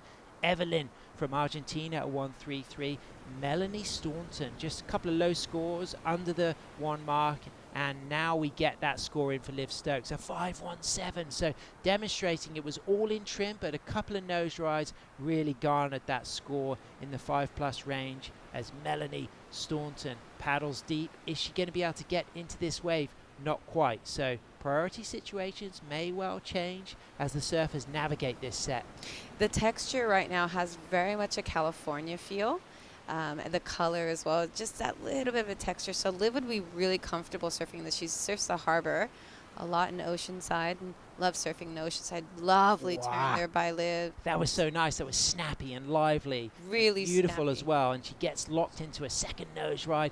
Really appreciating now what's happening here with this wall ahead of her. She's already delivered a great turn and really stellar footwork. Can she lock back down into the section? She can. It's quite wide on the shoulder, but however, there's still scoring potential here as she just gets that wave starting to stand up, and she finishes with the kick out, and it's going to be a good score and a super late drop for Melanie. Due respect, charging the Victorian, absolutely going for that. From Ulladulla, of course, in Victoria, which is where Sarah Colhane is from. Sophia's mum is from Ulladulla in Victoria. That's where she grew up. I only found out, you know, a little while ago that her mother was from Oh, she's Australia. from Geelong, actually. Oh, yeah, so close by. Yeah, I just remembered. At Bell's. That's Yeah. when I found out that her mother was from Australia. Yeah, so big shout out to the Colhane clan, of course. We'll look forward to seeing more of Sophia in the women's round 3 tomorrow. But it's Cara Stubbs up and riding right now from Cape Town. Legend, local surfer at Muizenberg. Looking really good on the nose, walks out of that nose ride. She represented Team South Africa at the 2023 edition of the ISA World Longboard Championships. Been surfing since age 7. It's in the family blood.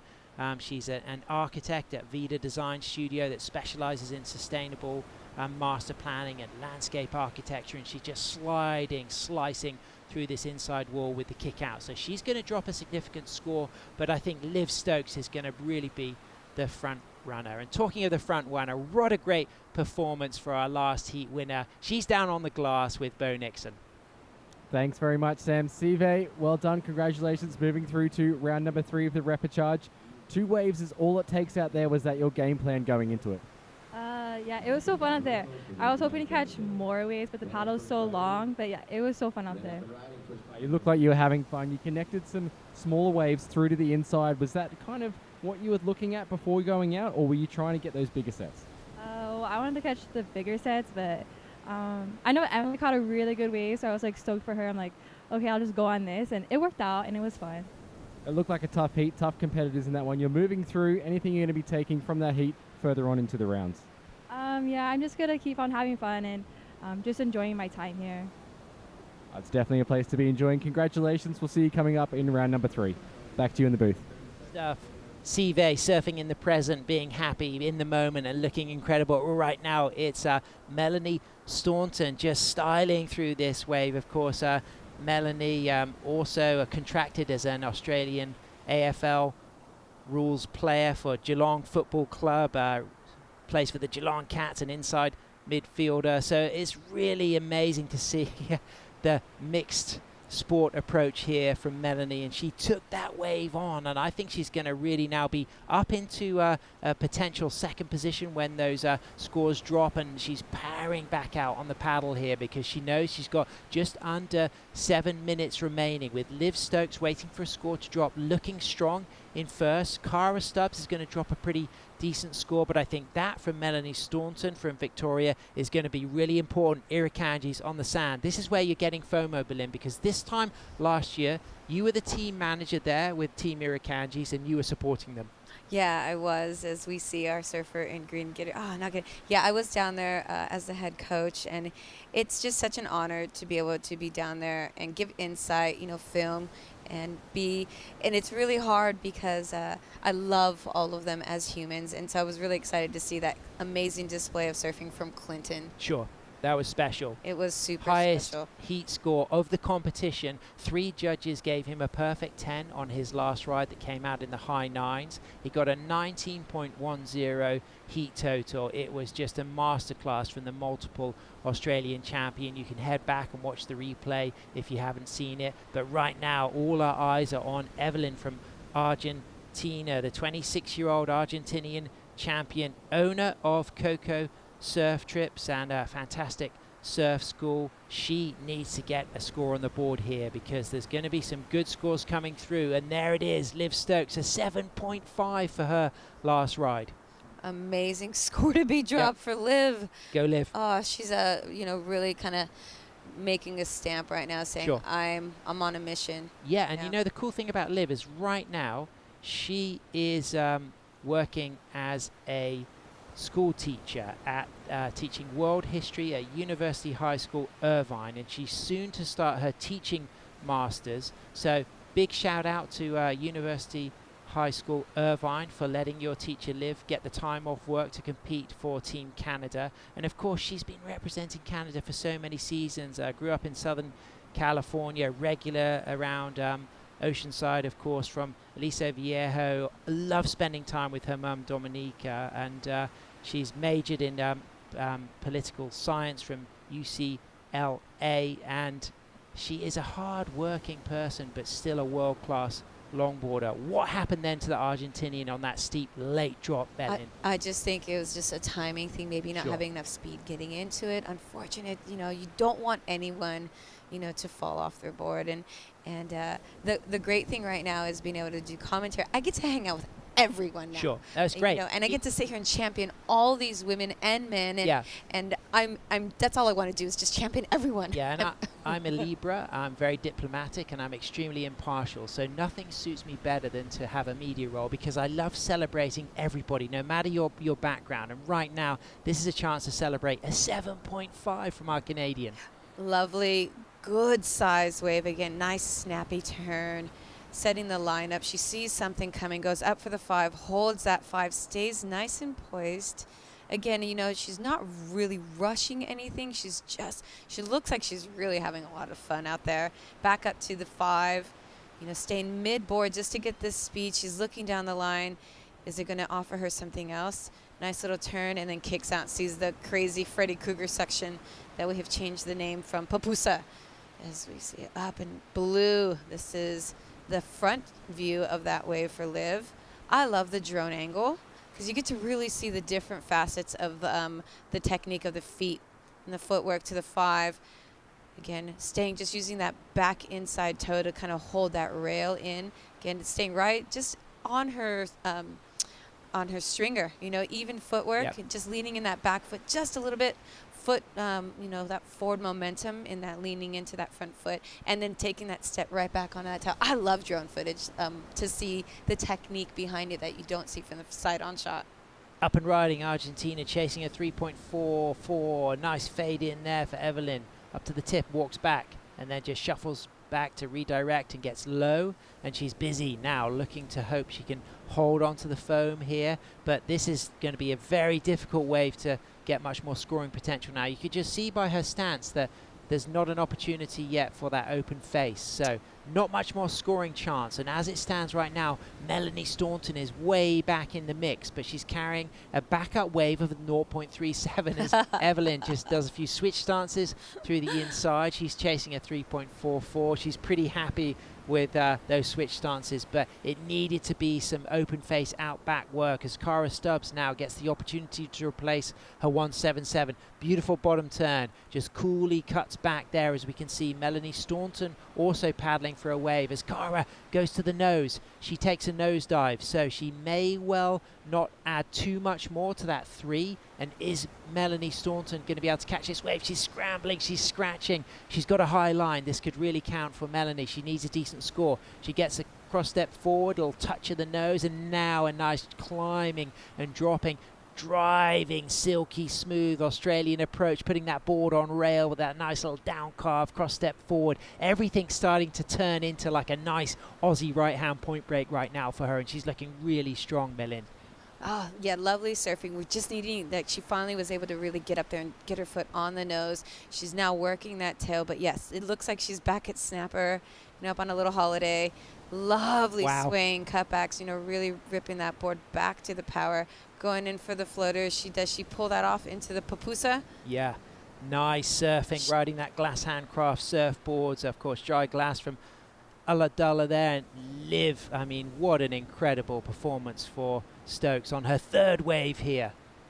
Lovely wave from Liv. This is her last wave was a 5.17. How's those cutbacks as well? This is a great performance for Liv Stokes, but it could well now mean that Melanie Staunton moves up into second because Cara Stubbs waiting for a score. She did fall. Liv Stokes still going strong. Smooth on rail on a Michael Takayama board. Looking to improve on a backup 5.17. Already got a 7.5. I think this could replace that 5.17. So as it stands, her heat total 12.67. This is going to go even higher in my book as she just works this all the way through to the inside. And a 2.13 for Cara Stubbs, meaning Melanie Staunton now needs just a 0.96. So a score to come through for Melanie. For sure she's going to go up into second, and it's going to look like Canada first, Australia second. Wow, what a great change from fourth to second for Melanie to be able to make it through. Great surfing from Liv. Her last wave, I have a feeling, definitely will change that 5.17, so solidifying her first place as we see Blue coming in. Look at that beautiful Michael Takayama under her arm. Single fin, little edge there in the tail. Beautiful foil and shape and outline. Rounded pin tail. You can see her mum Dom giving her a hug. There's been some really great family vibes at this event, seeing parents, daughters, dads, sons. It's really special, and that is going to be a big cheer for Melanie when that score comes through, I reckon, because I reckon she's done enough. She really had to scramble and scratch to get that wave. She set her line, and once she got to the middle part, everything started to come alive. She started to get expressive, and I saw all of those foiled fast right points that she's learned to surf in bring the best out of her, and she drops the score that she needs. She moves up to second, and Liv Stokes takes the win, and Melanie Staunton takes second place and stays in the event.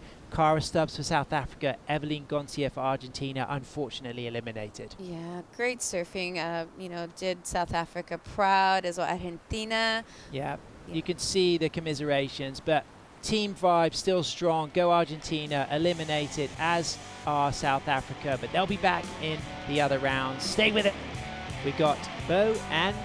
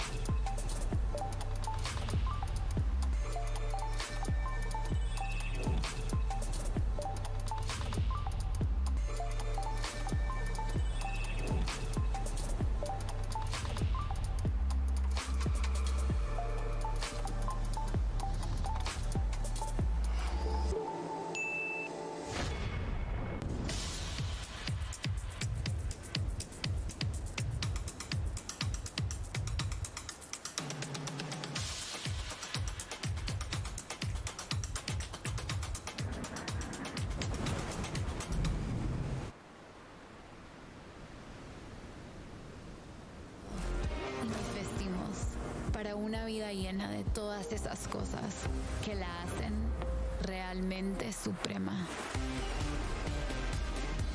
La otra vida hoy se nota en una nueva imagen,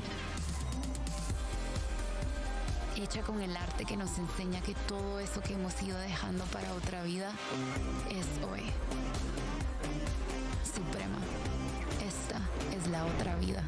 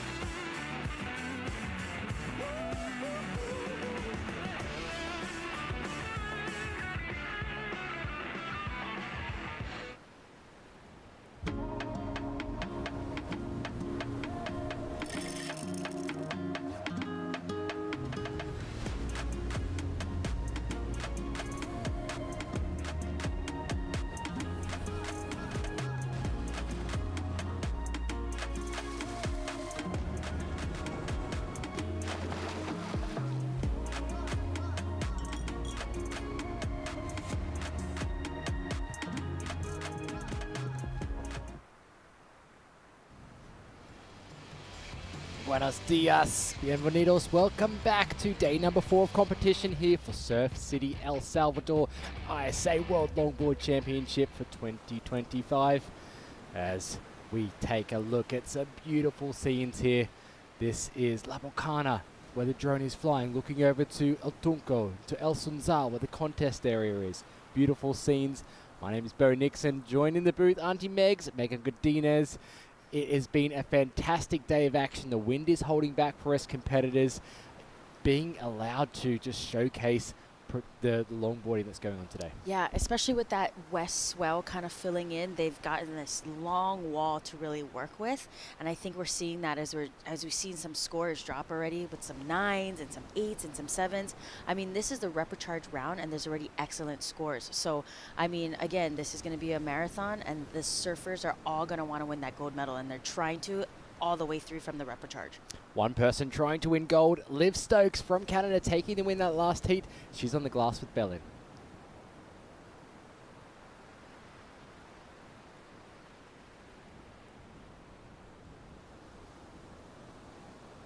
Today, watching everyone get absolutely killed by the Papusa section, it was a very different vibe. But today, like, it was perfectly lined up. The wind's not on it too much. Like, my heat was during a lower tide. So as opposed to like the dread I felt coming up to my heat yesterday, this was just like, this was a treat. It was so nice to be able to give an opportunity for you ladies to really showcase your style, your flow, and your boards. Your boards seemed like it was working really good underneath your feet. Give us a little bit of insight as to your board. As always, a million shout-outs to Michael Takayama watching back at home. He's just the best, and I actually had this board specifically made for this wave.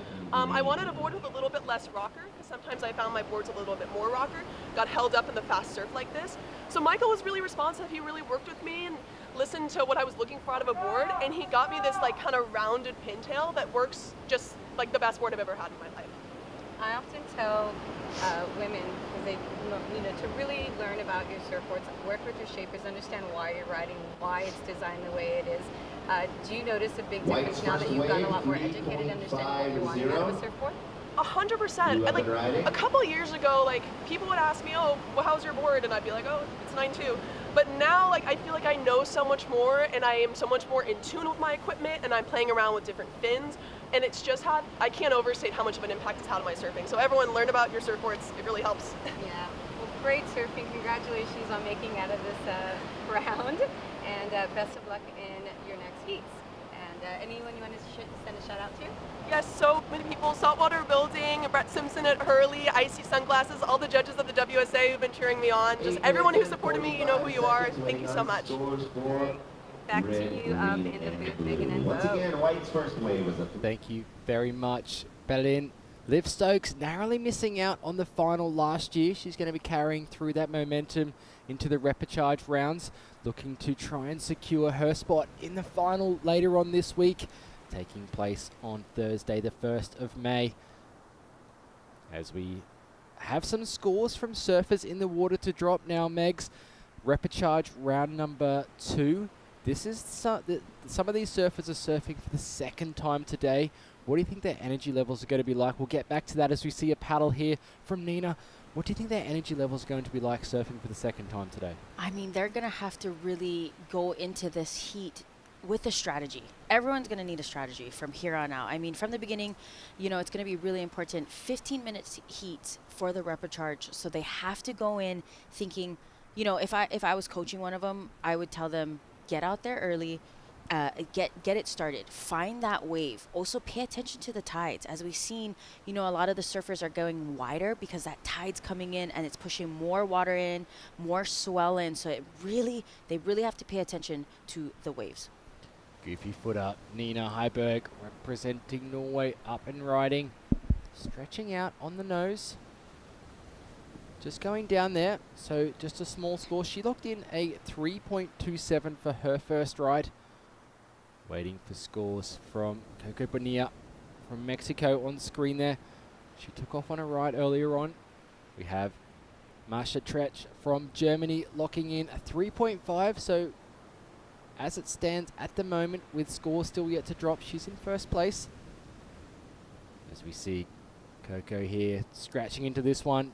Top of the wave. Beautiful controlled takeoff.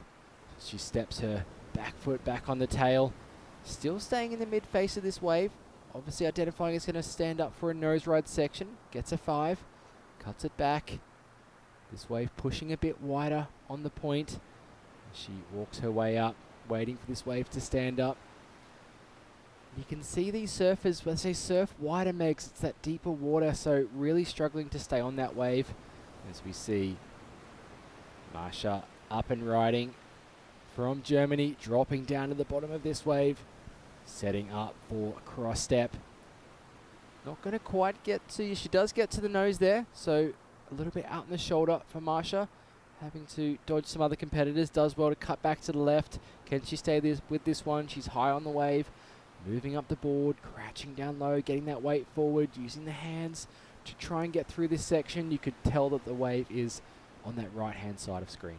Yeah, you can tell the wave was starting to get really fat on the inside, and she just couldn't get back into that double up. Late takeoff from Nina. First representation of Norway at the ISA World Longboard Championship, just falling off the back of that one. So Nina, a couple of small scores to back up that 3.27 to drop for her. We see Agostina Pellizzari also in this heat from Argentina, dropping a 3.40. That puts her up into first, but very briefly still waiting on that last from Marsha. Only needing a very small score to move up into first place. Remember, first and second move through to round number 3 of the repechage. Third and fourth are eliminated from the competition. A lot of pressure in this repechage. You know, it's something different when you go into the main round and then getting into the repechage. You really have to change your mindset. That, you know, this is my second chance, and then when you're in it, you really have to stay focused, be present. We heard a lot of the surfers in their post interview saying to be present, you know, they have that 15 minutes. They really need to get their waves, get it done, and completion. You really want to make sure you complete the waves and making it count, because that paddle back out is a long one. You know from experience surfing pretty much, you know, every day after the contest, how strong that current is and how long that paddle is back out to the point. So it's really important that the surfers get busy in the beginning of the heat. As we see a situation change on your screen, Coco Bonilla of Mexico locking in a 6.50 for her first ride. We haven't seen that yet on the screen, so it'd be great to have a look and see what work she got done on that wave. Sitting with second priority at the moment, opting to paddle out further than her competitors. She can maybe spot something coming through. I think having that bit of a lull to start, she's realizing that the sets might be moving through, so making her way out as the competitors start to follow her. So all scores locked in as it stands. Coco Bonilla of Mexico in first. Marsha Tretch of Germany in that second place with a 3.5 and a 2.9. Agostina Pellizzari, a 3.4 and a 1.9 for her. She's looking for a 3.01 to move up into advancing position. And Nina of Norway, a 3.27, her highest wave score so far. Looking for a very similar wave, a 3.14 to move into advancing position. It will be Agostina Pellizzari with priority at the back.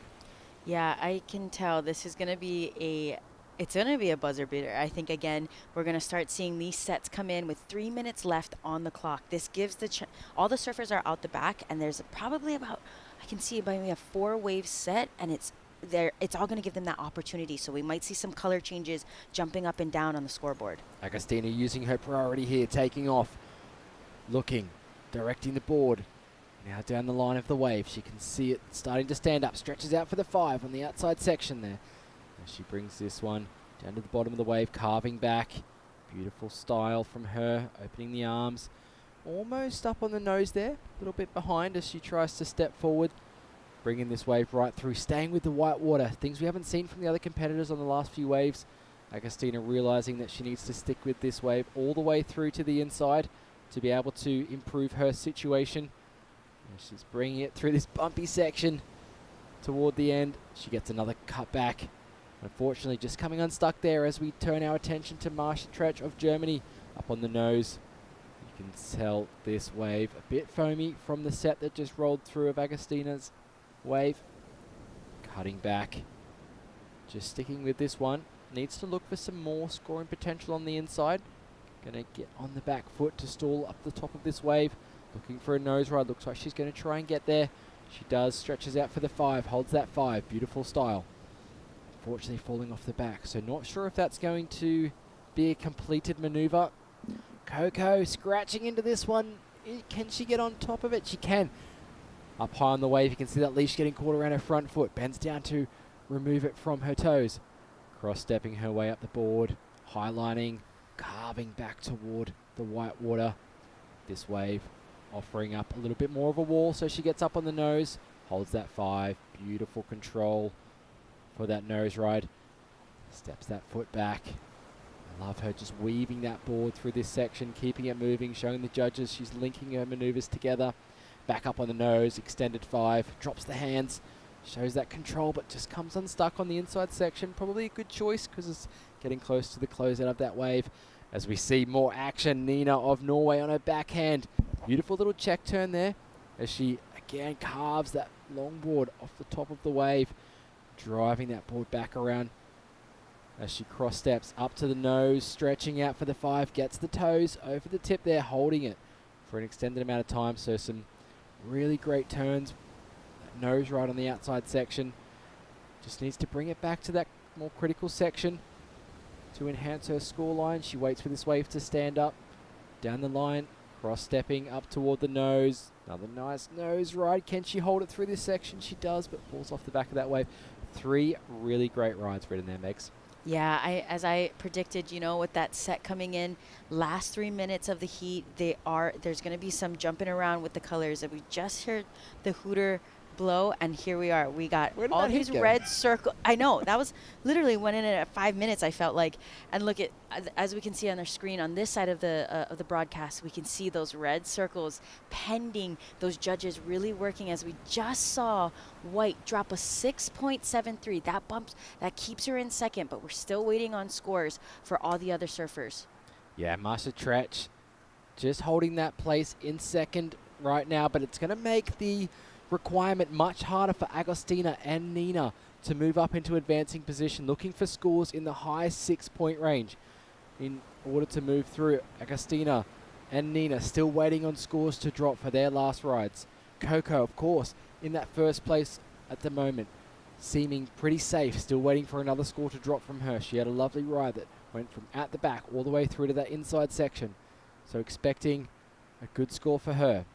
Nina needs a 6.96. I don't know, that last wave, you think it was up there? It was actually, I quite liked that outside section. She had some carving maneuvers on the outside, but then also connected it through with a nose ride afterwards.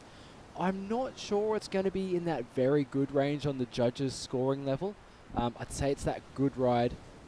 I mean, who am I talking about, the judging? I'm not a judge at all, but I feel like it's going to be around that mid-5. Yeah. Not going to get up there just because it were kind of mid-face carves. I didn't feel like she was utilizing that whole wave face. Yeah, I think I'd have to agree on that. You know, still waiting on scores. Judges really deliberating, really taking their time. They got playback screens, the replays, and they talk amongst each other, really trying to navigate what score to drop for all the surfers, and I really appreciate that. I remember, you know, back in my day, we didn't really have that. We didn't have any scores. We didn't have priority. We didn't have scoreboards. The only way you knew is if you felt good surfing. That's right. But and even then, I was like, oh, I scored a 9. Came in, I got dead last. I'm like, oh, I have to we got to revisit that thought process there, Megs.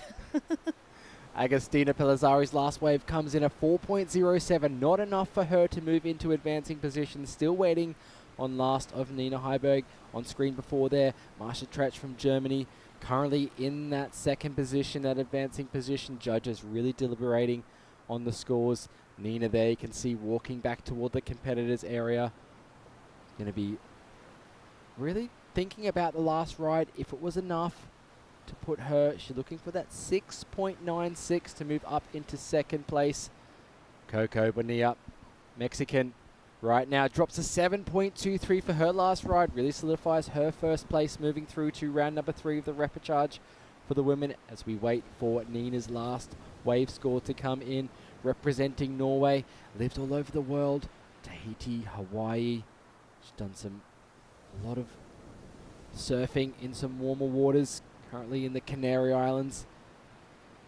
So Nina walking up the beach, greeted by her friends. So wild that this is repechage 2, round 2 of the repechage, and we're already biting our nails. Like, my left hand has no nails left. I'm like, man, guys, this is only round 2. And we're on the edge of our seat as well, Megs. I'm just, wow. And it's we're seeing a lot of great surfers already in the repechage so early on. So they're going to have a lot of work they got to do throughout the week. And there you have it. Nina's last wave score drops in a 4.50. Not enough. Puts her up into 3rd position. So we will be saying goodbye to our Norwegian surfer, but it will be Coral Bonilla from Mexico, Marsha Tretch from Germany moving through. Don't go anywhere. More action coming up after this commercial break.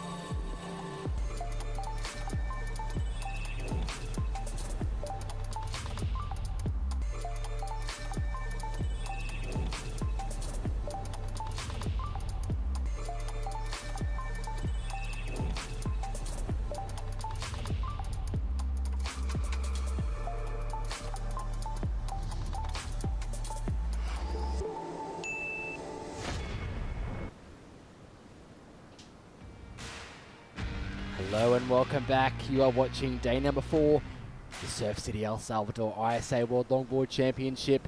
Live action in the water for repechage 2, Heat 5 of the women.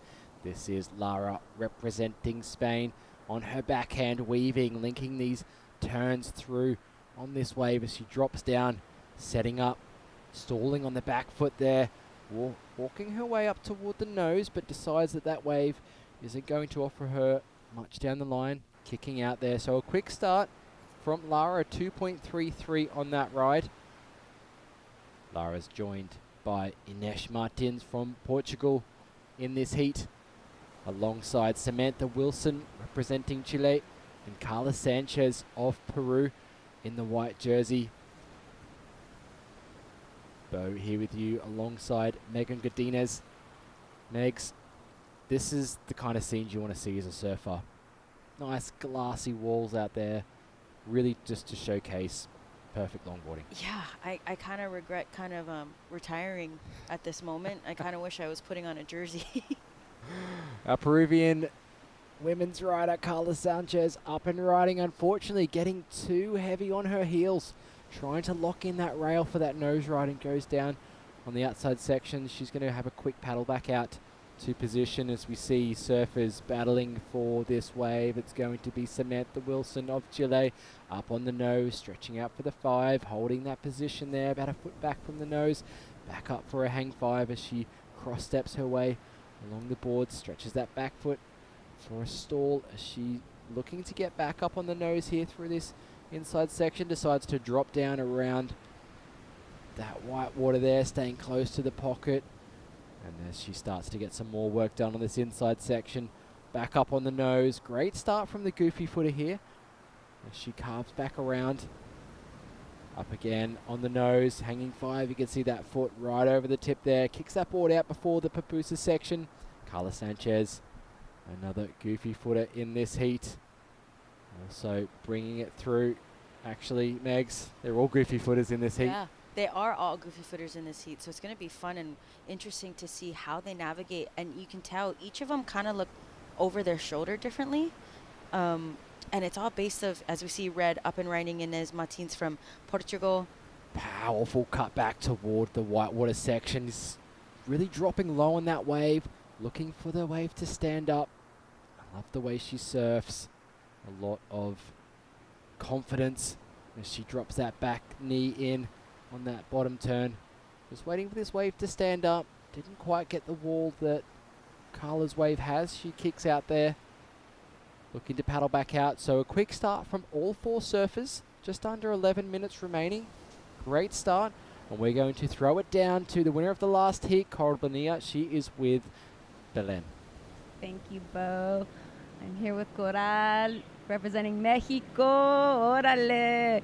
Congratulations, great surfing. How do you feel being able to have the opportunity to represent Mexico, as well being able to surf the surf that you surfed yesterday and coming into it today?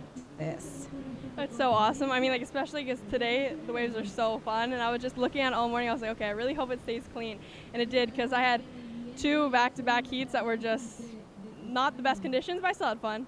And then to be here with Mexico, I mean, it feels great. There's my dad's here coaching me, so that's awesome. And your equipment, surfing yesterday, the bigger, bumpier, heavier surf, to surfing a perfect wave. How's your equipment feeling right now? Equipment feels great. I'm using the same board that I used yesterday, but that board, it's a Luffy. It's really good. I felt great in both conditions. Just today, I got the waves and I picked them right this time. You're going to be moving into some heats with some bigger names, people that have a lot of experience under their belt. How do you kind of get that mindset going in, seeing, you know, like some of the bigger names in a heat? I mean, you got to surf it as if, like, I mean, I always say you have to surf your best no matter what, because it doesn't matter who you're against. You're just trying to do whatever you can do out there. It doesn't matter what they're doing. So I feel the same. I love to hear that. Everyone's beatable. So congratulations. You surfed so well, and you did Mexico so proud. Anything you'd like to shout back? I would love to say hi to all my family and todos en Mexico, and my family watching in Canada as well. My grandparents are always cheering me on, so I love to hear that. And my mom and my sister, Callie. Hi, Callie. And todos que están ahí en México, apoyando a Bronner Boards, Ripco Mexico, y a todos. Los amo. Gracias. Thank you for that. We'll send it back up to you in the booth. Very much, Belen. That was Coco Bonillo there representing Mexico, taking the win in the last heat quite convincingly. Had a couple of really good scoring rides as we see our ladies paddling out. After their wave scores here, we saw a beautiful set roll through during that interview. Oh my gosh, that set! I had to fully turn around and look at it out the window. The way that it rode in, I don't know. I'm like, as the heats go on, I'm like, why did I retire?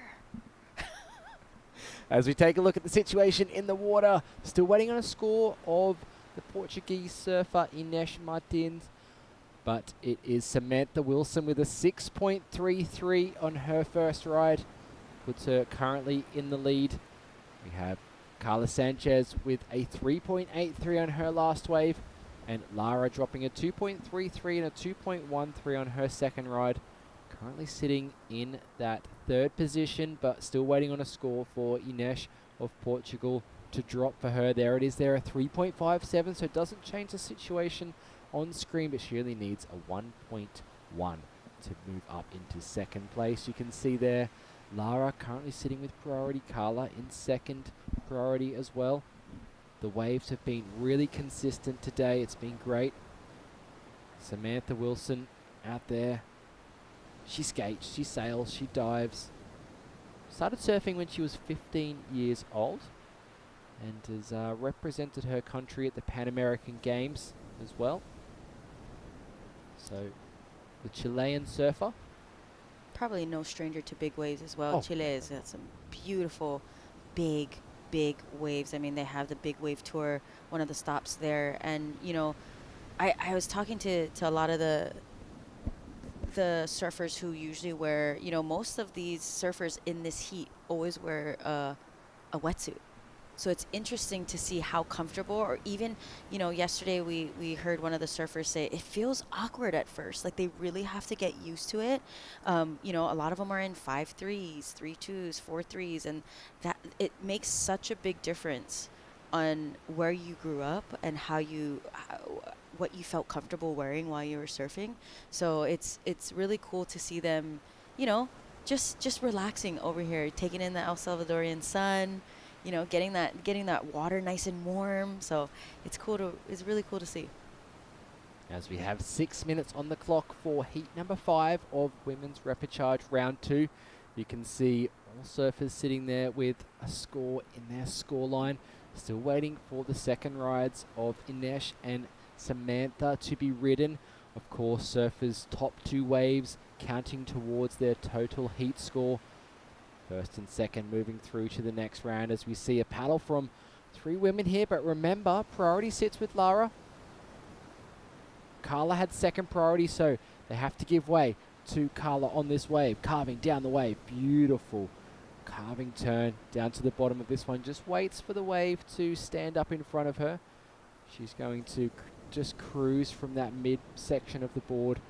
Nice little cross step stall there as she brings this one through, getting things in a little bumpy on the inside, but she does well to navigate it back down to the bottom of the wave. You can see this wave just growing in size as she continues through toward the inside section, carving back again, using that back foot to step from rail to rail across the board, tries to get on the nose, but just digs that nose in and falls off the back of that wave. Smart surfing from Carla. She knew she had that second priority and she used it. You know, there was 2 other surfers paddling for that wave and she knew, I have priority, you guys have to pull out. And it was a smart move because that wave was just a beautifully ridden wave for her. Oh, look at the facilities we have for the athletes. Ice baths down there. You can see athletes, they get down to about, 10 degrees Celsius. Oh, in yeah. the 50s Fahrenheit there. It's fantastic to have all of these facilities for the athletes to be able to prepare their bodies, but also their mind, and also cool down from the heat here in El Salvador. Yeah, we see Sophia Cohen here sitting in the ice bath, just cooling that body down. It's such a good recovery. And, I tell everybody, even myself, training in and out of the water is important, but the recovery is just as important, if not more important, because it allows you to perform at your highest level, but also make sure that your body's in shape not to get hurt. This wave is not a soft wave, as we saw boards getting broken yesterday, some people getting hurt, but that's why the recovery, and it's so great that El Salvador provides that. Surf City has those facilities where they can recover after their long day of surfing. Yeah, a lot of research has gone into ice baths, cold water dips, things like that. It's a huge thing back in England where I currently live. Of course, being from Australia, you see swimming pools, ice baths. Basically, everyone has one now if they're an athlete. Obviously, that hot, cold therapy too. Saunas, ice baths, kind of that switch as well. Really just prepares your body. Yeah, the contrast therapy is really important. It really it pushes the generating of good blood cells to get flowing through the body. And here we don't need a sauna. You just step out of the ice bath, you're contrast heat, you're already in the heat, you jump back in. Having those rounds, as we see the competitors hanging out, we see Tom Breen from Ireland there hanging out. Such a cool little setup. It's got this really good cabana kind of vibe. I love it so much. Great espresso machine down there, I must say. All the nice cool drinks ready for the competitors. Oh, and we see a Gatorade drinking up, especially that's part of recovery, getting those electrolytes in. Super important, staying hydrated, especially with the sun, the warm water. They've got a great facility here. Gatorade, the hydration partner of this event, getting those electrolytes in. 2 minutes left on the clock. We see the last score. Carla Sanchez drops, puts her up into the lead at 3.90. So currently, as it stands, Lara in third position, looking for a 4.01 to move up into second. She's only sitting with a couple of small scores in that 2-point range. Inesh Martin from Portugal in that fourth position, only with a single wave score, 3.57, not needing much to advance, a 2.77. What do you think's needed, Meg, for a 2.77 out here today? She's going to have to choose the right wave. But that's the thing. You don't want to just score a 2.77. You're going out there. You want to replace your 3.57, actually. The thought process is, all right, my 3.57 It's a pretty good score. Let's have that backup. I want a 5. I want a 6, especially in 4th place. You're not going to just surf to get 2.77. You want to make sure you're surfing to get 5 or higher.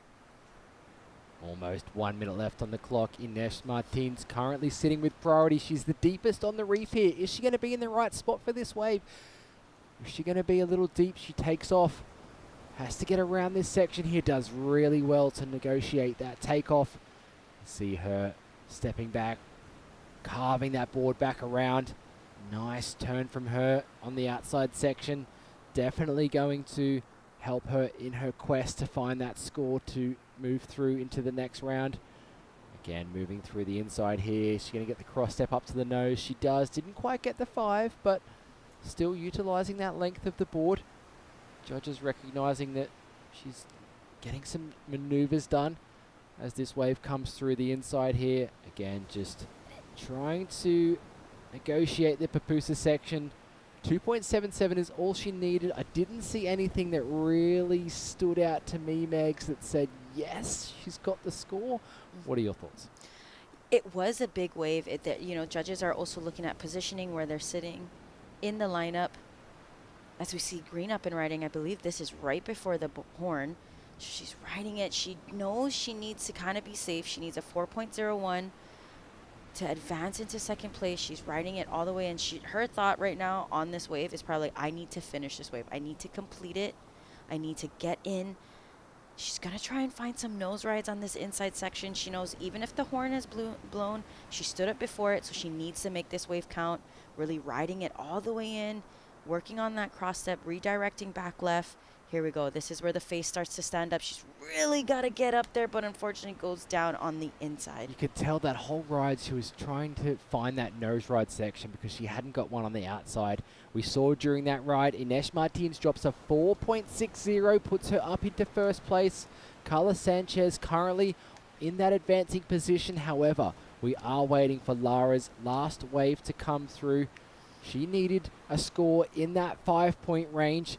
It does look like the judges have made their decision. They've locked it in. It's a 3.07. Not enough to move her up into advancing position. So it will be on screen. Ines Martins winning that last heat ahead of Carla Sanchez of Peru, moving through to the next round. Yeah, this was a smart decision, using that priority, knowing that there was little time left. She really needed to make this wave count. As you can tell, she kind of grabbed, so she did really good on navigating this wave.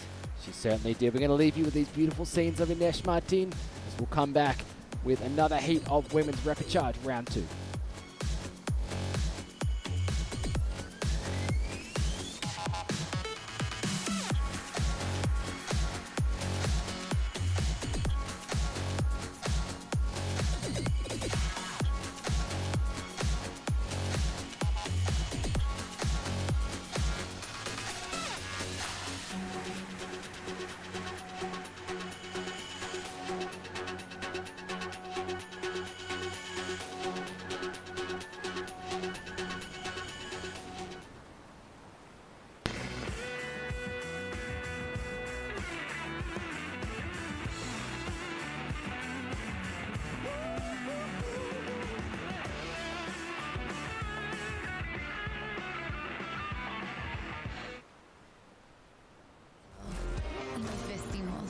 Para una vida llena de todas esas cosas que la hacen realmente suprema.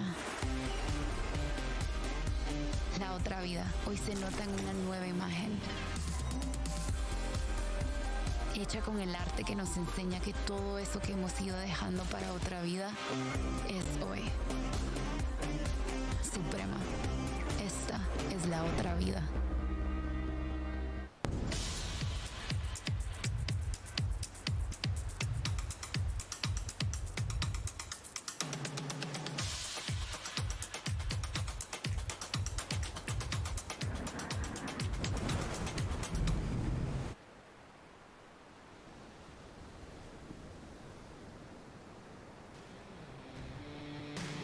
Welcome back to the Surf City El Salvador ISA World Longboard Championship here for 2025.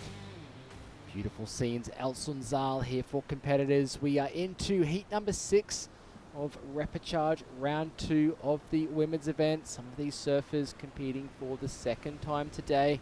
So they'll already have a little bit of insight into the conditions from earlier on. That tide starting to fill in around that 3 p.m. today. Local time will be high tide.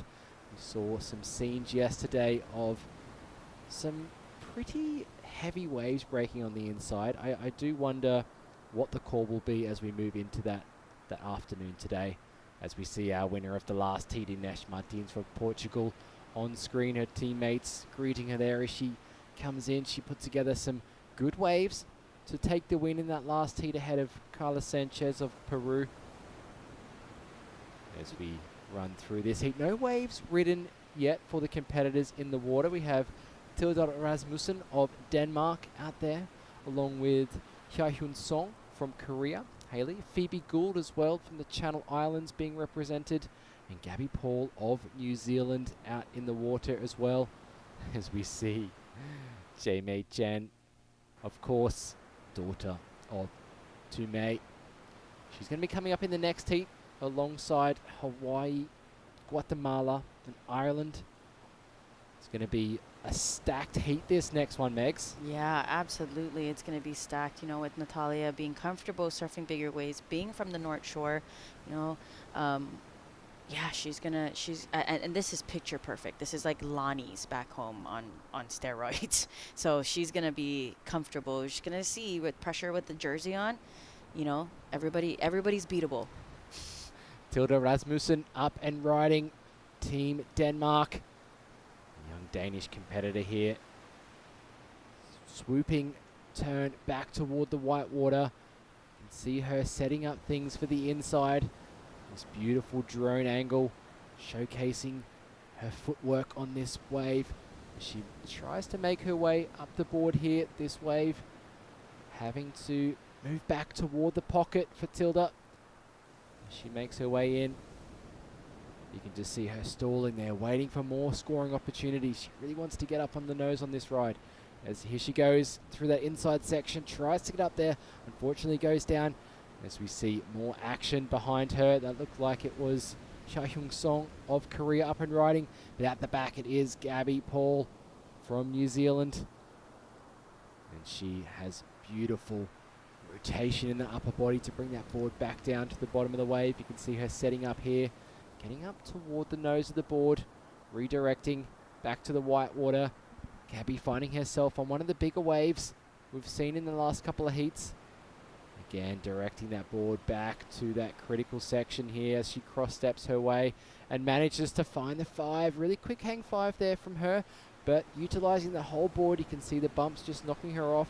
The hard work was done on the outside, Megs. Yeah, great surfing from all surfers as we see Green up and riding. Phoebe Gould, this is her second time surfing for today, and it's not even noon yet. So repechage, we're going to see a lot of surfers having to go back out as she's making her way down the face of this wave. Is kind of dying out. She's going to probably want to redirect back left, but again, she's got on the outside.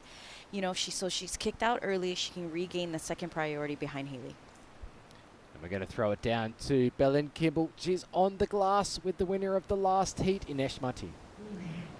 Thank you, Bo. Inês, how are you feeling? You left it kind of down to the wire on that. You feeling a little bit better?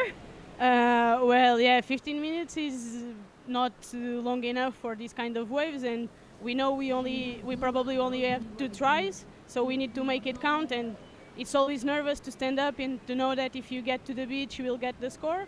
But, well, that's it. Well, you were able to pull it off and get that second wave that, you know, brought you down from second into first. So congratulations. The conditions right now, how excited are you to have these for the women and yourself to be able to display? So the conditions are amazing. I would like to get a 1 hour heat if we can, because it's really, really good. We just need more time to catch more waves, but it's amazing. Amazing waves. Well, you made your country proud. You surfed well. Anything you'd like to say back home? Yeah, can I speak Portuguese? Olá a todos, pessoal. Muito obrigada pela força. Finalmente agora está a começar a correr bem. Fiz um bom hit. E quero agradecer a todos os que me estão a apoiar, a comunidade toda do Longboard, aos meus pais, à minha família, ao pessoal que me apoia, ao Otávio que me faz as pranchas, ao Necas. Muito obrigada a todos e vamos continuar a representar o melhor possível. Vamos lá. Congratulations. Best of luck in your next heat. Back up to you, Megan and Bo in the booth. Thank you very much, Berlin Alvarez-Kimball. As we hear from Ines there, really stoked with her performance moving through to the next round. We have scores from all competitors currently in this heat number 6 waiting to drop. And if you don't realize, it is absolutely pumping out there today. This really just makes you want to take a trip to El Salvador. Yeah, it makes me want to put a jersey on and surf and be like, you guys need a substitute or a backup or, maybe sneak one in as a caddy. No, I'm just kidding. But the waves are just so beautiful and amazing here. We're going to see that push, that high tide push. Surfers are really going to have to start paying attention to their landmarks on the beach, where they're sitting, where their teammates are waving them in. They're really going to have to pay attention and understand where they're sitting, what waves to take off on. We heard Ines say, we only have 15 minutes. It's really important that we complete the waves, that we get 2 waves in there, and that's exactly what she did. As we see Green paddling over that wave, she got stuck on the inside a little bit, but she is out the back with first priority. Tilda Rasmussen from Denmark drops a 5.33 for her first ride. Waiting on scores for all of the other competitors to drop as well. 6.5 minutes on the clock. I saw Blue's wave, Haley's, for Korea, and that looked like a very beautiful wave. So I think that's also going to be a very good score for her. Good start to her campaign with 6 minutes left in the heat. Surfers are slowly making their way back out with sets coming out the back. And just as you said, Megs, Haley Song of Korea drops a 6-point ride. Currently the highest wave score of this heat so far. Remember, you can stay tuned to ISAsurfing social media channels, Instagram, Facebook, X, TikTok, YouTube. And you'll be able to get insights to the athletes, insights to the event site down here at Surf City, El Salvador. And also stay updated with all of the results coming your way. ISAsurf.org has live scoring. If you are watching on that, thank you very much. And of course, on the YouTube channel, we see a score for Phoebe Gould dropping a 2.33 for her. So she's in 3rd place at the moment, waiting for that last score of Gabby to drop as well. And then we'll have this situation as it stands in the water, coming down to that 5 minutes remaining. These heats move really quickly. You can tell just these one waves in 10 minutes. As the current conditions, Megs, talk us through us. Yeah, we have this incoming swell, 46 feet. It is going to draw back just a little bit, but it's going to be pulsing throughout the week, all week long. As we see red replay 5.33. This is Tilda's from Denmark's wave, turning down, finding this line. And I love the way that her board looks under her feet. She looks very solid. It looks like a very sturdy board. And especially to navigate this pupusa section as we see here, a lot of chops, a lot of bumps, but she does well in staying in the middle of the board, having that weight distribution very even. Nice turning cut back, looking for that double up, stalling on that back foot. I love she just leans just ever so slightly on that back foot just to redirect that board as she works her way in, goes down right in the pupusa section. As we see Haley's ride here on the replay, she dropped a 6-point ride for this, Megs, the highest wave score of the heat so far. Yeah, and she did so well as to find this nose ride. Very much kind of a low line, and that's really hard to do. And I believe she is on a carbon board, so she is navigating all these chops and bumps, makes the board a lot lighter when it's made out of that material. She finds this beautiful in the pocket hang 5, nice controlled walk back. The step backs are so important, and she does so well to do that beautifully ridden wave. And this is Gabby's last ride. Locks in at a 4.33. She's currently sitting in 3rd position.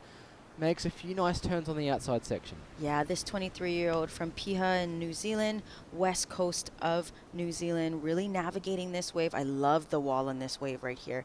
She's got it a little steep. She does well to navigate it, turning down the face. A lot of foam starting to create from these swells coming in.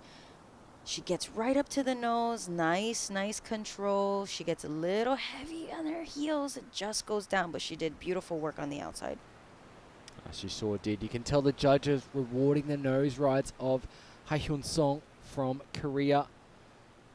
She was doing some really critical nose rides in the pocket there as we take a look at beautiful scenes looking down toward La Bocana, which is that peak you can see on the screen there at the top right-hand side. A long right-hander, that short left-hander as well. The ISA have held events there. The World Surfing Games has been held there.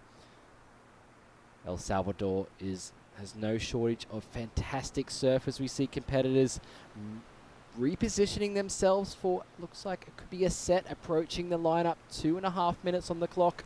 All 4 surfers only with 1 wave score. Yeah, again, I feel like we're going to have a lot of those heats, right? 15 minutes, and there's about 2 sets in every heat, and that's going to give the surfers those 2 waves, so they really need to complete their rides. And it's, you know, we're seeing waves coming through. They all have 1 wave ridden. I mean, with this next set coming in, I feel like we're going to see a bunch of colors start to do a little dance on the screen, on your left side of your screen there. There's a few lines starting to show up out the back. I'm not sure if it's one of the biggest sets of the day. 1 minute, 40 seconds left on the clock. Will it be enough time for those waves to come? You can see now. Gabby, starting to move in. Yeah, they're starting to move in. Gabby currently sitting with first priority out there in the water, needing a 1.01 to push herself up into second place to advance through. 1.5 minutes on the clock. I'm thinking I need to start paddling in, reposition myself, find a wave, no matter. As we see Phoebe Gold, you know, she's in 4th. She only needs a 3.017. She did really good in her first heat, and now she's realizing, all right, I have 4th priority. I should already start to be coming on the inside. They have a minute left in this heat. I mean, it's so close right now. I mean, Gabby Paul only needs a 1.01. Technically, all she needs to do is stand up and do a bottom turn, right? So, I mean, it's going to be a lot of defensive moves right now. There's 45 seconds left on the clock, and just so happened, you know, surfing competitively, you're either you want more time or you want less time. You want the time to run out or you need more time. I mean, we heard Inez saying, "I want a 1-hour heat." I mean, wouldn't we all? I would love 30-minute heat. Quadruple the time. Yeah, exactly. There are some small bumps approaching. Is it going to be enough time? 25 seconds. Competitors starting to paddle out. I feel like they should stay where they are to try and get that inside track there. 15 seconds left on the clock. Gabby Paul currently sitting with priority, making her way really deep on the reef here. You can see her paddling to the right-hand side of screen. I think we're going to run out of time on this heat. Counting down. 3, 2, 1. Surfers are not going to be able to get to their feet in time. We'll have to double-check that because we've just heard the hooter. She could have been up in time. Let's call this wave anyway to see how she does. Gabby surfing this one through. It looks like she was up before the hooter. And she knows she's got to make this wave count. She's looking for that inside.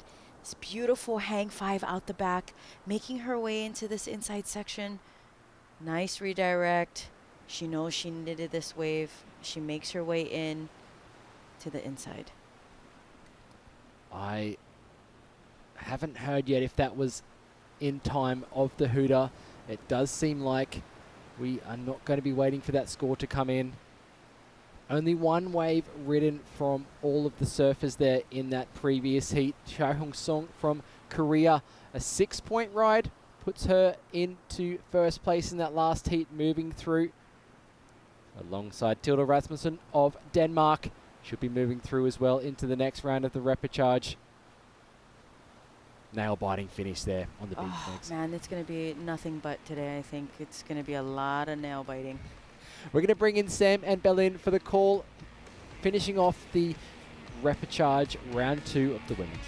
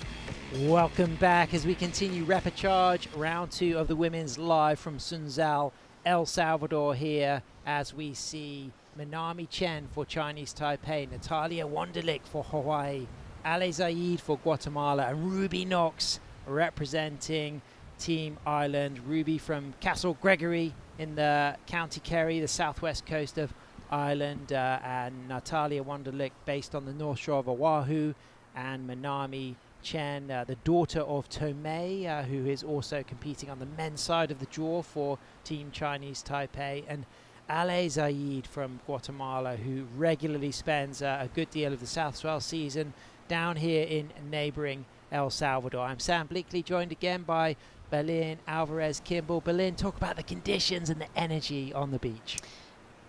The energy on the beach is intoxicating. Nice. Yeah. It is on a level of 1 to 10. It's a 12, buzzing. Everyone is so grateful to have such beautiful conditions. It's still clean. It's safe. It's fun. Everyone's having an absolute ball, you know, and it's really allowing everyone to really show what they can do on a longboard. After the drama and the challenges of yesterday with those big bouncy conditions, yes, there's still some size, but there's also some absolutely perfect walls ahead for all of these competitors. Plenty of waves coming through, but with 15-minute heats in this repechage round, you've got to get a busy start. And that one looks to have cleaned up some of the surfers. There are scores to tabulate. We've got our first wave ridden by Minami Chen from Chinese Taipei at 2.33. We've got a 1.4 from Natalia Wonderlich for Team Hawaii. We've got a 1 for Alejandra Zaid, known as Ale from Guatemala, and we're still waiting for that first wave to be ridden by Ruby Knox. So we'd just seen in that previous heat that all of the surfers only got one wave, and at the very end, Gabby Paul for New Zealand, just after the hooter, it would have been enough to move up into second, but literally like, a millisecond after the hooter, and it didn't count. Oh, that's so harsh. And I was talking to some of the competitors down there. I said, you know, I used to compete, so I understand you. You know, I understand how you feel. Absolutely. Well, let's go down to the glass because the winner of our last heat, representing Korea, it's Haley Song. Thanks so much, Sam and Berlin. Haley, beautiful surfing out there. You only had that chance to catch one wave, and it scored you the highest wave of the heat. How did it feel out there? I need 2 waves, but first wave I catch it, that was good one. So I'm really focusing, connecting until finish riding. I think it was lucky. So feeling was real nice. Yeah, so the waves went flat. The waves disappeared for your heat. So what was your thought process? What did you have to do? I want to catch a big and good one, but it really, everybody waited a long time. There was not many waves coming. So just waiting, any wave I waiting, yeah. Very good surfing. And your board looks really good under your feet. You feel okay on your board? Sorry? Your board, your surfboard is good? Yeah. I like the black,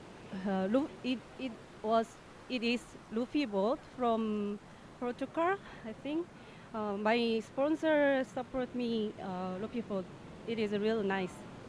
Well, great surfing, and we can't wait to see you in the next round. Did you want to say anything back home?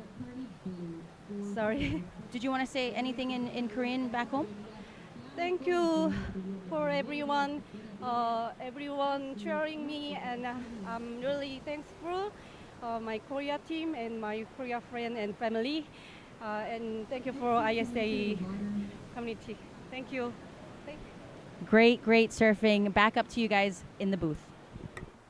Well, it just goes to show you've got to put everything into every ride you catch, because all 4 of those competitors only had one ride, but it was Haley Song that took the win. In second, Tilda Rasmussen. And I really want to say something positive about Tilda, because she unfortunately broke her second board. Of the two boards she has brought with her, she broke one earlier free surfing, and after she finished a heat yesterday coming in, she broke it in the shore break, and she was on a borrowed board, and she progresses through to women's repechage round 3. So congratulations, Tilda, for Team Denmark. What an effort. Yeah. And to be able to jump onto an equipment that you know nothing of and be able to surf it well goes to a testament of some talent right there, because it is really hard to jump on a board you know nothing about. And there's a really good contest. Yeah, and there's a really good collection of Europeans in the event this year as well, and not just southern and central Europe, but northwestern Europe, like the regions that are close to Scandinavia. And there's a really vibrant longboard community in Denmark, so they would have been super pleased to hear Tilda take the win. But equally vibrant is the surf community in Ireland. Some of the best waves in the world along the west coast of Ireland, and Ruby Knox no stranger to those world-class waves, so let's hope she gets the opportunity to express herself. I would like to take the chance to champion, and I used this word earlier to a friend of mine, to really champion those people, the surfing community from those areas. Some they're just emerging into, really supporting and getting behind the longboarding scene. Some have really deep roots, but you don't hear about them a lot. And I just want to say I'm so happy to see you here at surfing. Natalia Wonderlick up and riding, but it looks like our surfer in white, Ruby Knox, had first priority there. So Ruby takes off and gets that touch of the 5, and she walks out of that opening nose ride. A big cutback for Ruby Knox as she sets herself up again with a nice turn, and then cleanly controls that turn and then drops back down into the bottom of the wave, and she was in first priority there. So there may well be deemed an interference on Natalia, or they may say that she didn't infringe with her ride, so we'll wait to see what comes out of this. But Ruby has ridden this wave really well. She's still going through to the inside. She kicks out and she's going to drop a score, Berlin. Yeah, interesting to see what the judges dropped for that opening ride. She was clean, she was smooth, surfing. she got a nose ride, she got good some wave. turns. Yeah, fantastic, as we can just see the quality of those waves coming through, all blue, all colourful, all fantastic conditions. And riding right now is Alejandra Zaid, all in trim to the 5, holds that 5, walks out of that 5, and amazing agility. She somehow, and I don't know how, managed to keep riding through them. It's rare that you see somebody fall that far back and stand back up. That was a demonstration of how athletic Ale is from Guatemala. And youth. Yeah, she's quite strong, actually physically strong as well. So, she'd have some really, really strong legs. Minami up and riding for Chinese Taipei. The 21-year-old regular footer cross steps forward, gets a really nice 5. Graceful and elegant in and out of 2 clean, smooth nose rides, and then walks out of that second nose ride, and now comes to a high line and cross steps forward to keep things trimming. If she can drop back down into this wave, she's really going to have some more scoring potential as she uses her footwork very elegantly, keeping pace with a couple of strong opening nose rides and just all forward-facing trim, but in and out of another 5, and she kicks out cleanly. Could be the strongest score of the heat so far, and she is going to be absolutely buzzing. Really enjoyed watching her surf as we have our surfer in blue taking off. So it was a priority interference, so she will lose that second scoring ride. So as long as the surfers stay out of double figures, she may well still stand a chance of taking the win or getting second. Natalia Wonderlick, all smooth in and out of the nose ride, a world-class longboarder in this goofy footer. Can she keep control? She just gets bounced off on the corner there, but she will get a decent score. Comes in a 1.4 for her opening ride, and we now will expect a third ride to be scored, but she will lose her backup scoring ride as we see Captain Mr. Pura Vida himself. It's Dorian Torres flying the Costa Rican flag and really ready to support his teammates coming up pretty soon in the next heat. We've got Aiden, who'll be surfing in the green jersey in heat number 8, which will be starting very soon, because these 50-minute heats, they just go in a click of a finger. They do. They absolutely just disappear. And especially when you have, bigger waves, if you just get lucky but unlucky with paddling out and you get those sets, there's half your heat gone right there. We can see Ale Zaid turning. This looks like a nice glassy wall. Big section, peaky takeoff. Is she going to take a high line or a low line? She goes mid-face, grabs that rail, just drops low and then stands tall and finds herself straight on the tip on her Luffy. This is Elise Lemoine's competition board that she bought at the end of last season from Elise, and she walks back up to another nose ride. So this is really strong after a great takeoff. 2 nose rides, some speed check turns, still trimming down the line, demonstrating the quality of the waves today at Sun Zhao. This is absolutely world class.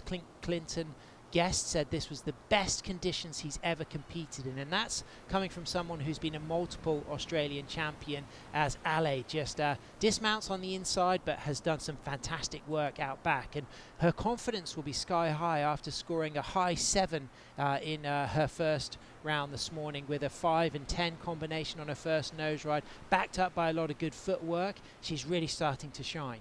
You feel so empowered after catching such great waves in your last heat. You come into it feeling really refreshed and energized and excited, and you know you can put the scores down if you get the right wave, and the waves are there now. It's just about getting them. Absolutely, and we can see Ruby Knox with a 3-5, but what about this for Natalia? This is the interference. It's an unfortunate, but it is a part of surfing, is understanding the priority. But yeah, she did get quite close to Surfer in White, and which allowed Ruby to drop her 3.5 on this wave. But unfortunate for Natalia losing, Natalia losing her second backup score. But, Ruby using the priority, working smart, and it's a contest. And Natalia did have an interference as well yesterday. But there will be a possibility if all of the women stay out of double figures from one wave, she could still get through. But this is a 3.5 for Ruby Knox. Great surfing for Ruby at 3.5. Natalia has a really beautiful style. She's a great surfer, as we see surfer in green. This is Ali. Nice, smooth. Guatemala, beautiful, smooth, as you said. Just look at this. Wow. There's no way I would be able to do that. That was next level agility. I'm so excited to see her be able to get back up and continue this ride. Goes up for the 5.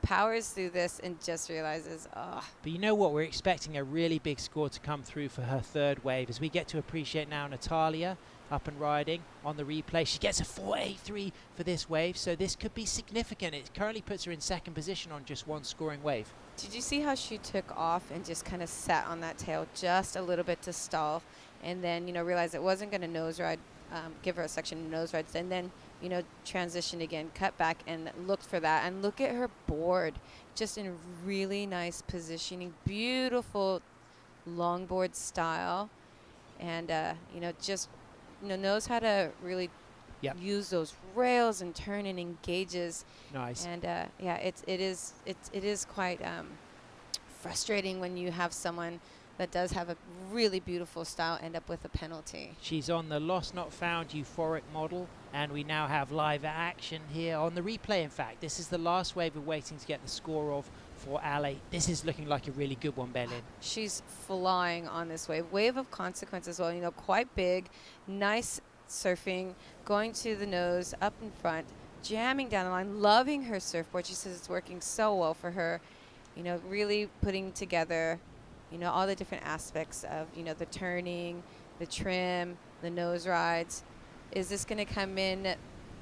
This will definitely be her highest score. She's able to continue all the way to the inside. Yeah, it comes in at a 6, so it puts her up into second with her 2.33 and her 6. And let's celebrate that 7 from our surfer from Chinese Taipei. The 21-year-old Minami has got a 2.33 and a 7, so she's in first, winning by 1 point. Ale Zaid for Guatemala on your screen. She is now in second position, and it means that Natalia Wonderlich needs an 8.33 to move up into first. But can you believe how quick that heat went? Berlin, that was one of the quickest at that 50. Mercy. There was so much drama. I mean, commiserations for Natalia. Congratulations, Minami taking the win in first place, and well done, Ale. She was charging. She gets second, but being eliminated both Ruby Knox for Ireland and Natalia Wonderlich for Hawaii, so that will really dent Hawaii's chances of defending their team gold. But stay with us, because we'll be right back.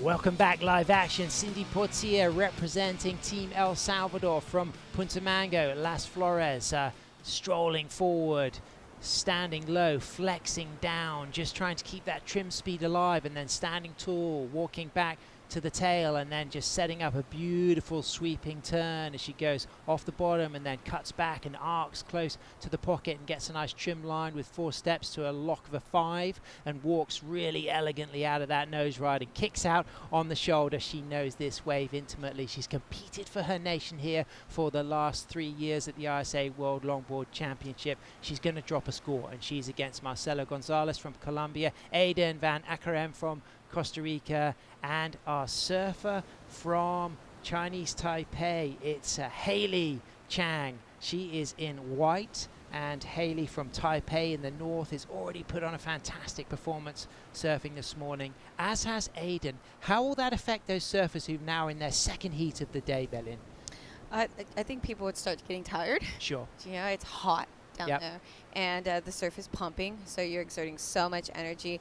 And as well, if you have already surfed, you kind of got a gauge of what you need to do now. You know, the tide is a lot higher than when these girls did surf earlier, so you're gonna also have to put that into perspective. Wow, looking for a wide shoulder there. It's Marcelo Gonzalez. She's unable to really push herself into that wave, so she's not going to be up and riding. She's not going to have that first score, but we're waiting for Cindy's wave, and we've now got a 2.83 for our first wave of Haley Chang, Su Yun Chang, based in Taipei, in Chinese Taipei, in the north of that island. As you can just see Aiden there, she opts to just come around. Is everything okay? Do you think she's just repositioning, or is this because she feels as if she needs to get out the way of the set, or has something happened? Does she need to come in? What are your feelings from her body language, Belin? I don't know. I think maybe she was just going to try to, you know, she wasn't going to get over it. Just to wash around. Just maybe wash around. Exactly. Maybe just try to stand up and just get something on the board. Yep. And then just do the loop around. Yep. You know, and it, you know, it is hard when you get like a massive set Sure. coming through. So Well, that's kind of what I think. She was incredible this morning. We had the pleasure of watching her surf. Very stylish, very smooth, everything looking nice on her 9.6. Did a great post-heat interview as well, a lot of confidence. But like you say, having come off the back of the surfers who competed in round 1 of the repechage, now going back into round 2, it's really not easy as far as energy levels. As we see Team Panama, they're going to be coming up pretty soon. They've got young Layla Brady surfing in heat number 9. Here she is. It's I'm so excited seeing these young girls, young ladies coming in and representing your country. You know, there was a point where it was more women in their 20s and so forth that were representing their country, but Sure. the talent is just so strong with some of these young up-and-comers now that, you know, we're getting 12s and 13-year-olds representing their countries now. Haley having a look. She doesn't take that. Marcelo Gonzalez on the inside. She doesn't take that. Cindy Portia recognizes that one wasn't possible to catch. So waiting for that first score for Cindy. I think it's going to be strong. I love the patience of Cindy, the strength, and I love the way she just squatted low to keep things moving and then stood tall and really started to own that ride. Oh, she was having so much fun. And you can see, like you said, there we go. Score just dropped for Surfer in Red. 4.5, so it puts her out into first with Haley Chang in second with a 2.83. Aiden, just that tiny little score. That was just because she was just using the foam to just get back round into the channel. Opted to stand up, gets that low score because her hands left the rails, her feet touched the board, but she will know she's capable of much stronger scores than that. And now these women will position themselves. Who do you see as the front runner with this little set coming there, Belin? Who's out there now? We've got, I think, White. That's what I think. If she's been surfing so well. But let's have a look. She's got third priority, so it probably will go over to Marcela. Marcela deep here, so Yes, she's and got she's in a good position here. If she can get into it, nope. Wow, so that will mean she'll lose priority. We'll wait to see that P1 next to her name. Is she going to be deemed to have lost priority, or do you think the priority judge deems that not an effort to catch the wave, just an effort to move further inside?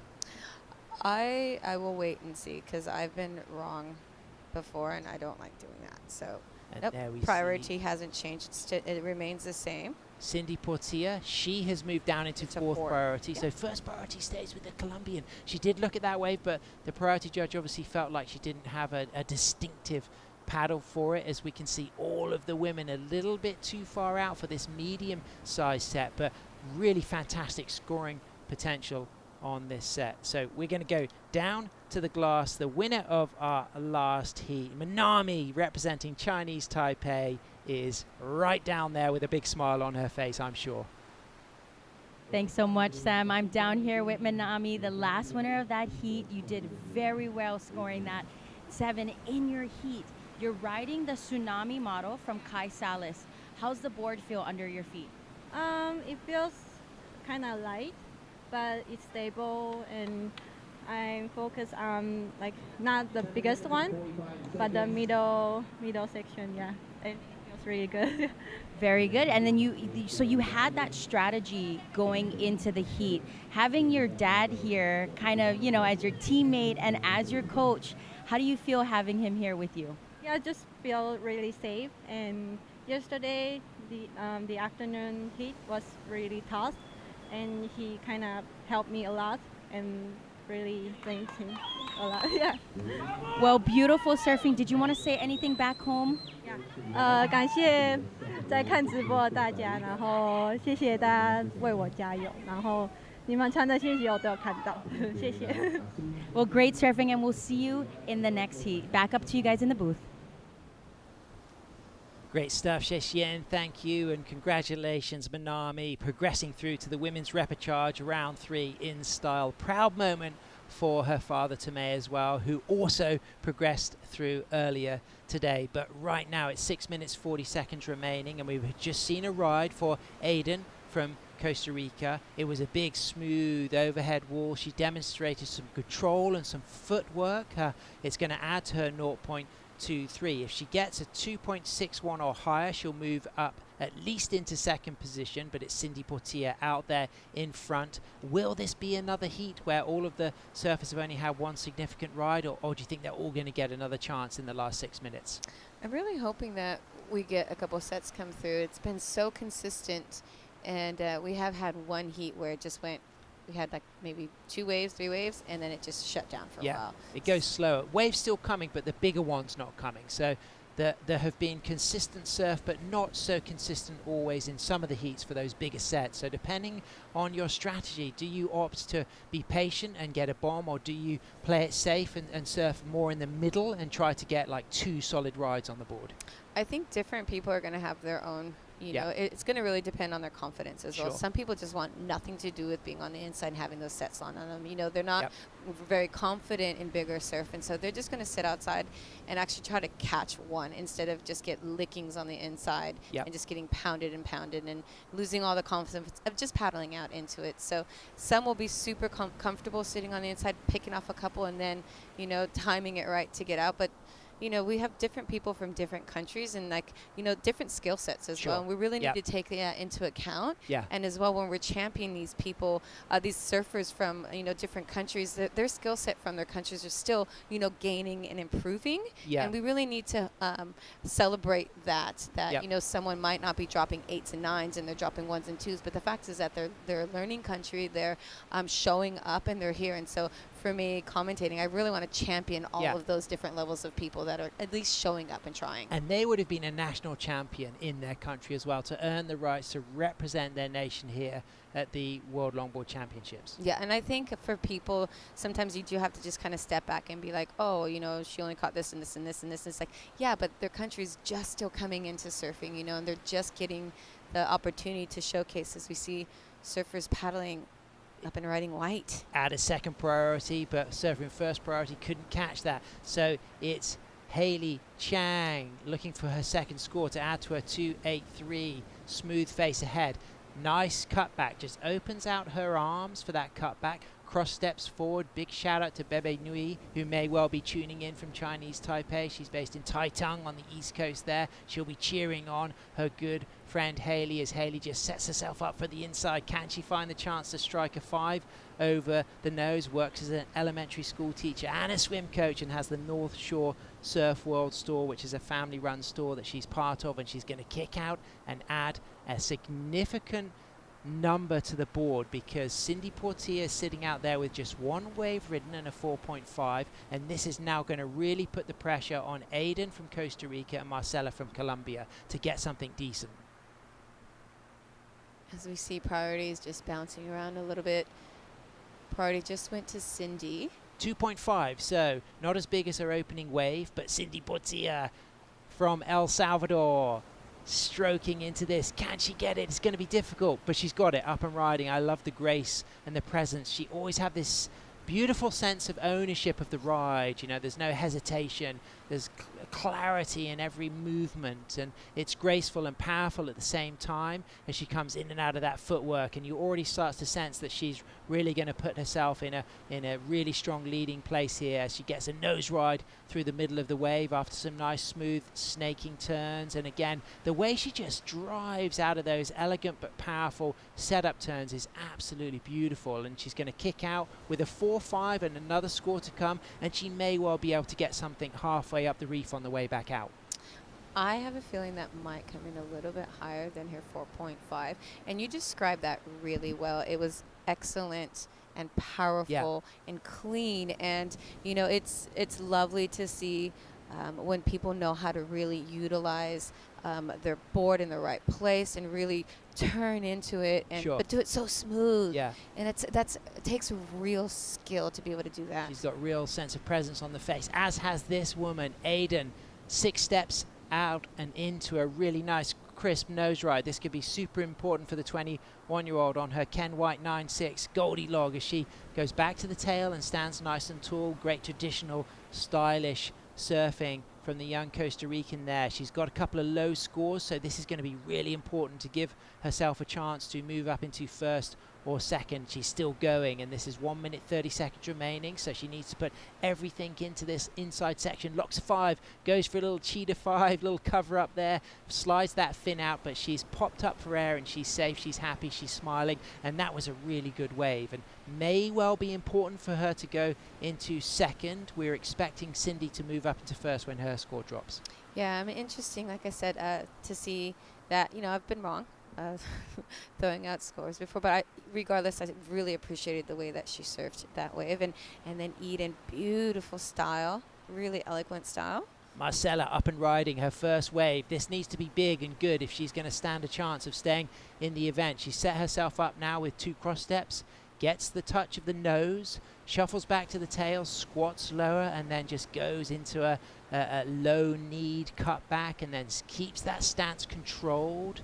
And she sets herself up again. She really now needs to use this inside section to increase the scoring potential. Couple of little cross steps forward. It's going to get very shallow in here. She's going to have to be careful. Is it going to be the kick out? She just dismounts. So waiting now for 3 scores to come through. As we can see now, Haley Song, she's got 20 seconds remaining, so there could still be another chance for her to get away. Cindy Portia's ride was very strong. Our instinct said it could go higher than her 4.5s, and she's got another wave on the way back out, so she's going to add to her scores. Aiden, for me, that was a really significant score. It may well be that Cindy goes up into first. Aiden has a very good chance of moving up into second, Berlin.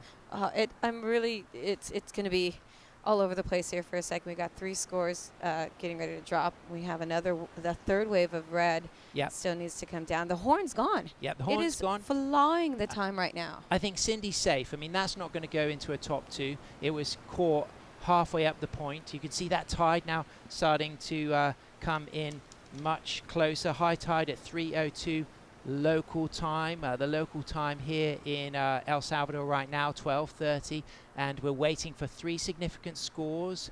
It could well be that Cindy goes up into first, and Aiden may well go up into second, but Haley Chang out there currently in first. It's going to be nervous moments for the Chinese Taipei surfer because she's not got a score to tabulate. She was unlucky. She couldn't quite get that last score at the end, and she may well have needed to replace her backup score so that Aiden doesn't move up into second.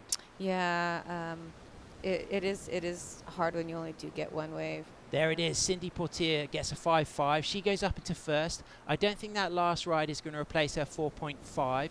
Now waiting for this significant score for Aiden. Marcella drops a 2.97. It doesn't affect the situation for the top two. She's currently sitting in third, so Marcella will be eliminated. And Aiden, with all of that traditional classic longboarding and footwork, she gets a 4.57. She moves up into second. Haley Chang shifts down into third. So Chinese Taipei and Colombia will be eliminated, but El Salvador and Costa Rica take first and second respectively. Well surfing from all the ladies, and I said to show up and represent your country is, you know, a champion and a medal in, you know, as it is, you know, and so you all should be so proud of yourselves. So just to make it here, there's so many people that wish they had the opportunity to represent their country. So good on you, ladies. Absolutely. We're going to have a short break, and we'll be right back for heat number 9, the last heat of repechage women's round 2. Stay with us.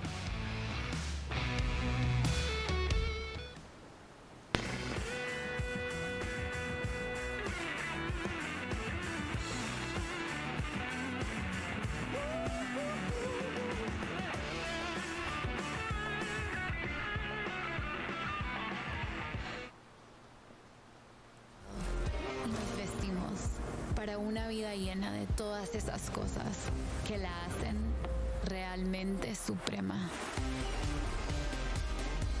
La otra vida hoy se nota en una nueva imagen, hecha con el arte que nos enseña que todo eso que hemos ido dejando para otra vida es hoy. Suprema. Esta es la otra vida.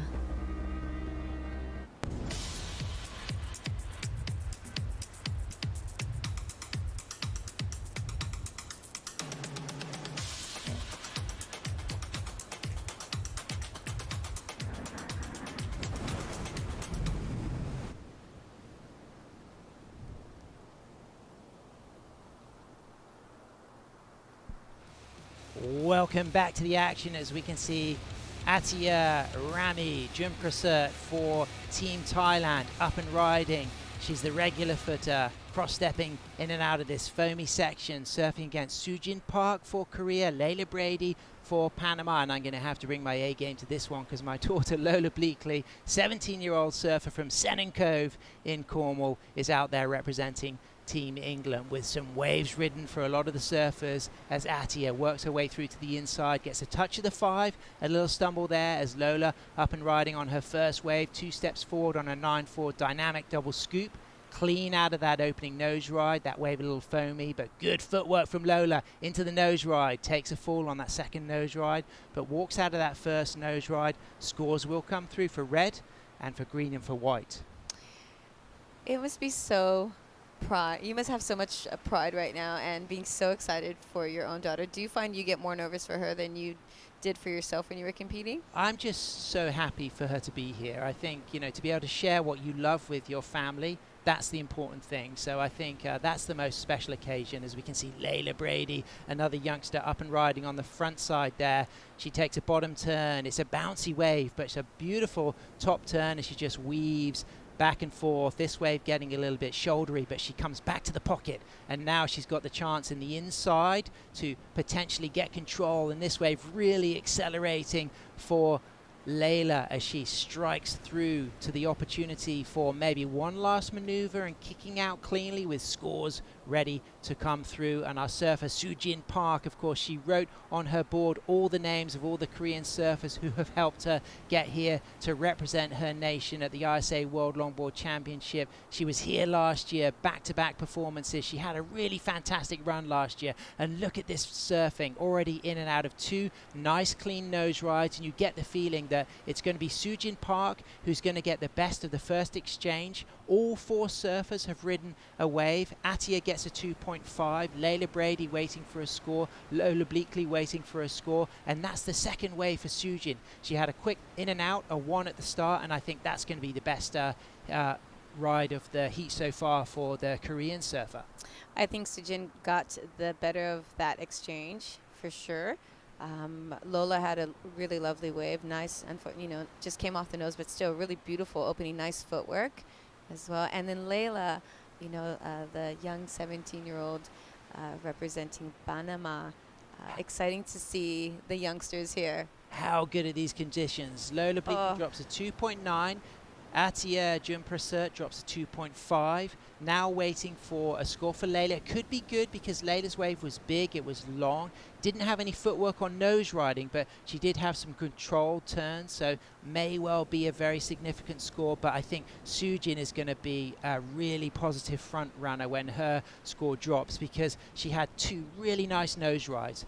Great control, and somebody who had really good control in that last heat. It's our local legend, Cindy Portier. She took the win, and she's down there with Auntie Megs. Thanks so much, Sam. I'm going to have the El Presidente of the Surf Federation here to translate for Cindy.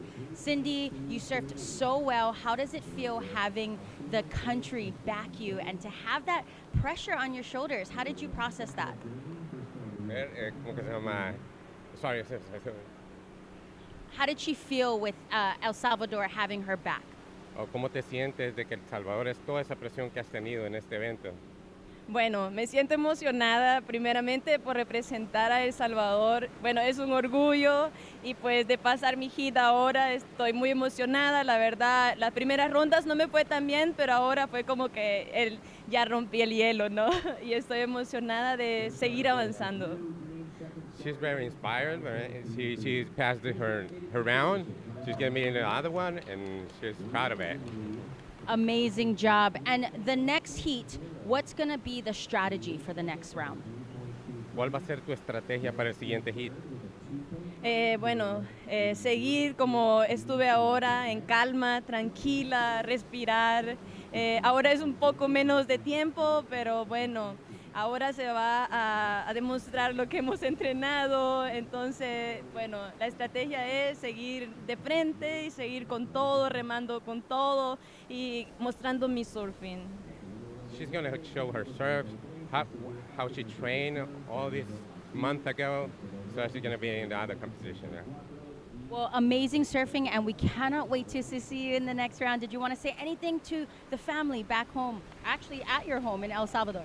¿Quieres decir algo más a tu familia? ¿Algún saludo? Bueno, muchas gracias a todos en casa que me apoyan, a mi mami, a mi papi, a todos, a mi novio, a toda mi familia en general. Bueno, a la federación, muchas gracias también, a todos los que lo hacen posible este evento, a mis patrocinadores. Estoy muy agradecida y a toda la gente salvadoreña que está atrás de la pantalla o están aquí apoyándome. La verdad, se siente la energía de todos. Well, amazing, and we're so proud of you for El Salvador. Back up to you guys in the booth. Fantastic moments for the surfer from Punta Mango, Las Flores, taking the win there in style and progressing into the women's repechage round 3. And we have just seen Sujin Park on another fantastic ride. She was actually in second priority, and Lola was sitting there in first priority, but let Sujin move through. So I'm not sure if Lola saw that she was in first priority, but very graceful there. But certainly Sujin with a really strong backup ride, and considering she's got a 5.33 for her first wave, I think this is going to be another very strong score. It was a really beautiful wave to let go. You can see, it's got a beautiful wall on it. It's clean, and Sujin really, getting some nice footwork up to the nose. Just trying to trim, make sure she had a little bit of a bounce there. And again, but just beautiful surfing, nice weaving turns from Sujin, going for just nice swooping.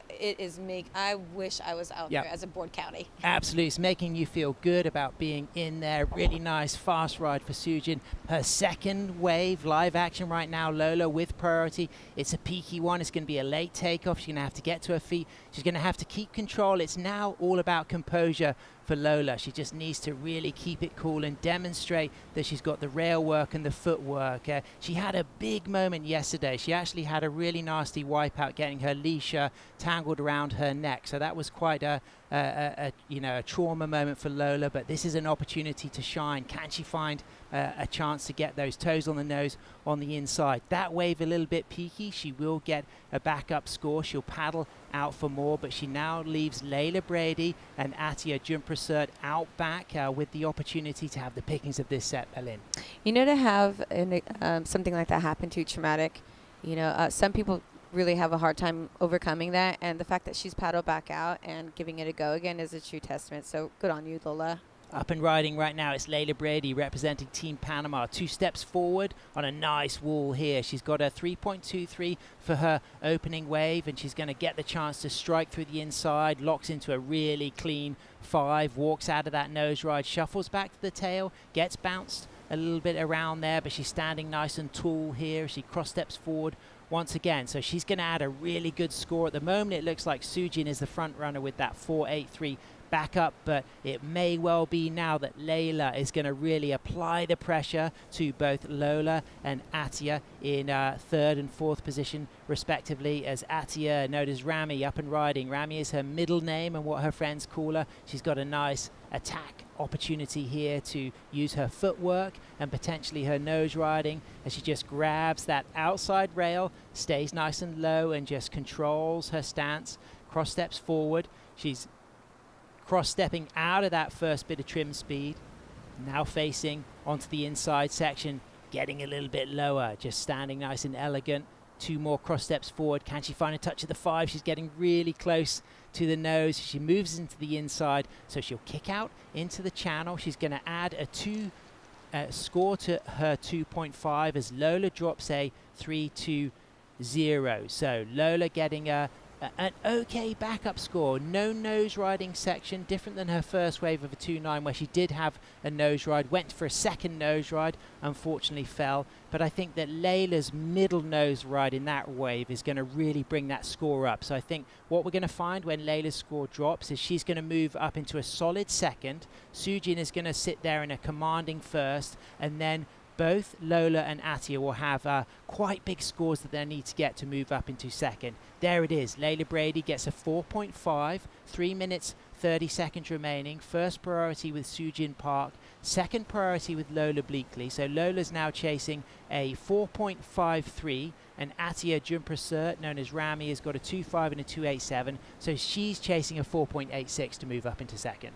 Those scores are completely attainable by both of these ladies. The surf is there. You have the opportunity to drop those scores. It's just making sure that you get the right wave, and time is absolutely flying for these ladies. We're down to 3 minutes remaining, but great surfing for surfer in blue Layla Brady on that last one. It was nice to see her get a good little nose ride as well. What would your be advice for Sujin and Lola right now, sitting in first and second priority? Sujin in first with 2 good scores, Lola in third, chasing a pretty big score with a little bit of a set and some key positioning required. Well, having a look to see where they're sitting right now, we got both first and second priority out the back. So I think, you know, I'd be sitting kind of next a little bit, kind of next to Sujin, just to see if she's not going to catch that wave, go for it. Because Sujin has really good positioning and wave reading. So I'd be kind of sitting there, but making sure I'm not sitting too wide so that you're going to leave something that you miss for the inside to come through. I mean, Lola could have got that wave there. Could have been an opportunity, because this next one looks like a big one. I think they're too far in for this wave, and as we can see right now, Layla Brady is going to be positioned wide. She may well get this. Lola's going to have a really heavy one. It's going to be super hard, this one. Big, heavy drop. She probably is going to find it hard to hang on to this one. Can she? Is it going to open out for some face? She really needs to give herself a chance here and get back out on the open face. I would just recommend that she just squats with control, because if this opens out for her, there may well be some scoring potential, but I think the first wave of the set was the one, and I still think it'd be interesting to talk to her to see if she knew if she had first priority over Sujin on that last cycle of sets. As you see Sujin looking in a commanding position here, she's going to get a nice takeoff, stands tall, not able to drop down into the wave. 1 minute 10 seconds remaining. A small score comes through for Lola, just a 0.60. Layla Brady on the inside there, so both Sujin and Lola will just move a little bit wider. Do you think there's more chance for waves to be ridden in the last minute, Belin? I still see maybe a couple bumps coming in, but it'll just depend. we'll have to wait and see. But if Lola can turn around on this inside and catch this inside wave, that's going to give her a good scoring opportunity. She still needs a big score, though, so she needs a 4.50. So can she get it from the inside? She's going to strike to the 5. There's the 5. Go Lola, walks back, and a really nice sweeping turn, and she should get some nice shore break section here. There's another nose ride, and she falls out of that, but a couple of nice nose rides and a nice turn. So that was pretty exciting. Couldn't it be enough from the inside there? She gave it everything she could. She's got 20 seconds remaining, chasing a pretty good score of a 4.5, but I do like the nose ride and I do like the turn. Berlin, do you want to have some feedback on that? What do you think? I thought it was really well surfed. Really, really beautiful style from Lola as well.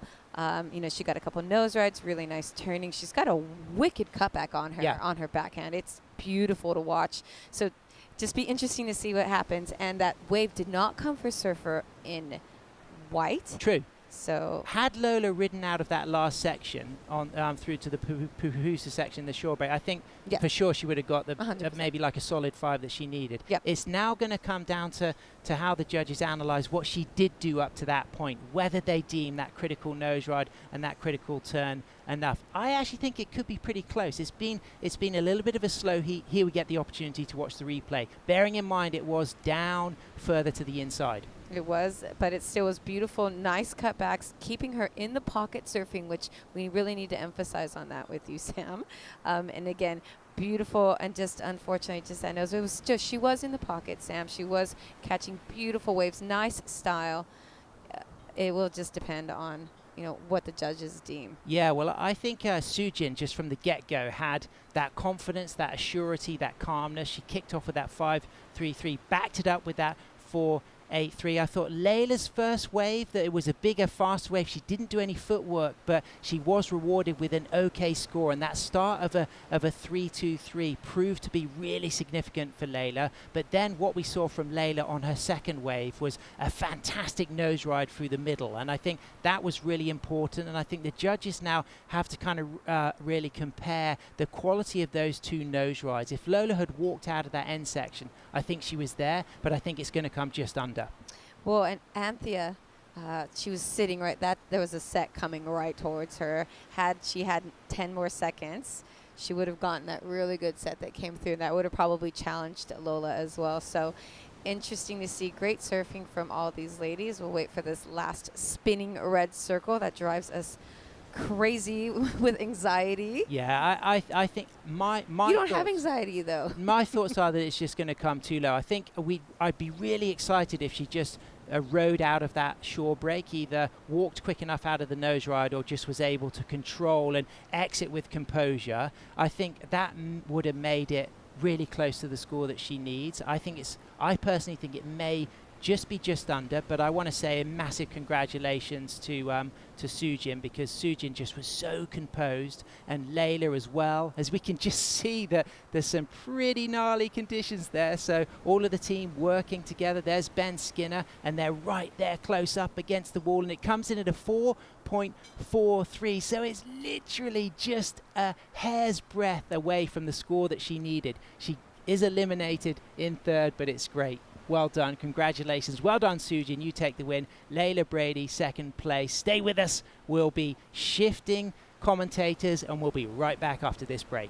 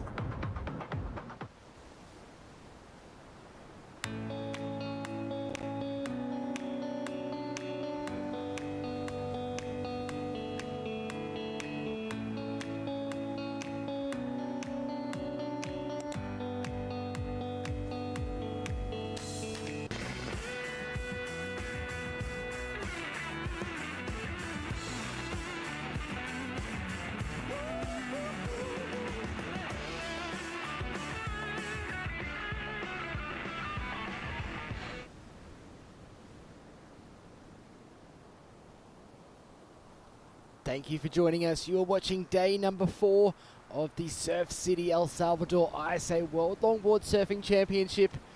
Thank you very much for joining us. We are moving through to men's repechage round number 2, heat 1 in the water. The local Henry Salinas will be in the red jersey. David Schiaffino of Canada, Edwin Perez from Panama, and also Felipe Avendaño of Nicaragua in the water. Currently we have 13.5 minutes left in this first heat, waiting on some scores for Henry Salinas and also David Schiaffino of Canada to drop, as we see Edwin Perez of Panama paddling into this one, fading back to the left. A beautiful setup for him. 4 steps up to the nose, holds that 5, gets himself back on the board to negotiate that section. Up on the nose again for a 10, stands there, 10 toes wrapped over the tip. He's happy with that nose ride there, decides to kick out to paddle back out. Megs, great nose ride for Edwin on that wave. Absolutely beautiful. The way that he set up his fading turn to get into his nose rides, that's going to be crucial for surfers today. They're really going to have to fade into that, because there is the swell that's coming in, the tide is getting higher, it's going to create kind of a lully wall, so that fade is really crucial, and the judges really want to see that, because it's a lot, to me it's prettier and a little bit more graceful when you can fade and redirect the board really sharply like that to set up for the next maneuver. So I think that's going to be a really pretty score for him. As I mentioned, still awaiting scores for 3 surfers here. Felipe Avendaño yet to open up his account, but he is sitting at the back as it looks like there is a wave approaching the lineup. He's eyeing it off, trying to understand where in the lineup he should be to take off on this wave. He positions himself, pointing that board down the line of this wave, up and riding. A Nicaraguan representative just carving that board back to the white water. You can see him setting up here at the top of the wave, moving up to the nose, hanging 5. Unfortunately, a little bit too much weight on that front foot, hits a bump, it goes down. He'll be able to get himself back out in the lineup very quickly to solidify that first priority, unless we see Edwin Perez there just in front of him. Yeah, I really wanted to see him fade into that more, as we see, here's a replay of Red's first ride, opening ride, beautiful hang 5 out the back. Like his steezy style. I love how much his arms aren't going flying up. He's got a lot of control, really nice carving turn, just holding on, good composure there, waiting for the wall to build up again, just making his way to the inside, nice carving turn. I love how much his stance is really keeping him sturdy. He really understands that the chops in here have been horseback riding everybody off on the back of the wave, so he does well to keep that stance a little wider as he works his way into this nice hang 5 into the pupusa section, and he makes his way out, and it's a beautiful score for him. It's a 6.67 for our surfer in red, Henry Salinas. And we have blue David Schiaffino from Canada working his way up to the nose. Nice stretch hang 5. Good read on that. He really needed to control that hang 5. There was a lot of bump on that. Up to the nose again. Quick, tighter hang 5. Not quite there for the hang 10. Judges are going to be seeing that. Nice carving maneuvers just to get him into the inside. I love the way that he kind of is just looking, and a lot of surfers right now are goofy footers. So they're really looking behind their shoulders, trying to navigate from behind them, rather than the regular footers looking to navigate right in front of them as he works his way. Beautiful hang 5, grabs the nose and just goes down into the pupusa section. As we see the local Henry Salinas up and riding on his second wave, straight up for a hang 5. The surf instructor of El Salvador here, again stalling the board, walking up for a 5. He understands this wave so well as he brings this wave right the way through, cutting back, waiting for it to stand up again. This is going to be a fantastic score to add to his 6.67, which dropped for his first ride. Beautiful style up on the nose again. Hanging 10, it looked like, unfortunately. Maybe just going down there on that end section. You can see the board popping up. And we're going to head down to Sam on the glass. He's with Sujin Park, the winner of that last heat. Sujin, a really great performance there. You look fast, you look focused, and you've got 2 really strong long rides. Oh, so I focus in the waves. I just enjoy the wave, enjoy the ocean. I feel the surf. I'm so happy to be here. I'm so excited. And tell us about the support of the Korean surfers you've had. I know you've written their names on the board, and I know you really want to celebrate the community who've helped bring you here. So many Korean surfers support me and donation for me. I come from here 3 hours and so many expensive to cost. So many Korean friends and sponsor and so my friends everything give to so support. I'm so grateful, honorful. I'm so thank you so much. I forget everything. Well, you surf brilliantly, and this is your second time representing your country. How much does it mean to you to surf for Korea? In Korea, surf community growing up every year. We supporting each other and association, Korea surfers, everyone to more go to outside in the world. So we support each other, help each other. We're going to more higher. Well, we look forward to watching more of you surf. Congratulations, Sujin. Good luck in the rest of the event. Thank you so much. I'm so thankful. Thank you very much, Sam. Sujin Park there. It's a fantastic performance from her, putting together some great nose rides through that midsection of the wave. She did very well moving through to round number 3 of women's repechage. A long road for her to go, but looking for a team medal for Korea, adding to that tally as well. As we turn our attention back to the water, waiting for wave scores to come through, we see a replay here of Edwin Perez, Megs. I love this hang 5 out the back, getting down into the almost the middle section of the wave, navigates that really well. He just gets a little heel heavy, but contains his composure, really starts to stack his vertebrae up on his spine so that he can transition his weight just in the middle of the board. Beautiful work in the inside here. We're going to see again a lot of surfers transition back left, go back right into the pupusa section for the last maneuver. He's just waiting for this wall to stand up. We're going to see a lot of these bigger double ups come in as the tide comes in as well. Nice hang 5, good control walk back, and he finishes strong, jumps right off. Yeah, nice ride there as we see David Schiaffino up and riding from Canada. Megs, bit of tip time. Yeah, nice stretch hang 5, carving that board. Nice. I really love the way his posture is on his turns there. Stretch 5 just gets a little stuck behind a little bump. Again, on those double ups, they're going to have to really redirect back left today. Live action in the water. Felipe Avendaño of Nicaragua holding that 5. Beautiful style. We can see those arms just poised. Just a beautiful control on the nose as he brings his board back toward the white water. You can see him bending his knees just to negotiate the bumps here. Does very well to redirect that board back down the wave. As you can see him just shifting his weight from heel to toe, stalling the board, getting on the back foot a little bit, waiting for this wave to stand up for a nose ride. Gets himself up for a quick 5, but ends up off the back of that wave. I think he had a really good nose ride to start with on that one.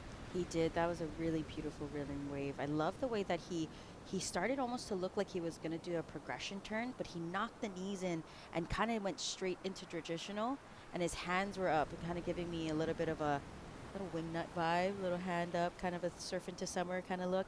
But yeah, he surfed that really well, and we have all goofy footers again in this heat. We have Edwin Perez as the regular footer from Panama. We've seen him fading on his takeoffs in the last couple of waves. As we have some scores coming in. The first of David's wave, a 5.33. His last one, a 3.33. Currently in the lead, however, one more score to come in for Henry Salinas, starting off his campaign with a 6.67. We'll wait for his second wave to drop. Alongside Edwin Perez, he has another wave to drop for him. Live action in the water out the back. Henry looking to take off on that one. Couldn't quite get into it. It's left for David to take off on as he drops down on this ride. Starts to make his way up to the nose. Much better transition to the nose for David on that one. Unfortunately, just catches an edge and goes down. But Henry identifying that the second wave of the set might be a little better. Quick 5 to start things off. You can see him 4 steps up to the nose. Really tight walking all the way along his longboard. Grabs that rail. Does well to hold on to that section there. Cutting back again as we see him up on the tip for another short nose ride. Henry, the local surfer, riding this one through. More time on the nose. Wrapping that board back toward the white water. Just having to go through that foamy section there as he gets another short hang 5. So about 4 nose rides already on this ride. Up to the tip again, holding this one through the end section. You can see him. He does very well to step back off the nose there, Megs, to finish off in the pupusa section. Wow. I mean, being the local surfer here and surfing here, you know, he does surf lessons here. He's here every day. Having that local knowledge, you saw that he never got hung up on that outside in that wider section. He knew exactly what to do, turning back into the power section, and that's how he's getting these good scores. Is he's really understanding, all right, the first wave I'm not going to take. I'm going to give it to David. He has priority also. I'm going to go for the second one. This one looks buttery and smooth, and I'm going to make it count all the way in. So 2 waves to drop for Henry Salinas. I feel like it's going to move him up into first place. Waiting for the last score of Felipe Avendano as well. That's going to change the situation too. As we look at the back, live action in the water. David Schiaffino on his 4th wave of the heat. Walking his way up to the nose. Another really smooth transition for him. Walking up the board, carving it back to the pocket. You can see him waiting for this wave. It offers him a bit more of a critical section there, so decides to redirect the board back down toward the bottom of the wave as he starts to walk up again. Gets the 5. Does well there. Has to do a quick little jump just to make sure his feet is in the right spot on the board. Cross stepping up again, holding that 5 through this section here. Is he going to try and bring it all the way through to the inside? He is. We see him up again on the nose. So I feel like maybe one of David's best waves so far. I think that's going to go into his top 2 scoring rides. Lots of action, Megs. We see Edwin Perez taking off. Yeah, and he's just taking off in front of this whitewash. Beautiful, beautiful wave. Nice hang 5, that high line on the top. This was a smart move from him, from Edwin. He doesn't have a backup score, so I think as long as he rides it all the way in, gets a little bit more nose rides in, finding this inside section, having to redirect back left, little hop there, and just doesn't get the connecting wave. I think he went a little too wide, got really excited for how big that wave was, but there is a very deep channel on the left side of the screen, and that's what's hindering them from coming all the way into the pupusa section.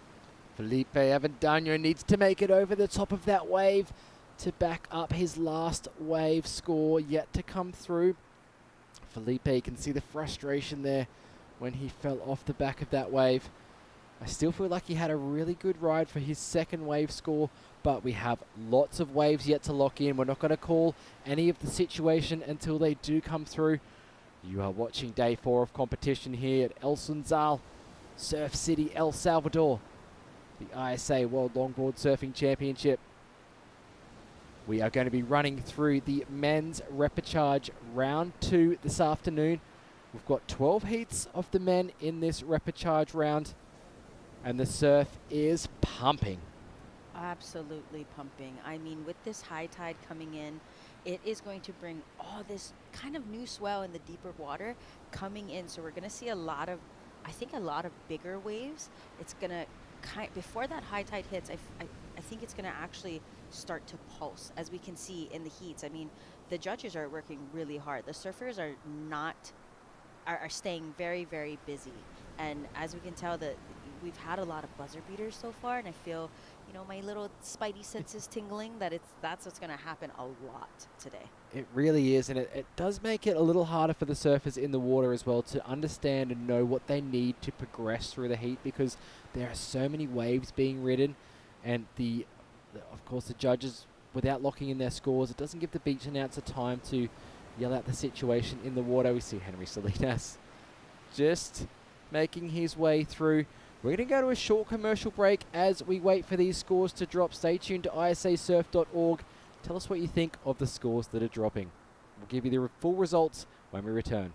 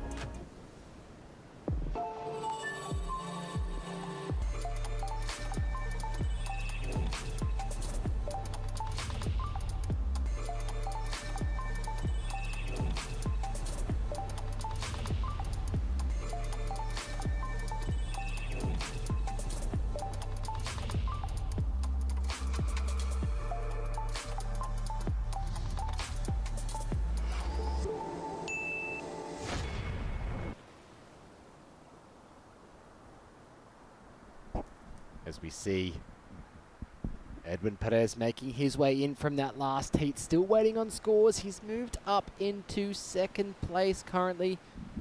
Still waiting on another wave score for Edwin to come in. We will see if the situation does change. Henry Salinas, though, the local boy, he locks in a 6.6 for his last ride. Going in with that 6.67 puts him in the lead currently. Waiting for scores of David Schiaffino. There is Henry on screen there. All the local crew there to support him, realizing that he has taken the win here. El Salvador, a strong surfing nation. He'll be, well, I'm not going to call it, but I think he'll be moving through to the next round. Yeah. We're still just going to be waiting on that second place to see who takes the advancing position. Yeah, and having that support of the El Salvadorian team, Cindy already making it through, the confidence is high, they feel really good, and he surfed that really well. I mean, you're going to see the people who have been practicing and hear and know the surf break, the local knowledge, it's really going to pay off in the upcoming heats. And especially with this high tide, it gets really tricky, as we saw yesterday. That high tide really coming in and having to actually make us switch where we had to do the interviews because the water was coming up. Where you see those white chairs on your screen on the right side, that's where the water was coming up to. Megs, 2 more hours until high tide. Water already making it up to the competitors area. What are you going to expect as we move closer to the high tide? A lot of scary intros and exits, I think, into and out of heats. As we're going to update you with the results of that last heat, David Schiaffino of Canada. His last wave score, a 6.07, pushes him up into that advancing position. Henry Salinas, David Schiaffino moving through. Unfortunately, we are losing Edwin Perez and also Felipe Avendaño of Nicaragua. They will be out of competition, but David Schiaffino, he really built a house during that last heat. He started off a couple of smaller wave scores, but he understood that he needed to clean up his footwork to get to the nose, and he did that to take second. I love that you referenced building a house. That's exactly what you need to be doing in competition, is building that house. Finding the foundation, what the judges are scoring, and build on top of that. I always say, well, you're not going to build a house with the roof first, right? You got to find your platform, find the foundation, put up the sidewalls, put up the high beams, put that roof on it, seal it. And it's the same concept of surfing at 40%, 50%, 60%. So really, really good job to the first and second in the last heat. Yeah, great job there. As we turn our attention to heat number 2 of men's round 2 of the repechage. This is Wes Rayberg up and riding from the Netherlands. Carving that board back around. I love that nose ride he did on the outside section. You can see him just wiggling the board, stalling, getting up again on the nose for that 5. And he carves back toward the white water. Great style here from Wes as he brings this one through. Wes residing in California, San Clemente, a young 19-year-old representing the Netherlands. He's going to make his way back out after a quick start in this heat. Yeah, he's going to feel comfortable having, being in San Clemente. There's Doheny, there's, same area, kind of the same area as where Kevin Skavarna grew up and still currently lives. So there's a lot of fun point breaks to practice there. The size, though, that's where we're going to get a little bit tricky, unless you go a little bit more down south and surf Swamis, Cardiff. So I imagine his practices has been a little bit more south than where he resides. I think he's more based in Cardiff, so I think he maybe does surf a little bit of the bigger stuff. As we see Dong Kyung Kim up and riding for Korea, holding that 5 through this section. And this is where we saw higher scores earlier on in the day from other competitors. Unfortunately going down on that second nose ride though, so judges only going to be counting those first couple of maneuvers on that wave. A little bit of lapse in concentration, do you think there, Megs? Yeah, I think he was rushing it. I think he knows that he only has 15 minutes, so he's trying to do too many things with such little time. But you really only need 2 waves, right? You need to make them count. You need to complete them. So I think he was really, really rushing it. As you saw when he turned back up, he didn't even see the lump that we saw on the screen in front of him. So he's gonna, and yeah, he's definitely rushing. I think right now he's in a panic state. As a coach's job down there on the beach, I would be telling him, waving, telling him to slow down. As we see White up and riding, Kahil Walker surfing for American Samoa, just pumping down, nice carving turn, making his way onto the inside, opting for a board that has a little bit more rocker, nice stretch hang 5. He didn't get the cross step. Judges are going to see that. They don't want to see the shuffling. They want to see the cross step, but I love the way he's pumping up and down this wave, really utilizing the board and the wave. Getting into the pupusa section. Oh, and just getting up for some air. No stranger to the ocean. And we're going to throw it down to Sam on the glass with the winner of that last heat, Henry Salinas. Team, incredible energy, local legend, local star master, Henry Salinas. I'm going to get Claudia, your teammate, to come in and do some translation. Claudia, we'd love to just ask Henry, as a local surfer here at Sanzal, how much pride is there to have the world's best competing on his doorstep? Como surfer local, ¿qué tanto orgullo sentís de haber ganado en esta playa? Bueno, la verdad me siento orgulloso ya que estoy representando a mi playa y también a El Salvador. Y creo que los primeros hits fue un poco difícil, pero ahora iba con otra y pues se logró el objetivo de pasar la ronda. He is very proud to have won at the beach. He said that the first heats were very difficult, very challenging, but he felt the power and the energy from the crowd, and that he managed to do the first objective, which was like go back to the main round. Well, Henry, on behalf of all the traveling surfers here, I just want to say a big thank you for not only being a very welcoming local, but also for being an extremely inspiring surfer. Your nose riding is world class, and we love watching you. Dice que muchísimas gracias, no solo por ser un anfitrión local, pero que tu nose riding está inspirando, porque se mira súper clásico y que toda la gente te está viendo. Bueno, la verdad eso me alegra mucho saber de que les gusta mi estilo. Es algo en lo que he estado trabajando. Me grabo videos solos a veces para poder mejorar mi estilo. You look good, Henry, and you've got Team El Salvador right here. Cindy Portilla coming close. Let's hear some noise for Team El Salvador. ¡El Salvador! ¡El Salvador! ¡El Salvador! Back to the action. Great scenes down there. Thank you, Sam, for bringing us that interview as we see our first wave ridden from Jose Law of Ecuador up on the nose. A little bit on that shoulder of this wave here. Our surfer in green. See him just patiently waiting for this wave to stand up. Going to do some more cross steps. That's a more critical nose ride from Jose there. Much better.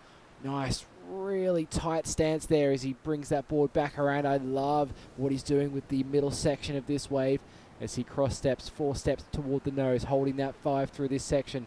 Raises the arms there, a little bit of style as he does that cross step stall to bring it back for another nose ride. Moving through to the inside section, he gets off the nose cleanly and he's going to ride out with control, Megs. Great wave there from Jose. Beautiful surfing. I mean, there's only less than 10 minutes left, so for him to get that score, he's going to feel really good. He's going to paddle out, you know, and find that second wave and really make that count. But good job from Jose. Really, you know, what I touch back on is having you just need 2 waves, right? Making sure that you complete them, making sure that count, and he definitely did that. And as we wait for the judges' score on that. Yeah, still another score to come, or a single wave score to come in for Dong Kyung Kim as well. We saw him hold that long nose ride, but unfortunately falling on his second attempt to get up to the nose. But he had the right idea, so he's going to reset his mind, as we were saying before, and just try and slow himself down to find that better wave score. And of course, Kahia Walker also getting a wave that we called just before that interview, waiting for scores to drop for that. We see that score come in for Dong Kyung Kim, a 5.27 for that really critical nose ride, mixed in with just 1 carve. So those 2 maneuvers going up into that good wave score. Yeah, the judges are really looking for all that work on the outside. You know, the criteria is having that work and all the maneuvers done on the most critical section of the wave.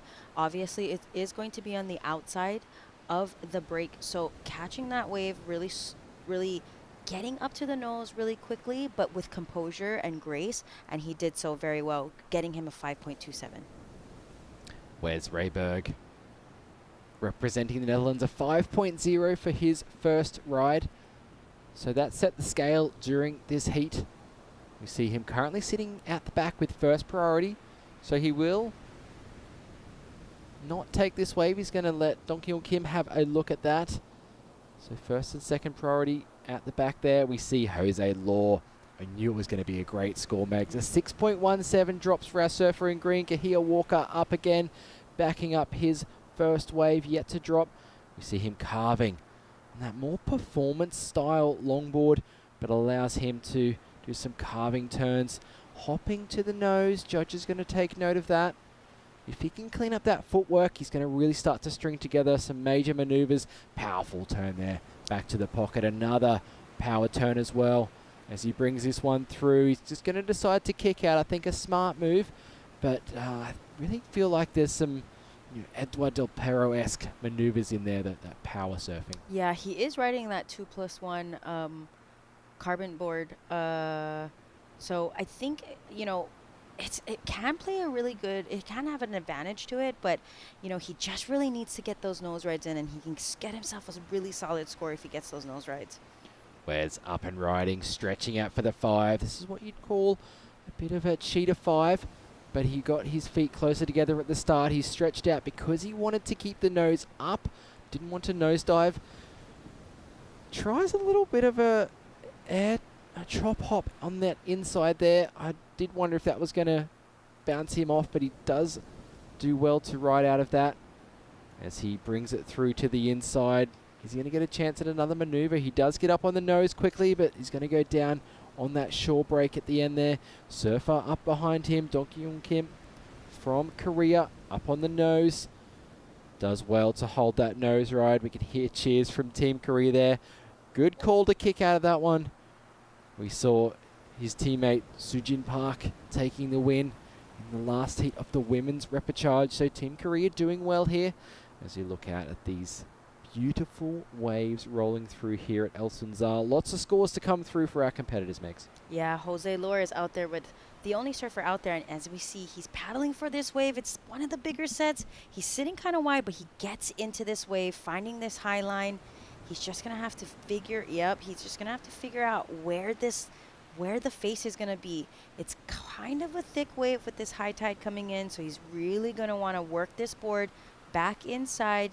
If he wants to come back left a little bit, making sure he navigates this deeper section, and he just doesn't get that. He really needs to cut back, I feel like. But I think, with that pupusa section, it makes it really nerve-wracking because when it's high tide, it becomes Freddy Krueger and not the friendliest. So, he is going to paddle back out. He still has a little under 4 minutes left. He is in the lead with just one wave with a 6.17.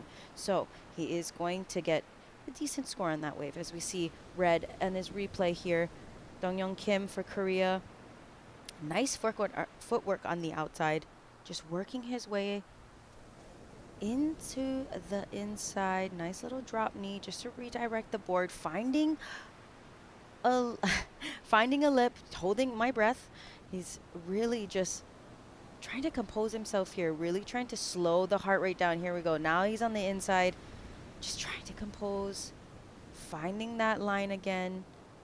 Beautiful footwork by our Korean surfer. I love the way he just cat-like walks up to the nose, and I think that's going to be a very beautiful score for him on his last ride. Wes Rayberg drops a 4.23 for his last ride, puts him up into first place briefly. Still waiting on scores of Jose, Dong Kyung Kim, and Kahia Walker to drop. Kahia still has 2 scores to drop, so the situation may change as we do see it there. 6.83 from our Korean surfer puts him up into the lead. Wes Rayberg now down into second, but Jose Law only needs a 3.6 to move up. I was going to comment on, I don't know if that's going to be the score for Jose. He just had that nose ride and a few smaller turns to connect through. He was sitting at the back with priority before. He's got priority again now, which is good. So he has another chance here with 2 minutes remaining. He's currently down into 4th place. Kahia Walker drops a 3.93, a 3.83, and there it is. Jose's wave, not enough to put him into 2nd place. So he's looking for a 3.06 to move up ahead of Wes. Yeah, and he's got just under 2 minutes left. He's out the back. He does have priority. So right now, he only needs a 3.06. He's got a good score in front of him, a 6.17. He's looking to replace that 2.87. These are the times where you really want to sit out the back and you really want extra time, but you need to make sure. And it looks like there are some lines out the back. So he has a good chance of replacing that score and getting a 3.06. For him to do that, he really just needs to slow his heart rate down, collect himself, get some maneuvers in, and really, really complete the wave. Wes maybe having a look at that little one on the inside, deciding not to go. He's not going to get it. You mentioned there are some lines coming out the back. We saw Jose paddling further out, but maybe on the inside here is the place to be. As it does look like Jose is going to be too far out to catch this bump underneath him. The waves out the back, I'm not sure we're going to stand up where he is currently positioned in the water. Wes Rayberg stroking hard to move toward the inside section here. It's Kahia Walker as well, making his way across. Oh, Wes man. trying to keep Kahia Walker off the next wave. But also Jose Law out the back looking for that small score of 3.06. There's something out the back there. I see lines coming out the back as we see Wesley trying to back up his score. He only has a 4.23. He catches this inside. It is a smaller wave. It is not a set wave, but he's really going to want to make this count. He needs to replace that 4.23 in order to keep Jose Lore, but Jose up and riding at the back. Up to the tip there for a hang 5. A couple of nose rides already as he carves this one back around. I feel like that's already enough to get the score. He brings this one through to the midsection, stalling. Beautiful style here as he finds his way back up on the nose. Not a super critical section, but doing very well to negotiate in here. Back up on the nose again for a hang 5. Jose Law used his priority very wisely. Back up on the nose. He's just going to ride out of this one cleanly with control. And I think that's going to be enough to move him into second, Megs. I think so, as he navigates that giant backwash. That was like a Makaha backwash right there. Holy moly. But I think we didn't get to see too much on the outside. We were following Wesley on that. But from what he did on the inside, I think he's going to get the score. We're waiting on 2 scores right now for Wesley on that inside wave and Jose Lore's last wave. As we see this replay, he did wait on the outside. He's working his way up to the hang 5, and there it is. The judges really want to see work done on the outside. He's working his way past that 3.06, I believe. Nice grab rail, just working his way. And I love how much his shoulders are so faced forward. It almost gives him that advantage to turn because he's not actually having to crank so much. He's really just having to lean as he gets into this inside. Working his way, stalling, finding another quick hang 5, walking back. Nice redirection, looking for that high line again, getting that quick hang 5, and navigating straight down past that backwash. And he sure does, getting himself a 5.80 for that last ride. Moving him up into second place, so it will be Donghyun Kim from Korea and Jose Law of Ecuador moving through to the next round of the men's. We saw some great performances from Wes Rayberg and Kahia Walker. Unfortunately, not enough to advance them through to the next round. Very exciting heat. Going to take a deep breath here and a short break. We'll be back with more action. Heat number 3, men's repechage 2 coming up.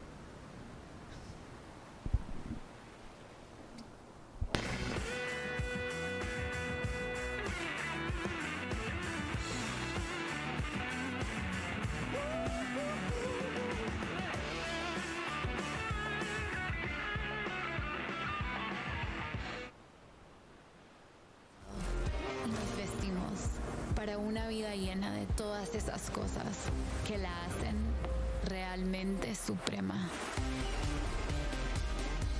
La otra vida hoy se nota en una nueva imagen. hecha con el arte que nos enseña que todo eso que hemos ido dejando para otra vida es hoy. Suprema, esta es la otra vida.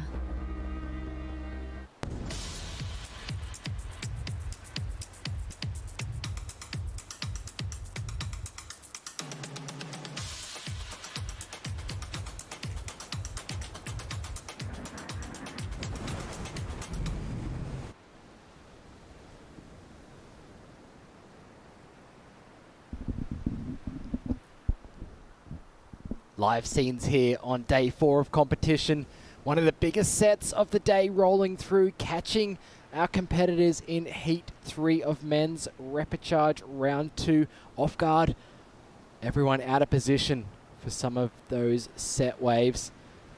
We will be welcoming into this heat Nicolas Ayala of Colombia. Just got a quick start in this heat at 2.83. He's up against Sofia Gil of Argentina, Joseph Madden from Mexico, and Werorat Kuru of Thailand. Another stacked heat. A very stacked heat. As we can see a replay here of Nicholas. Megs, talk us through this ride. He caught this kind of on the inside. We saw this really big set come as that last heat ended. So it was a good start for him because he knows there's going to be sets coming in. He wants to get his campaign started early. As he's working his way onto this inside, beautiful drop knee, looking for this wave to stand back up again. Again, this high tide is really going to make it tricky. The waves are going to start to get really thick, so that looking for that critical peaky section is all going to happen on the outside. That is so true. We've seen surfers earlier on in the day, notably Clinton Guest in the first round of the repechage, getting 2 9-point rides, an almost perfect 9.83 for getting that work done on the outside sections. Yeah, and judges gave him 3 judges gave him a 10, and you know people are going to be looking at that as a standard and as the pedestal for everybody, but they need to keep in mind the conditions are changing, right? This morning it was really glassy. It was really smooth. It's still very, very high class waves right now, but with the tide coming in, there's a little bit of wind starting to pick up. So surfers are going to have to do well to navigate and really stay in the pocket, as we saw some sets swinging a little wider. And it does look like you can chase it, but then it hits a deep spot. So a lot of surfers going down in the middle of the wave. So we'll see in this heat, if they were watching the heat before, if they're actually going to readjust, turn back into the pocket, and get all the way to the inside. Yeah, that's right. So a lot to deal with out there in the water at the moment. Of course, the entry and exit into the heats as well, getting a little bit sketchy on the rocks there, but the water safety team are down there to help guide the surfers through. Time it right. As we just take a look at your previous champions on both the men and the women's side. Of course, Team Hawaii winning last year, both the women's event with Honolulu Blomfield and the men's Kai Salas here to try and get a 3rd gold medal for Kai. And then 2023, Antoine Del Perro, team coach of France this year. Also, Elise Lemois of France, also winning on the women's side a couple of years ago here. And you can see that really helps their team medal tally and their total there. Their team's winning. Yeah, and that's the beauty of the ISA actually, is as a team, you can medal.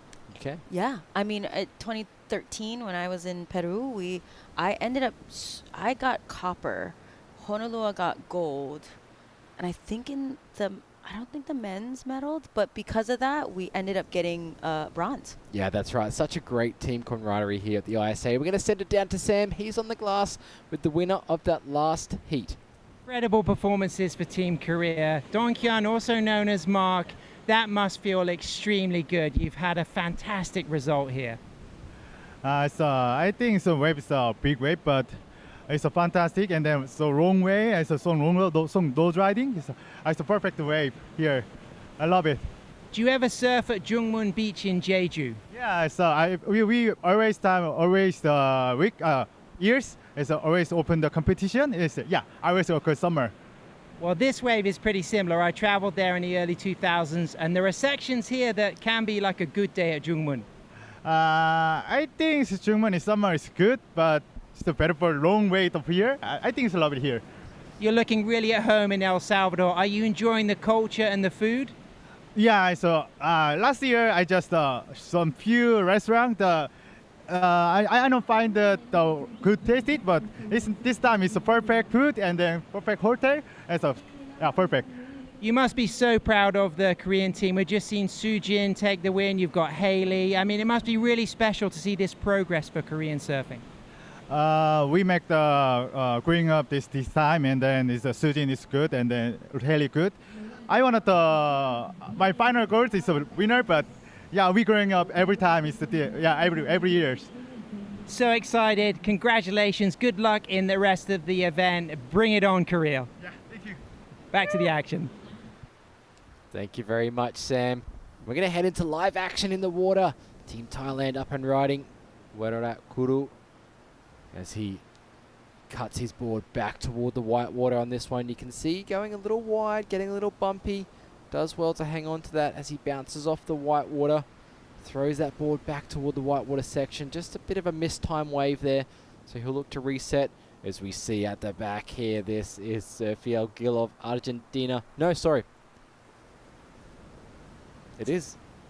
Looks like Mark from the last heat. Yeah, it seems to be a replay of his last wave. But we'll go with it. I mean, this beautiful hang 5. I love the way that he's readjusting. He really was, you could tell, he was kind of nervous in the beginning, and he really gained composure and really started to set his rail on the inside. He didn't really let the bumps throw him off. The previous waves he did, but this time he wanted to make sure he stamped his win, just making his way into the Pupusa section and getting that win for the last heat. So that was Dong Kyung Kim of the last heat. Now we're back to live action here. Joseph Madden of Mexico. He's been out there every day practicing on the free surf sessions as he stretches his arms out, cutting that board back to the white water, rebounding off the foam. Does well to hold on to that one as he makes his way through. Stretches out for that 5 on the nose, staying there. Those bit of a windmill arms, just showing the judges that he's trying to control it through the bumpy section. As we see him bringing this one through right to the inside, making the most of this ride. It stands up super quick on the inside, and he has to kick out. Yeah, that section is opting to break boards right now as we see Blue up and riding. Nicolas Ayala from Colombia. Nice footwork at the back. Just working his way down into the inside. Nice carving turn. Trying to redirect. He's really trying to find that open wall, and it doesn't really happen until the very inside. So he's just looking for, as we can see, he's redirecting straight toward the beach rather than looking down towards Punta Roca. And he finds this line. Beautiful, beautiful hang 5, and just does a beautiful backflip, kind of like a full rotation turn on that dismount there. Like an El Rolo on the inside. I love it. Nicholas, an artist himself, Caribbean, Colombian inspired kind of his artwork is. He blends his passions into his artwork. So make sure you go and head out his Instagram channel. Some fantastic work he's producing through his artistry. We're still waiting on scores for all 4 surfers in this heat. 5 minutes, 40 seconds left on the clock. Things are happening quickly. Sergio Gil did catch a wave as well. Yeah, surfers really getting their campaign started, knowing that there's, 5 minutes. 5 minutes less makes a world of a difference. If you think about it, that's 1 paddle out. Yeah, that's right. So you have to almost think that's 1 paddle out, that's 1 wave. So you really, if your plan yesterday was surf 3 waves, now today you have 2 waves. You really got to make those 2 waves count. Oh, you certainly do. As we see one of the higher wave scores for this men's repechage round number 3, Sergio Gil dropping an 8.5. Excellent score. Just that single wave score puts him into the lead. We do see more waves approaching. Still waiting on the last of Nicholas's wave scores to drop. We see Werorat Kuru dropping a 1.93. Joseph waiting for his last score as well. He surfed that right the way through to the end section of the wave. Serfiel deciding looking, waiting. He's up and riding on his backhand. 4 steps to the nose, holds the nose right. Beautiful. I love just the lift he has in that nose. Unfortunately slips off Meg. Oh no. He really needed that backup score. He has 4 minutes left. He is on the outside. We're going to see a little paddle battle between Green and Surfiel. Oh man, that was so unfortunate. I feel like that was on his way to a really good score. I think it kind of looked like he slipped off. Like I wonder if he waxed his board really good. Yeah, I see a lot of surfers using a wax comb to roughen up the wax on their boards as well. Joseph Madden of Mexico drops a 3.13, but still waiting on Nicholas's last wave. He's definitely going to get the requirement he needs, a 0.31 to move back into advancing position. Is it enough to move into first place? We will see as we see our Thai surfer up and riding straight to the nose. Beautiful control there, just 2 quick steps. Stepping back, a nice cut back. This is a fantastic start to this wave from him. As we see 4 steps up to the tip, holds that 5. Great control, steps back. That wave starting to stand up. A carve off the top here. A combination of major maneuvers already for Weerarat Kuru as he has to negotiate this bump. Oh, beautiful style there as he steps his front foot back onto the tail for that cross step carve and kicks out cleanly on the inside. That was perfect. Perfectly surfed in my eyes. Oh, absolutely. I think that's going to be a really good score. I mean, he's in 4th place right now. He only needs a 1.21 to advance, but that's going to get him up there, I believe. As we see Red up and riding Surfia Gill, he is making up for that fall in his last wave. Oh my word. Beautiful hang 10, but just gets unstuck. Those chops are really starting to get our surfers as this tide comes in. Green up and riding. Beautiful Mexican flag on the bottom of his board there. Shuffling up to the nose there though, so judges take that into consideration. Trying to back up that 3.13. I love that turn that he did to redirect along the wave. Again, trying to stretch up for the 5. Didn't quite get there as he brings this one around. So Joseph looking down the line. Can he get one more maneuver in on this wave? Looks like he's going to hit the section at the end. But I think he's just deciding to jump off. Mistimes it, unfortunately, on that very, very shallow end section. I hope he's okay. He looks okay. Grabbing his board. Nicholas Ayala up and riding. Still waiting for his last wave score to come through. Beautiful 5 to start things off. Brings that back foot nice and close to his front foot. Carves it back, dealing with the bumps very well as he brings this wave through to the inside. 2 steps up, another 2 steps to get to the nose. Puts those 5 toes over. And again, a quick 5. Redirects this board down the line. Compressing, extending as he makes his way and kicks out cleanly at the end there. So, we've got a good... Actually, we're just looking at... Oh no, Joseph. his the fin. His entire fin box broke out. As we see Surfiel Gill up and riding out the back. This time, he realizes it needs to step back a little earlier off the nose. That way he's going to surf out with control. So he's trying to back up that 8.5 he locked in earlier during this heat.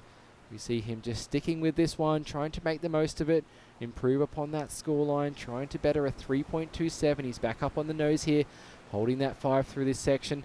Decides to ride down the face of this wave.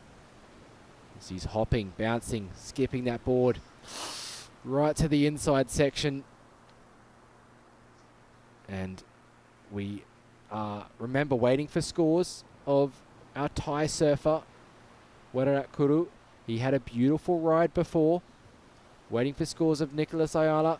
Of course, the last of Joseph Madden and the last of Surfiel Gill. All 4 surfers waiting for scores. The water safety team down on the rocks there, helping our competitors back in. You can just see how much this tide has come up already. Still an hour and 20 minutes until the top of the tide. The heat has ended there. I think we're going to see a lot of this. We're going to see that rainbow dance again on the left side of the screen. We're going to see a couple things hop up. I think with Surfiel, he did solidify. I really think he did do better than the 3.27. I think it's going to be actually closer to a mid-range kind of a score. Just waiting on all scores from all the surfers. I think Surfiel is going to be safe. I think so. Unfortunately, Weruat Kuru from Thailand didn't have a good backup score, but still waiting for a wave to drop for him. Replay on Joseph Madden's last wave, Megs. Yeah. I love the way that he's working his way into this. He's just missing those hang fives, but his rebound turn right here, that was so smooth and buttery. Looking up, just a little short of that hang five. Judges are going to take notice of that. Working his way inside here. Just hopping, looking for that section to hit. This is where we thought he was going to try and hit it. But then it starts to double up. He really mistimes the... And he mistimes it, and he gets... half of his body gets barreled, and he just goes absolutely down. The way that wave comes down, and there's no longer sand there. It's all rocks. And as you could tell earlier on, we could see his entire fin box, his side fin box, came out of the board. Do you think that was because he had landed on the board, or do you think it was because it hit the I sand? am really hoping he didn't land on the board. I know, because that hurts. Having a fin to any part of your body, so dangerous. And I've done it before, and it is not fun. As we see our surfer from Thailand working his way in, he did get a 6.40, so it did bump him up to second, but we are still waiting for scores from red, blue, and green. Wow, this inside is getting kind of hectic. Boards kind of, getting all over on those rocks. Yeah, scores still, I think, 2 more wave scores to drop for Nicolas Ayala of Colombia. So although you might be seeing him sitting in 4th place right now, there's still more wave scores to drop, and he did connect from the outside through to the inside on those last 2 rides. So we will see the situation change. A 4.4 for Joseph's last wave.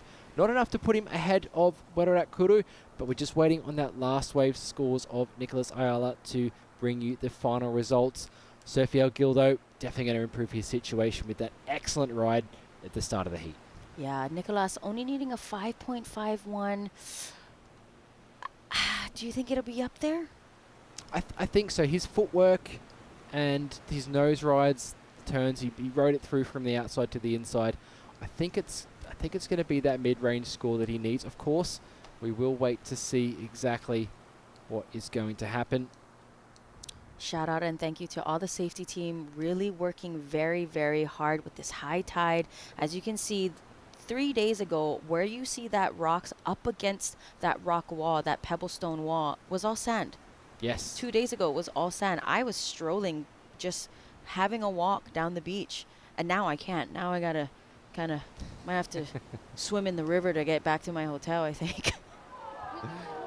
Great scenes down here on the beach. Argentina supporting their teammate Sergio Gil. He drops a 5.4 for his last ride, so he's up into the lead. Total heat score of 13.9. That's a healthy total. Still waiting on the last couple of waves of Nicolas to drop. Is it going to change the situation? Currently in 2nd place, our Thai surfer, Weruat Kuru, had a 6.4 on his last wave, but unfortunately can't back it up with anything of substance, only a 1.93, so it's all coming down to our Colombian surfer. Stressful times, those judges really taking their time deliberating, watching the replays, and it's so great that they can have that now, because these scores is what's going to make or break for them and for their country.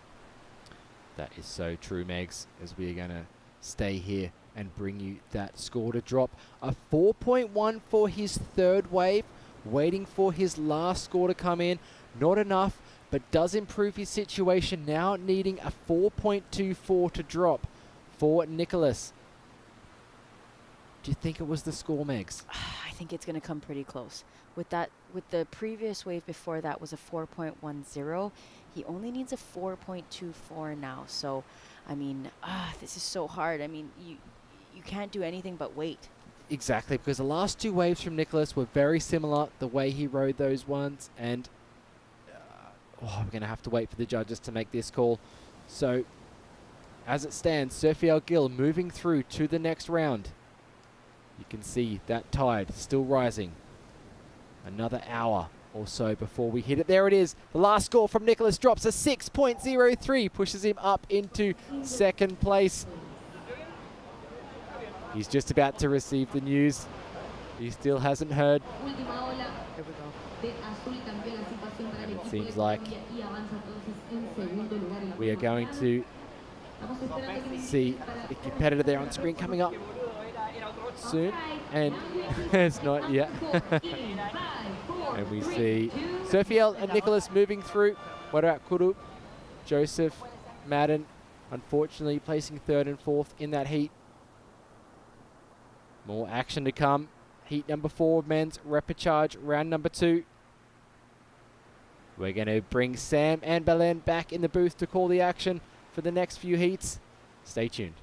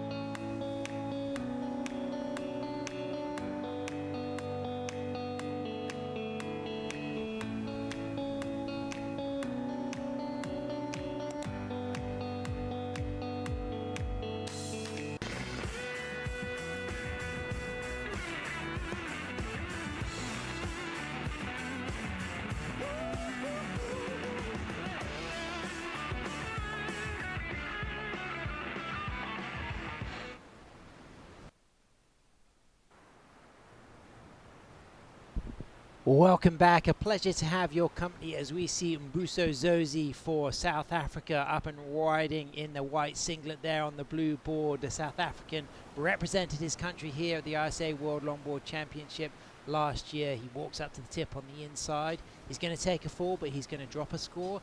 And we also have got scores coming through for Oliver James from New Zealand and our surfer in red, Steve Newton, representing Team USA, leaving Evan Rogers from Wales sitting out back waiting for his first ride. But I now can see the little spinning circle next to Evan Rogers' name, so all 4 surfers have got a ride. It's again 15-minute heats, top 2 waves. We've already found out that quick starts are absolutely fundamental. I'm Sam Bleakley back in the booth with Berlin, great energy out there. I'm really excited to see the Korean team doing so well, but what about Sophiel Gil from Argentina in that last tee? He was absolutely outstanding. And down to the last minute between first and second as well, everyone, but he was just on fire. He's a cool dude, and his postures on the nose are so composed. But now it's the guys' turn to deal with this high tide. The women went through a really challenging experience yesterday with bigger swell, having to get in and out of the water as it was just surging up against the front of the contest site. And now you can see all of the men are going to have to scramble as they come in to finish their heats. Yeah, it was quite challenging as we see opening ride of green. You know, nice style, just driving off the line. Nice turns. This is Oliver James, representing beautiful country of New Zealand. Just a couple little swing turns. Nice cut back into the whitewater. Really cool, calm, and collected style. Not, rushing anything. Lovely cutbacks. Going in for the little bit of the drop knee. He's looking for the line. You can see he's trying to set this line. Again, just, nice transition. Just beautiful rail turns. Goes up for the 5. Holds that 5. Beautiful sectioned nose ride. Comes in clean with that final nose ride. Very clean. Drops a 4.77. This is Steve Newton's first wave, waiting for this score to come through. Oh, that opening cutback was butter. It was beautiful, clean. The transitions are so easy to watch. And we see again just lovely turning, nice nose ride. He's got such beautiful California style. Back on the 5, nice tight feet as well. I really enjoy watching him surf. Get back up to the 5, holding that up to look at that really tight pulled in speed zone nose ride. Nice exit as well. That is Steve Newton representing the US of A. Well, from an American to an Argentinian, it's Sufiel Gil who's down there on the glass after his heat win with Bo Nixon. Sophia, congratulations. Very well surfed out there. You had an excellent ride in 8.5. Talk us through what was going through your mind. Yeah, I was trying to catch a wave in the first start of the heat. So just a quick start and then keep my surf going. And I'm happy with that score.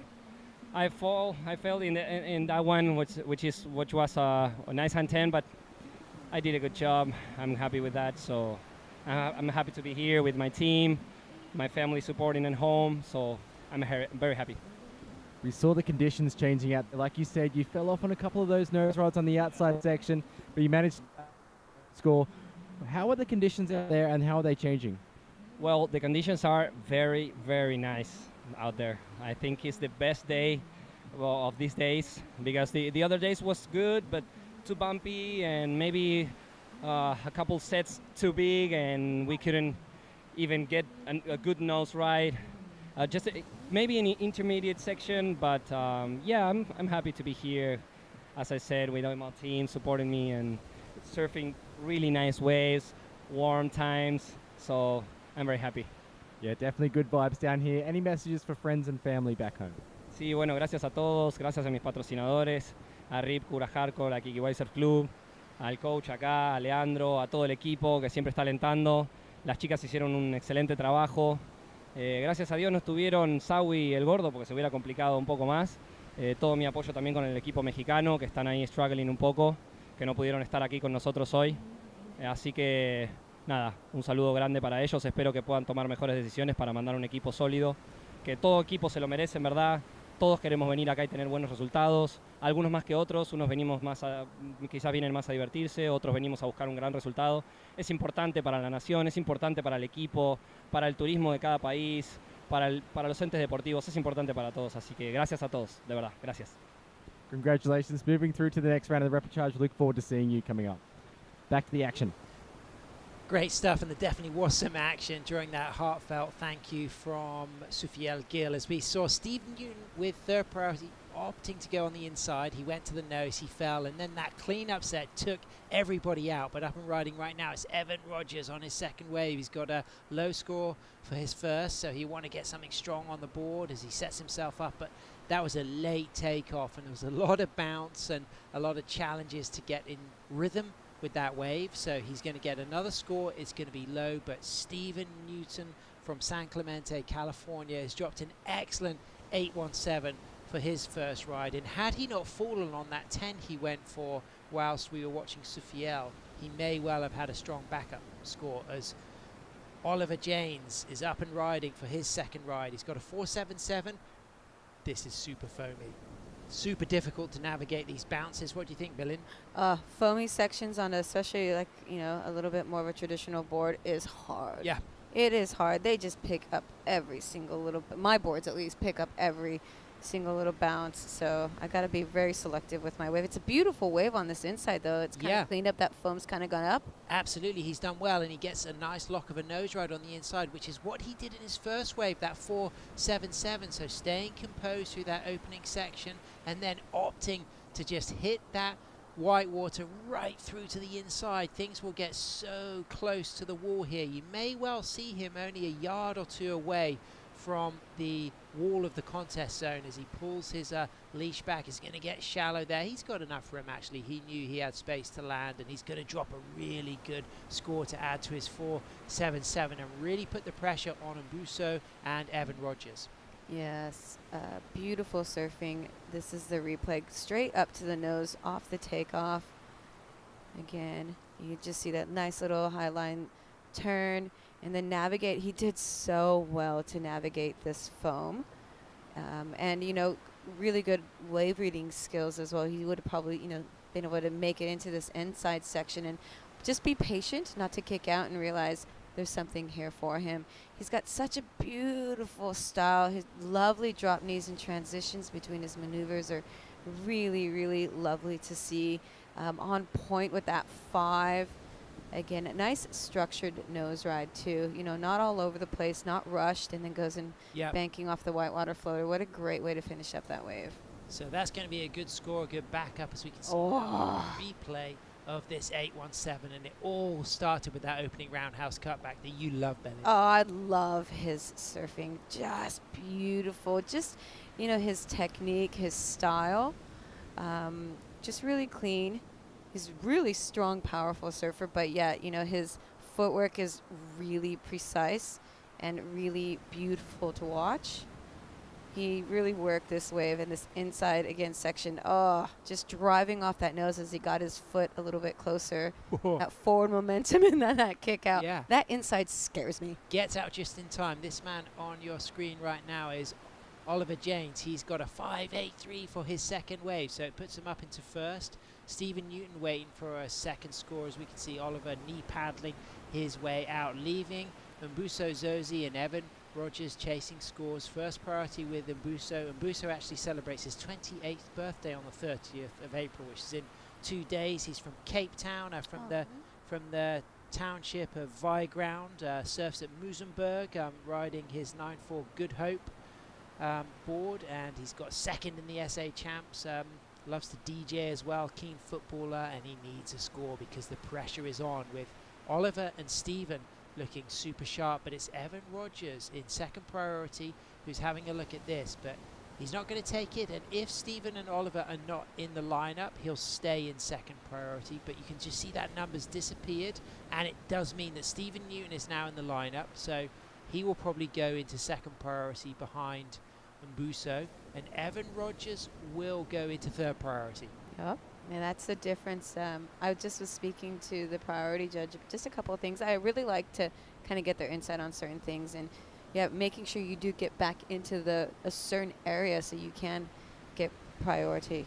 Straight to the tip, walks out of a 5, the Stewart team rider, Stephen Newton from San Clemente, California. He puts that board on a nice roundhouse cutback. 2 times Pan American Games gold medalist. He's been in the ISA World Surfing Games team gold medal winning group for USA when they competed back in Costa Rica, and he's looking really strong through the inside here as he sets himself up for the shore break and finds that cross step forward, but the bounce of that wave was pretty tricky to navigate. You knew he was going to try to fit that in quick, touch it, run back and kick out. On the way forward he realized that there was no space as Mbuso is up and riding. There's a nice 5, arm up, looking super stylish, holding that really nice long critical nose ride. This is great to see from Mbuso, who has improved radically since last year when he represented South Africa here in El Salvador, and that was a nice opening, long, strong, solid nose ride. Backed up with another second nose ride as he now sets himself up through the inside. What will he do? Things are going to get tricky in here. He gets a third touch of the tip. It's got bouncy. He may well go for the safety of the kick out. He does that very smartly because there's just no water left, as we can see now.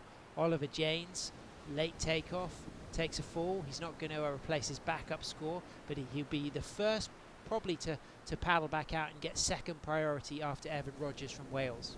Yeah, as we see, blew up and riding. Evan Rogers, of course, based up in Saltburn, the 34-year-old riding his original Skin Dog double scoop board. There's 2 types of models of the double scoop. There's the dynamic and the original. He runs the Saltburn surf shop, founded by his dad Gary in 1986, and he's a multiple Welsh longboard champion, and we can see up and riding right now our Kiwi putting that board on rail, but a bouncy one. But I think Oliver's in a really good position at the moment, Berlin, because that 5.83 and that 4.77, very strong scores, but the question is now, what will Mbuso get? Because I think that opening nose ride alone could really push that score way past the 6 just for that first nose ride, and considering there were more things after that, this could really change the situation for the young South African. I hear that, but we're still waiting for that last wave of Steve Newton to surf, and it was a really well-surfed wave. I think Steve Newton is going to be looking pretty solid. I think he's going to go up into first. I think potentially Mbuso will be in a really good position, but he'll need a backup wave. So it's whether Mbuso's opening nose ride was was strong enough to add to that 3:17, as we can now just see Evan Rogers paddling through to the inside. 24 seconds remaining. We're expecting Stephen Newton to go to first. He does with a 6.67. Now Oliver Janes is still in second, and Mbuso is chasing now a 7.43, so that's a pretty big score, but it was a great nose ride. I do think it could be close. I'm not sure if it's going to be enough, but a last opportunity for our Kiwi to work his way through to the inside here, demonstrating his silky footwork. A really stylish longboarder from New Zealand, newly represented. The 19-year-old has done himself proud here, Belly. He's really showcased style, composure, so much integrity. Yep. And he's got a lot ahead of him within his surfing. Beautiful to watch. So this would be a massive moment for Mbuso. I think he's given himself a chance. I think it's going to be pretty borderline though, but I did love that opening nose ride. I like the size of the wave, the length of the time on the 5. Yes, maybe some of the things after that were perhaps a little bit scrappy, and had they been a little bit more controlled, it really would have, I think, solidified the score he needs. But I reckon it's going to be super close. You know, you made a really lovely point about his surfing this year compared to last, and he's put, you can tell he's put effort in, and great surfing. You know, it's a really, really love to see how much his surfing style has grown. Well, he found surfing through an outreach program called Surf Shack that was developed and launched in Musenberg to give people the opportunity to access surfing, and he gets a 4.93. And I think what happened, despite that long nose ride at the start, I think it was a little bit on the shoulder, and I just think it needed some cleanness in the rest of the ride. But big shout out to Mbuso Zozi, huge improvement from last year, surfing world-class level. Evan Rogers as well, congratulations. Both of those surfers eliminated, but it's Stephen Newton who takes the win, followed by Oliver Janes from New Zealand. Congratulations to all of these amazing competitors. We'll take a break as we can see Stephen Newton walking back, and we'll be right back after these messages.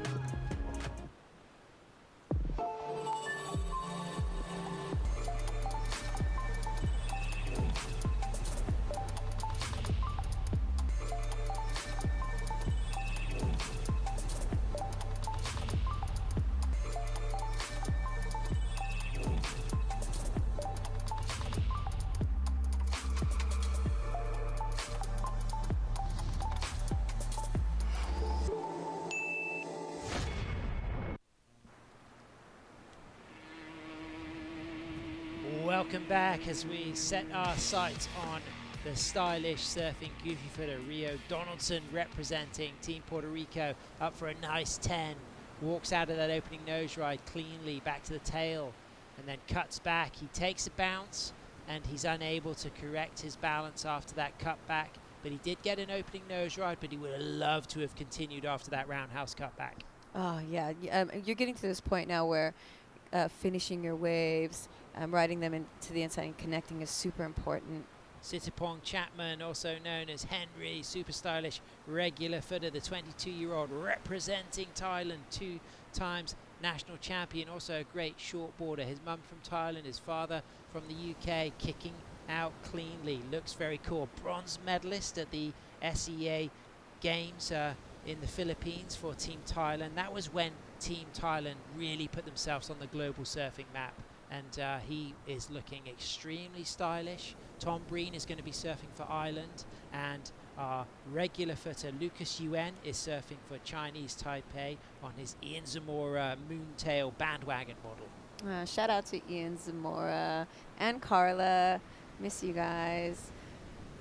great surfboard shaper, great surfer. Yep. Both of them amazing surfers as well. Very special human beings as we get to appreciate this replay of Tom Breen for Ireland. Berlin, what do you think? Taking off on a, he's just kind of waiting patiently for that nose ride section. Gets a nice little 5. Again, just navigating a little bit of a bump on this face. Getting back into the white water. Again, dropping the knee. Again, another drop knee. Opening ride for him, a different angle, gives you a little bit of perspective on the use of, more the rails and the toes and the feet. Another surfer opting to use the Skin Dog double scoop, which has been a really popular board out here. Clinton Guest was on a double scoop earlier. He was, and that gave him, as we see this inside, nice nose ride, that inside section. Go Tom Breen charging. You know what was incredible was after the huge waves of yesterday, the first thing I saw when the competition finished was Sky Sakalax and Tom Breen out back doing crossovers on double overhead waves, both on their contest boards, not holding back, both having to surf today. Absolutely no fear, completely stoked in the big conditions and just hungry to surf more and more. Well, they're, they're used, at least Tom would be used to bigger surf. Do you know what I mean? Like heavy, cold The Irish surf. surfers are the core. Oh. You don't mess with the Irish surfers. They're the best. They surf all conditions. They've got some of the best waves in the world, and they're the most beautiful, welcoming people. And if you want to do some surf travel, I really recommend a trip to Ireland. Scotland. Scotland. How's Scotland's? I haven't met a Scottish surfer yet. Oh, really? There's some amazing waves in Scotland. Thurso, north facing, it's one of the best reef breaks. Home to European titles over the decades. Many great Scottish surfers. Many incredible waves and lots of islands in the north of The Scotland. Hebrides. Yep. Yep. I got invited to go to a gathering with Tom Curran and Cassia and Jesse Fain back in the day. I was there. Hebridean Surf Festival. Yeah, and then during 9/11. Yep, I was getting on a flight that morning. Yep. To New York on a United flight, and so like obviously massive. Horrible situation for us back in America, but I was supposed to go over there, and you guys got such great waves. It was a special week, an event organised by Derek Hine, together the likes of Cassie Meadow and Tom Curran. But the nice thing about those Northwest European surfers, particularly Tom Breen from Ireland, is yes, they know point breaks, they know power. So although the climate, of course, is so hot here, Tom is super comfortable in size. And what he's really good at, and what is very clear when you watch him in the free surfs, is he reads the sets very well. He's often the first person to notice when he needs to go wide or when he's comfortable to stay deep. And right now, Berlin, this is great because you can see all of the surfers scrapping for position. Tom Breen has got the best of the first exchange with a 4.83. Rio Donaldson, a 3.17. Had he made that cut back, I felt like he was sitting on a solid 6 at least. But Sittapong, Henry Chapman, he's got a 1.5. So he definitely needs to be improving on that backup score of a 1.5. But no wave yet ridden for Lucas. No, and as well, look at this time. It's already down to 9 minutes. It is going so quickly, and the last thing you want is it just shut down. And, then end up coming inside, trying to pick off a little insider, and then a big old set comes. Yep, absolutely. So 8 minutes, 45 seconds remaining. These 15-minute heats are a feature of our repechage rounds. These are the surfers who have been eliminated from the main event, who have to stay in first or second to progress through further into the repechage event. They still would have a chance to get to the grand final if they keep getting first or second, but as soon as they get third or fourth, eliminated, they earn a few team points for their team. All the teams, of course, going for that team gold medal. Hawaii, the defending team gold medalist, but we have already seen Natalia Wonderlich eliminated for Hawaii. A big shot for Team Hawaii early on in the event on day 4. Yeah, it was a pity. She's such a great surfer. Did you get the chance to speak to her afterwards? No, I didn't get a chance. So with that, let's go down to the glass. The winner of our last heat, representing San Clemente, California, Team USA, Stephen Newton. Congratulations, Stephen. Moving on through to the next round of the men's repechage. We just chatted a little bit about it then, just off the air there. You were mentioning it's quite tricky out there. You only got 15-minute heats. Yeah, so today they changed the heat times to 15 minutes, which is pretty tough when you got to consider the paddle out takes 7 minutes, and you really got to put yourself on that first set wave and then back yourself up pretty quick. So my strategy was to get one right off the bat and then try to squeak on the inside of everybody. and get another one real quick. I kind of fell on that one, but was lucky to get another one right at the end of the heat and back that 8 up. So I'm pretty stoked. I think I took 6 waves on the head trying to do it. Yeah, nice. You ride for Stewart Surfboards. You've been riding for them for a number of years now. Making any refinements in your boards to suit this wave? Really just kind of trying to adapt to the changing criteria, the more traditional criteria. I've always gotten more high performance, so just trying to keep it more traditional, but at the same time light, so I can really crack those turns around. And Team USA looking strong moving forward in the competition. You've got great coach Colin McPhillips there helping you guys. Any words of wisdom from him? I mean, the guy's got 3 world titles, so I'll listen to anything Colin has to give me. Sounds good. Congratulations. Going through any words you'd like? Yeah, I just want to say thanks to my sponsors, Bill Stewart, family back home, TrueMark, the company I work for back home. I think they're tuning in, and also my girlfriend Lorena that is currently staring at me from across the way. So I just want to say thank you and looking forward to more heats. Excellent. Can't wait to see you surf more. Stephen, back to you guys in the booth. Congratulations, Stephen Newton, flying the flag there, talking about how tricky it is with these 15-minute heats, as we can just see Lucas Yuen having a paddle for that wave but unable to catch it. So only 5 minutes 50 seconds remaining. Tom Breen in 3rd priority. It looks like he may well get an opportunity for this one. Not quite. Sitting there in 1st priority is Rio Donaldson, and this is a real game of tactics right now, Berlin, because it's been a slow heat for all of the surfers. You can see Lucas already moving through to the inside. He just wants to give himself an opportunity. Can he scrap into this wave? He's going for it. He's unable to catch it. So Tom Breen's got the best of the first exchange, but it's all to play for, and it's really going to come down to if somebody's lucky enough to get a nice big open face set in the last 5 minutes. I'm just having a look over my shoulder at the moment to see what is coming in. There are a couple lines slowly marching their way in. So it'll be interesting to see if they're in position or out of position for this set coming with just 5 minutes remaining. And you can just see all the surfers just paddling out to the shoulder there, recognizing that maybe this could be a wide swinger. Lucas may well be lucky here. If these other surfers can't catch this wave, Lucas could be in the prime spot. It's going to be a pretty difficult takeoff. He's going to have to do a little bit of a side takeoff. Is he going to be able to catch it? It's going to be so hard. I could just see that was such an awkward one. It had a lump and a hole in it that he just couldn't paddle through. So unable to get that first wave. And it was actually not necessary for all the surfers to paddle so wide. You can see all of them could have got the first wave of the set if they stayed deep. Lucas Yuen up and riding. This is his opportunity. Sets a stall, cuts back. He's looking for the nose ride. He's got a high line. There's the 5. Walks out of that opening nose ride on his Ian Zamora built board. The bandwagon, the moontail, looking good in and out of a second. Nose ride, getting some great support from Team Chinese Taipei and coaching from Keenan Roxburgh, a fantastic judge and an incredible coach as he moves himself into a little El Saluto.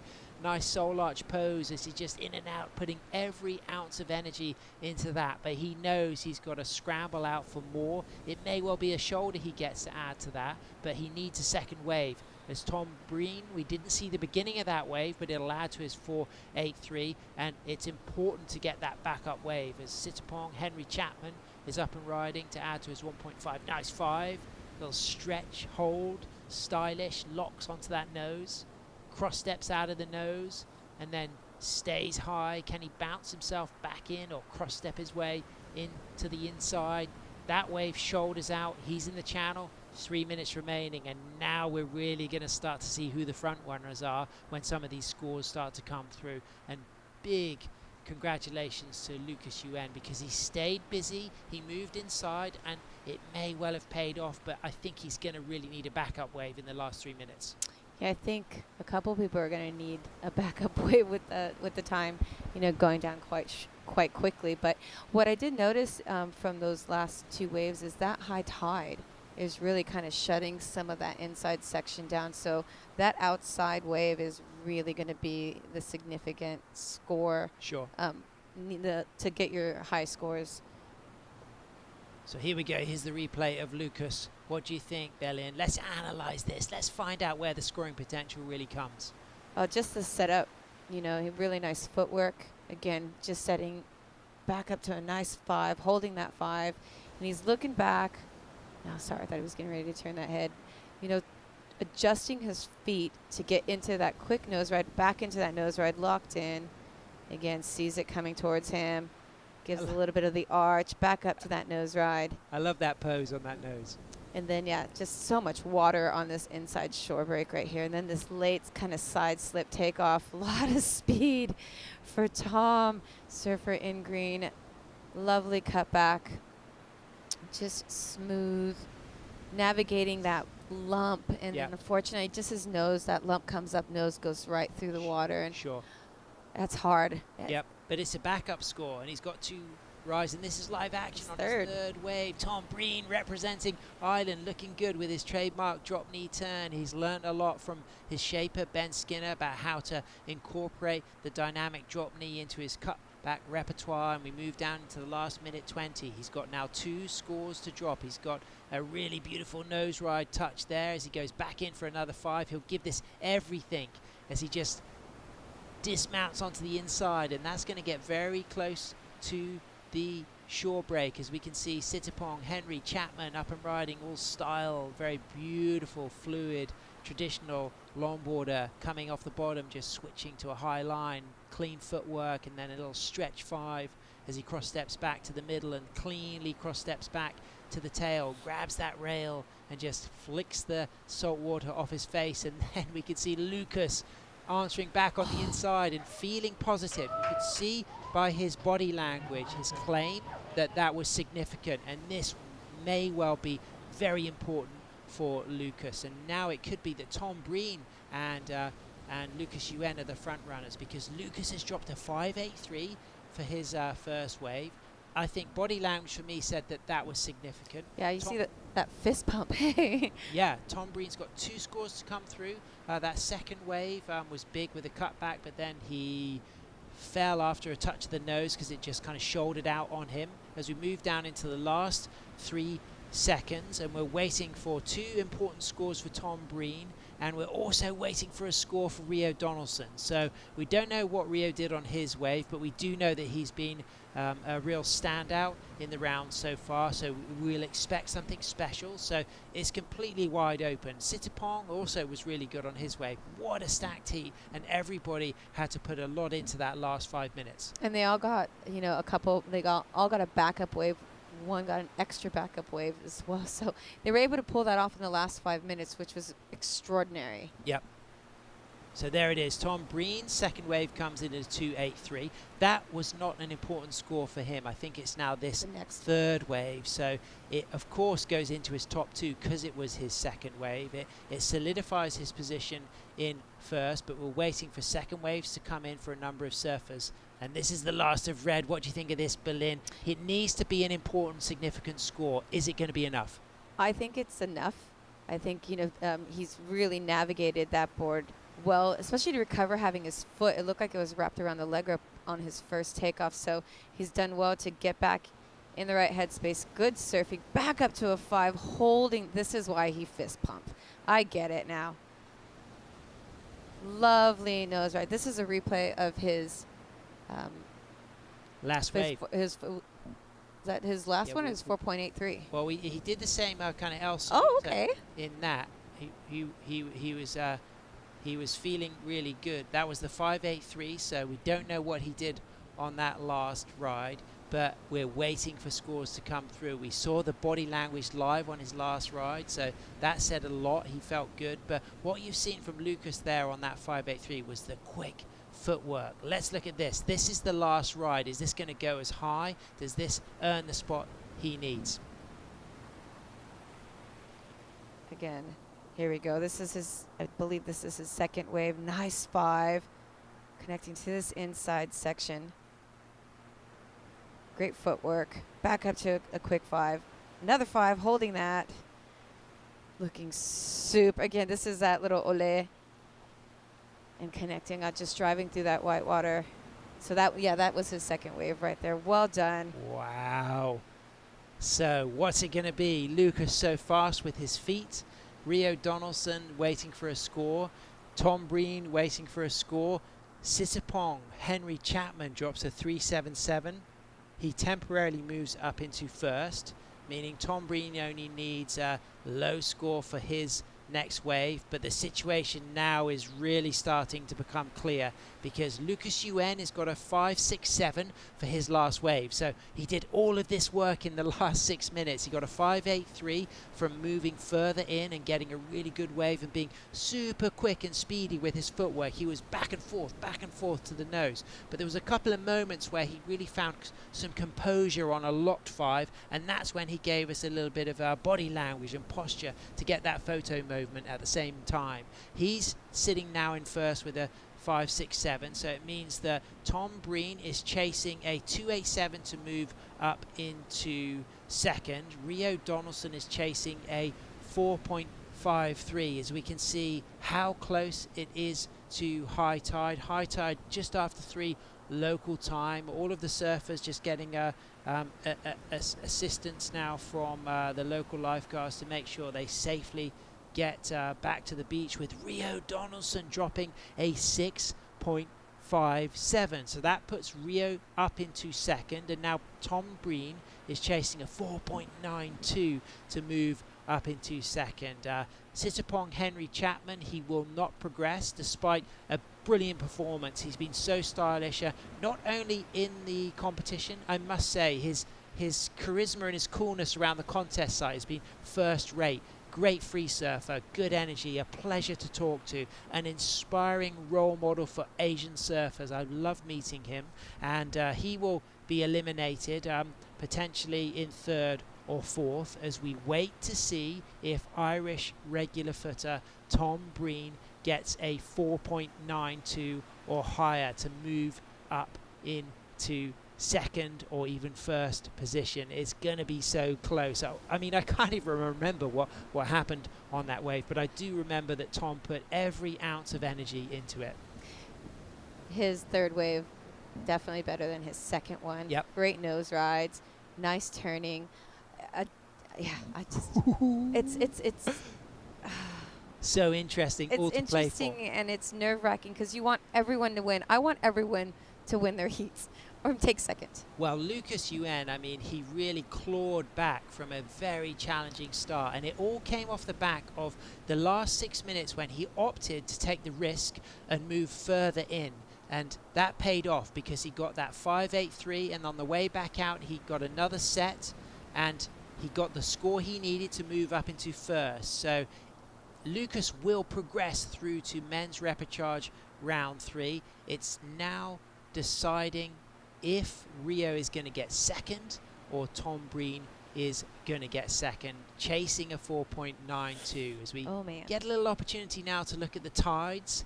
Let's have a see when they're high, and that is certainly going to affect the safety for the surfers, because we did find yesterday that it was very challenging to safely get in and out of the water on that high tide during this bigger swell, as you can really see that those rocks have been exposed as the swell has really started to fill in. So that was the site there at 8 a.m. at low tide, and this is how much higher it is now as we move forward to high tide at just after 3 o'clock local time.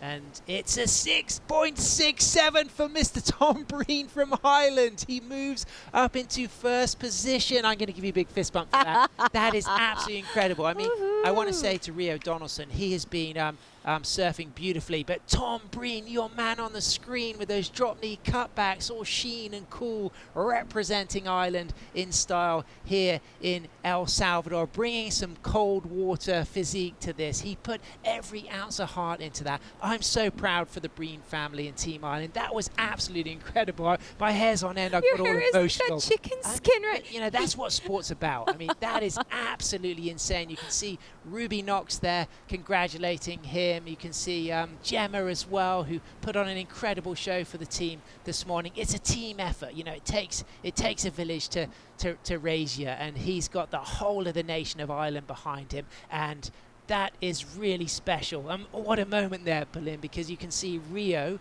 next to Tom, and Rio, of course, the bitter disappointment to have dropped a 6.57 on his last wave. You know, he kicked off with that 3:17, and then you've got Tom Breen now moving from 4th up to 1st, and but Lucas Yuen, he stays in 2nd, and wow, I hope you enjoyed that. If you are an Irish surfer tuning in, you will be so happy. Oh, yeah. You'll be disappointed if you're a Puerto Rican surfer, but big shout out to Thailand as well. I mean, they have performed absolutely fantastically. Henry Chapman, just a real star, but Gentleman. Lucas Yuen, Chinese Taipei as well, clawing his way out and getting a 2nd place and progressing to repechage men's round 3. They all surfed so well, you know, just eloquent, beautiful style.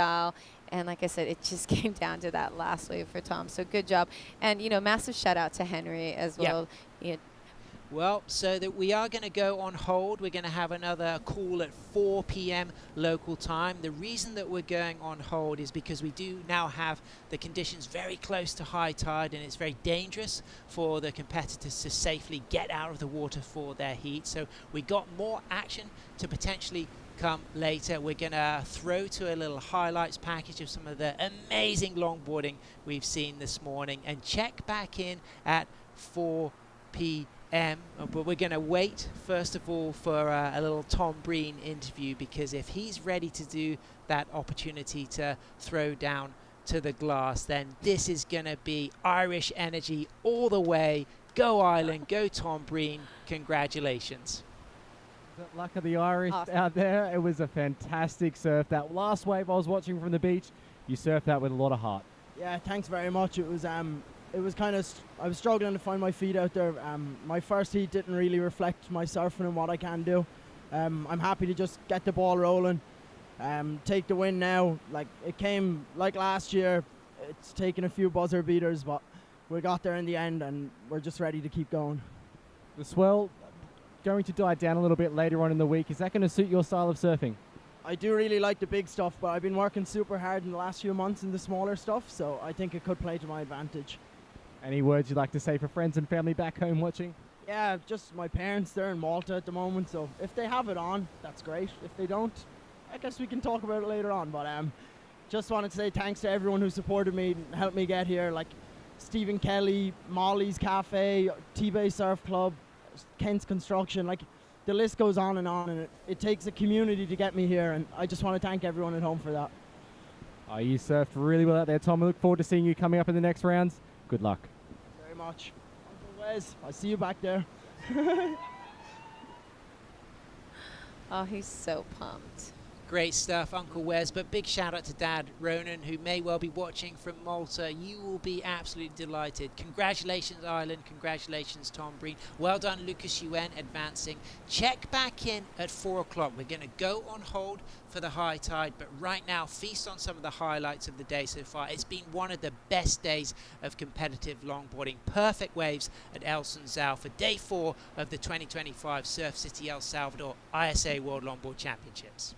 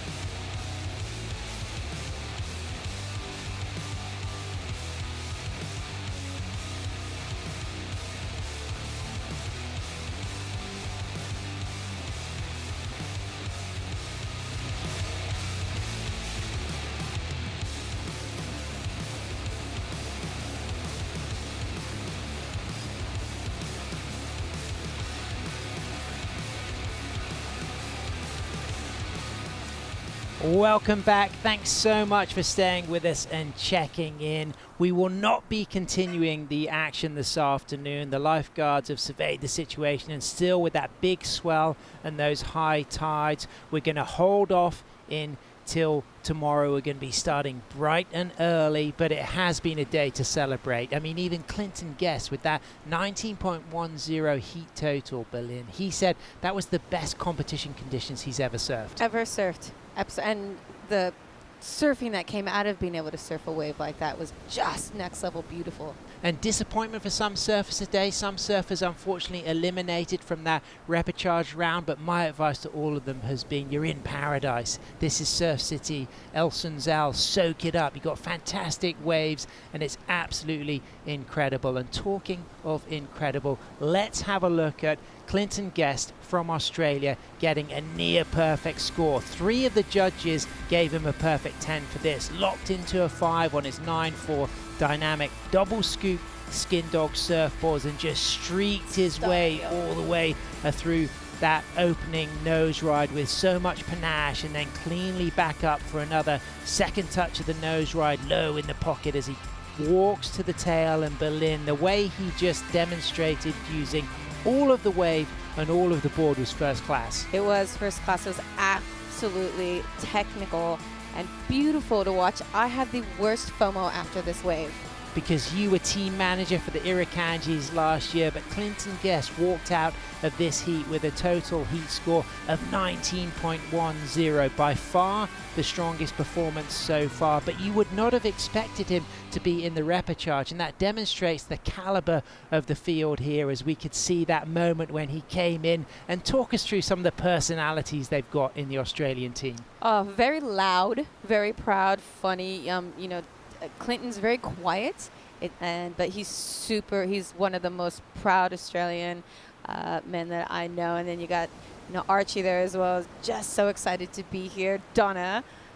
Yeah, brilliant stuff. And someone who really stood out as well was the Canadian Liv Stokes. She's got a tremendous amount of experience coming down to Surf City, El Salvador, representing Canada. And what she had today was not only synergy with the waves, but with the marine life. A little moment where the pelicans just kept pace with her cross-stepping and her rides on the nose, and she really found her feet today, as we can see from these clips, Berlin. Oh yeah, it was lovely surfing from Liz. She was really excited to get the opportunity to surf in such nice conditions.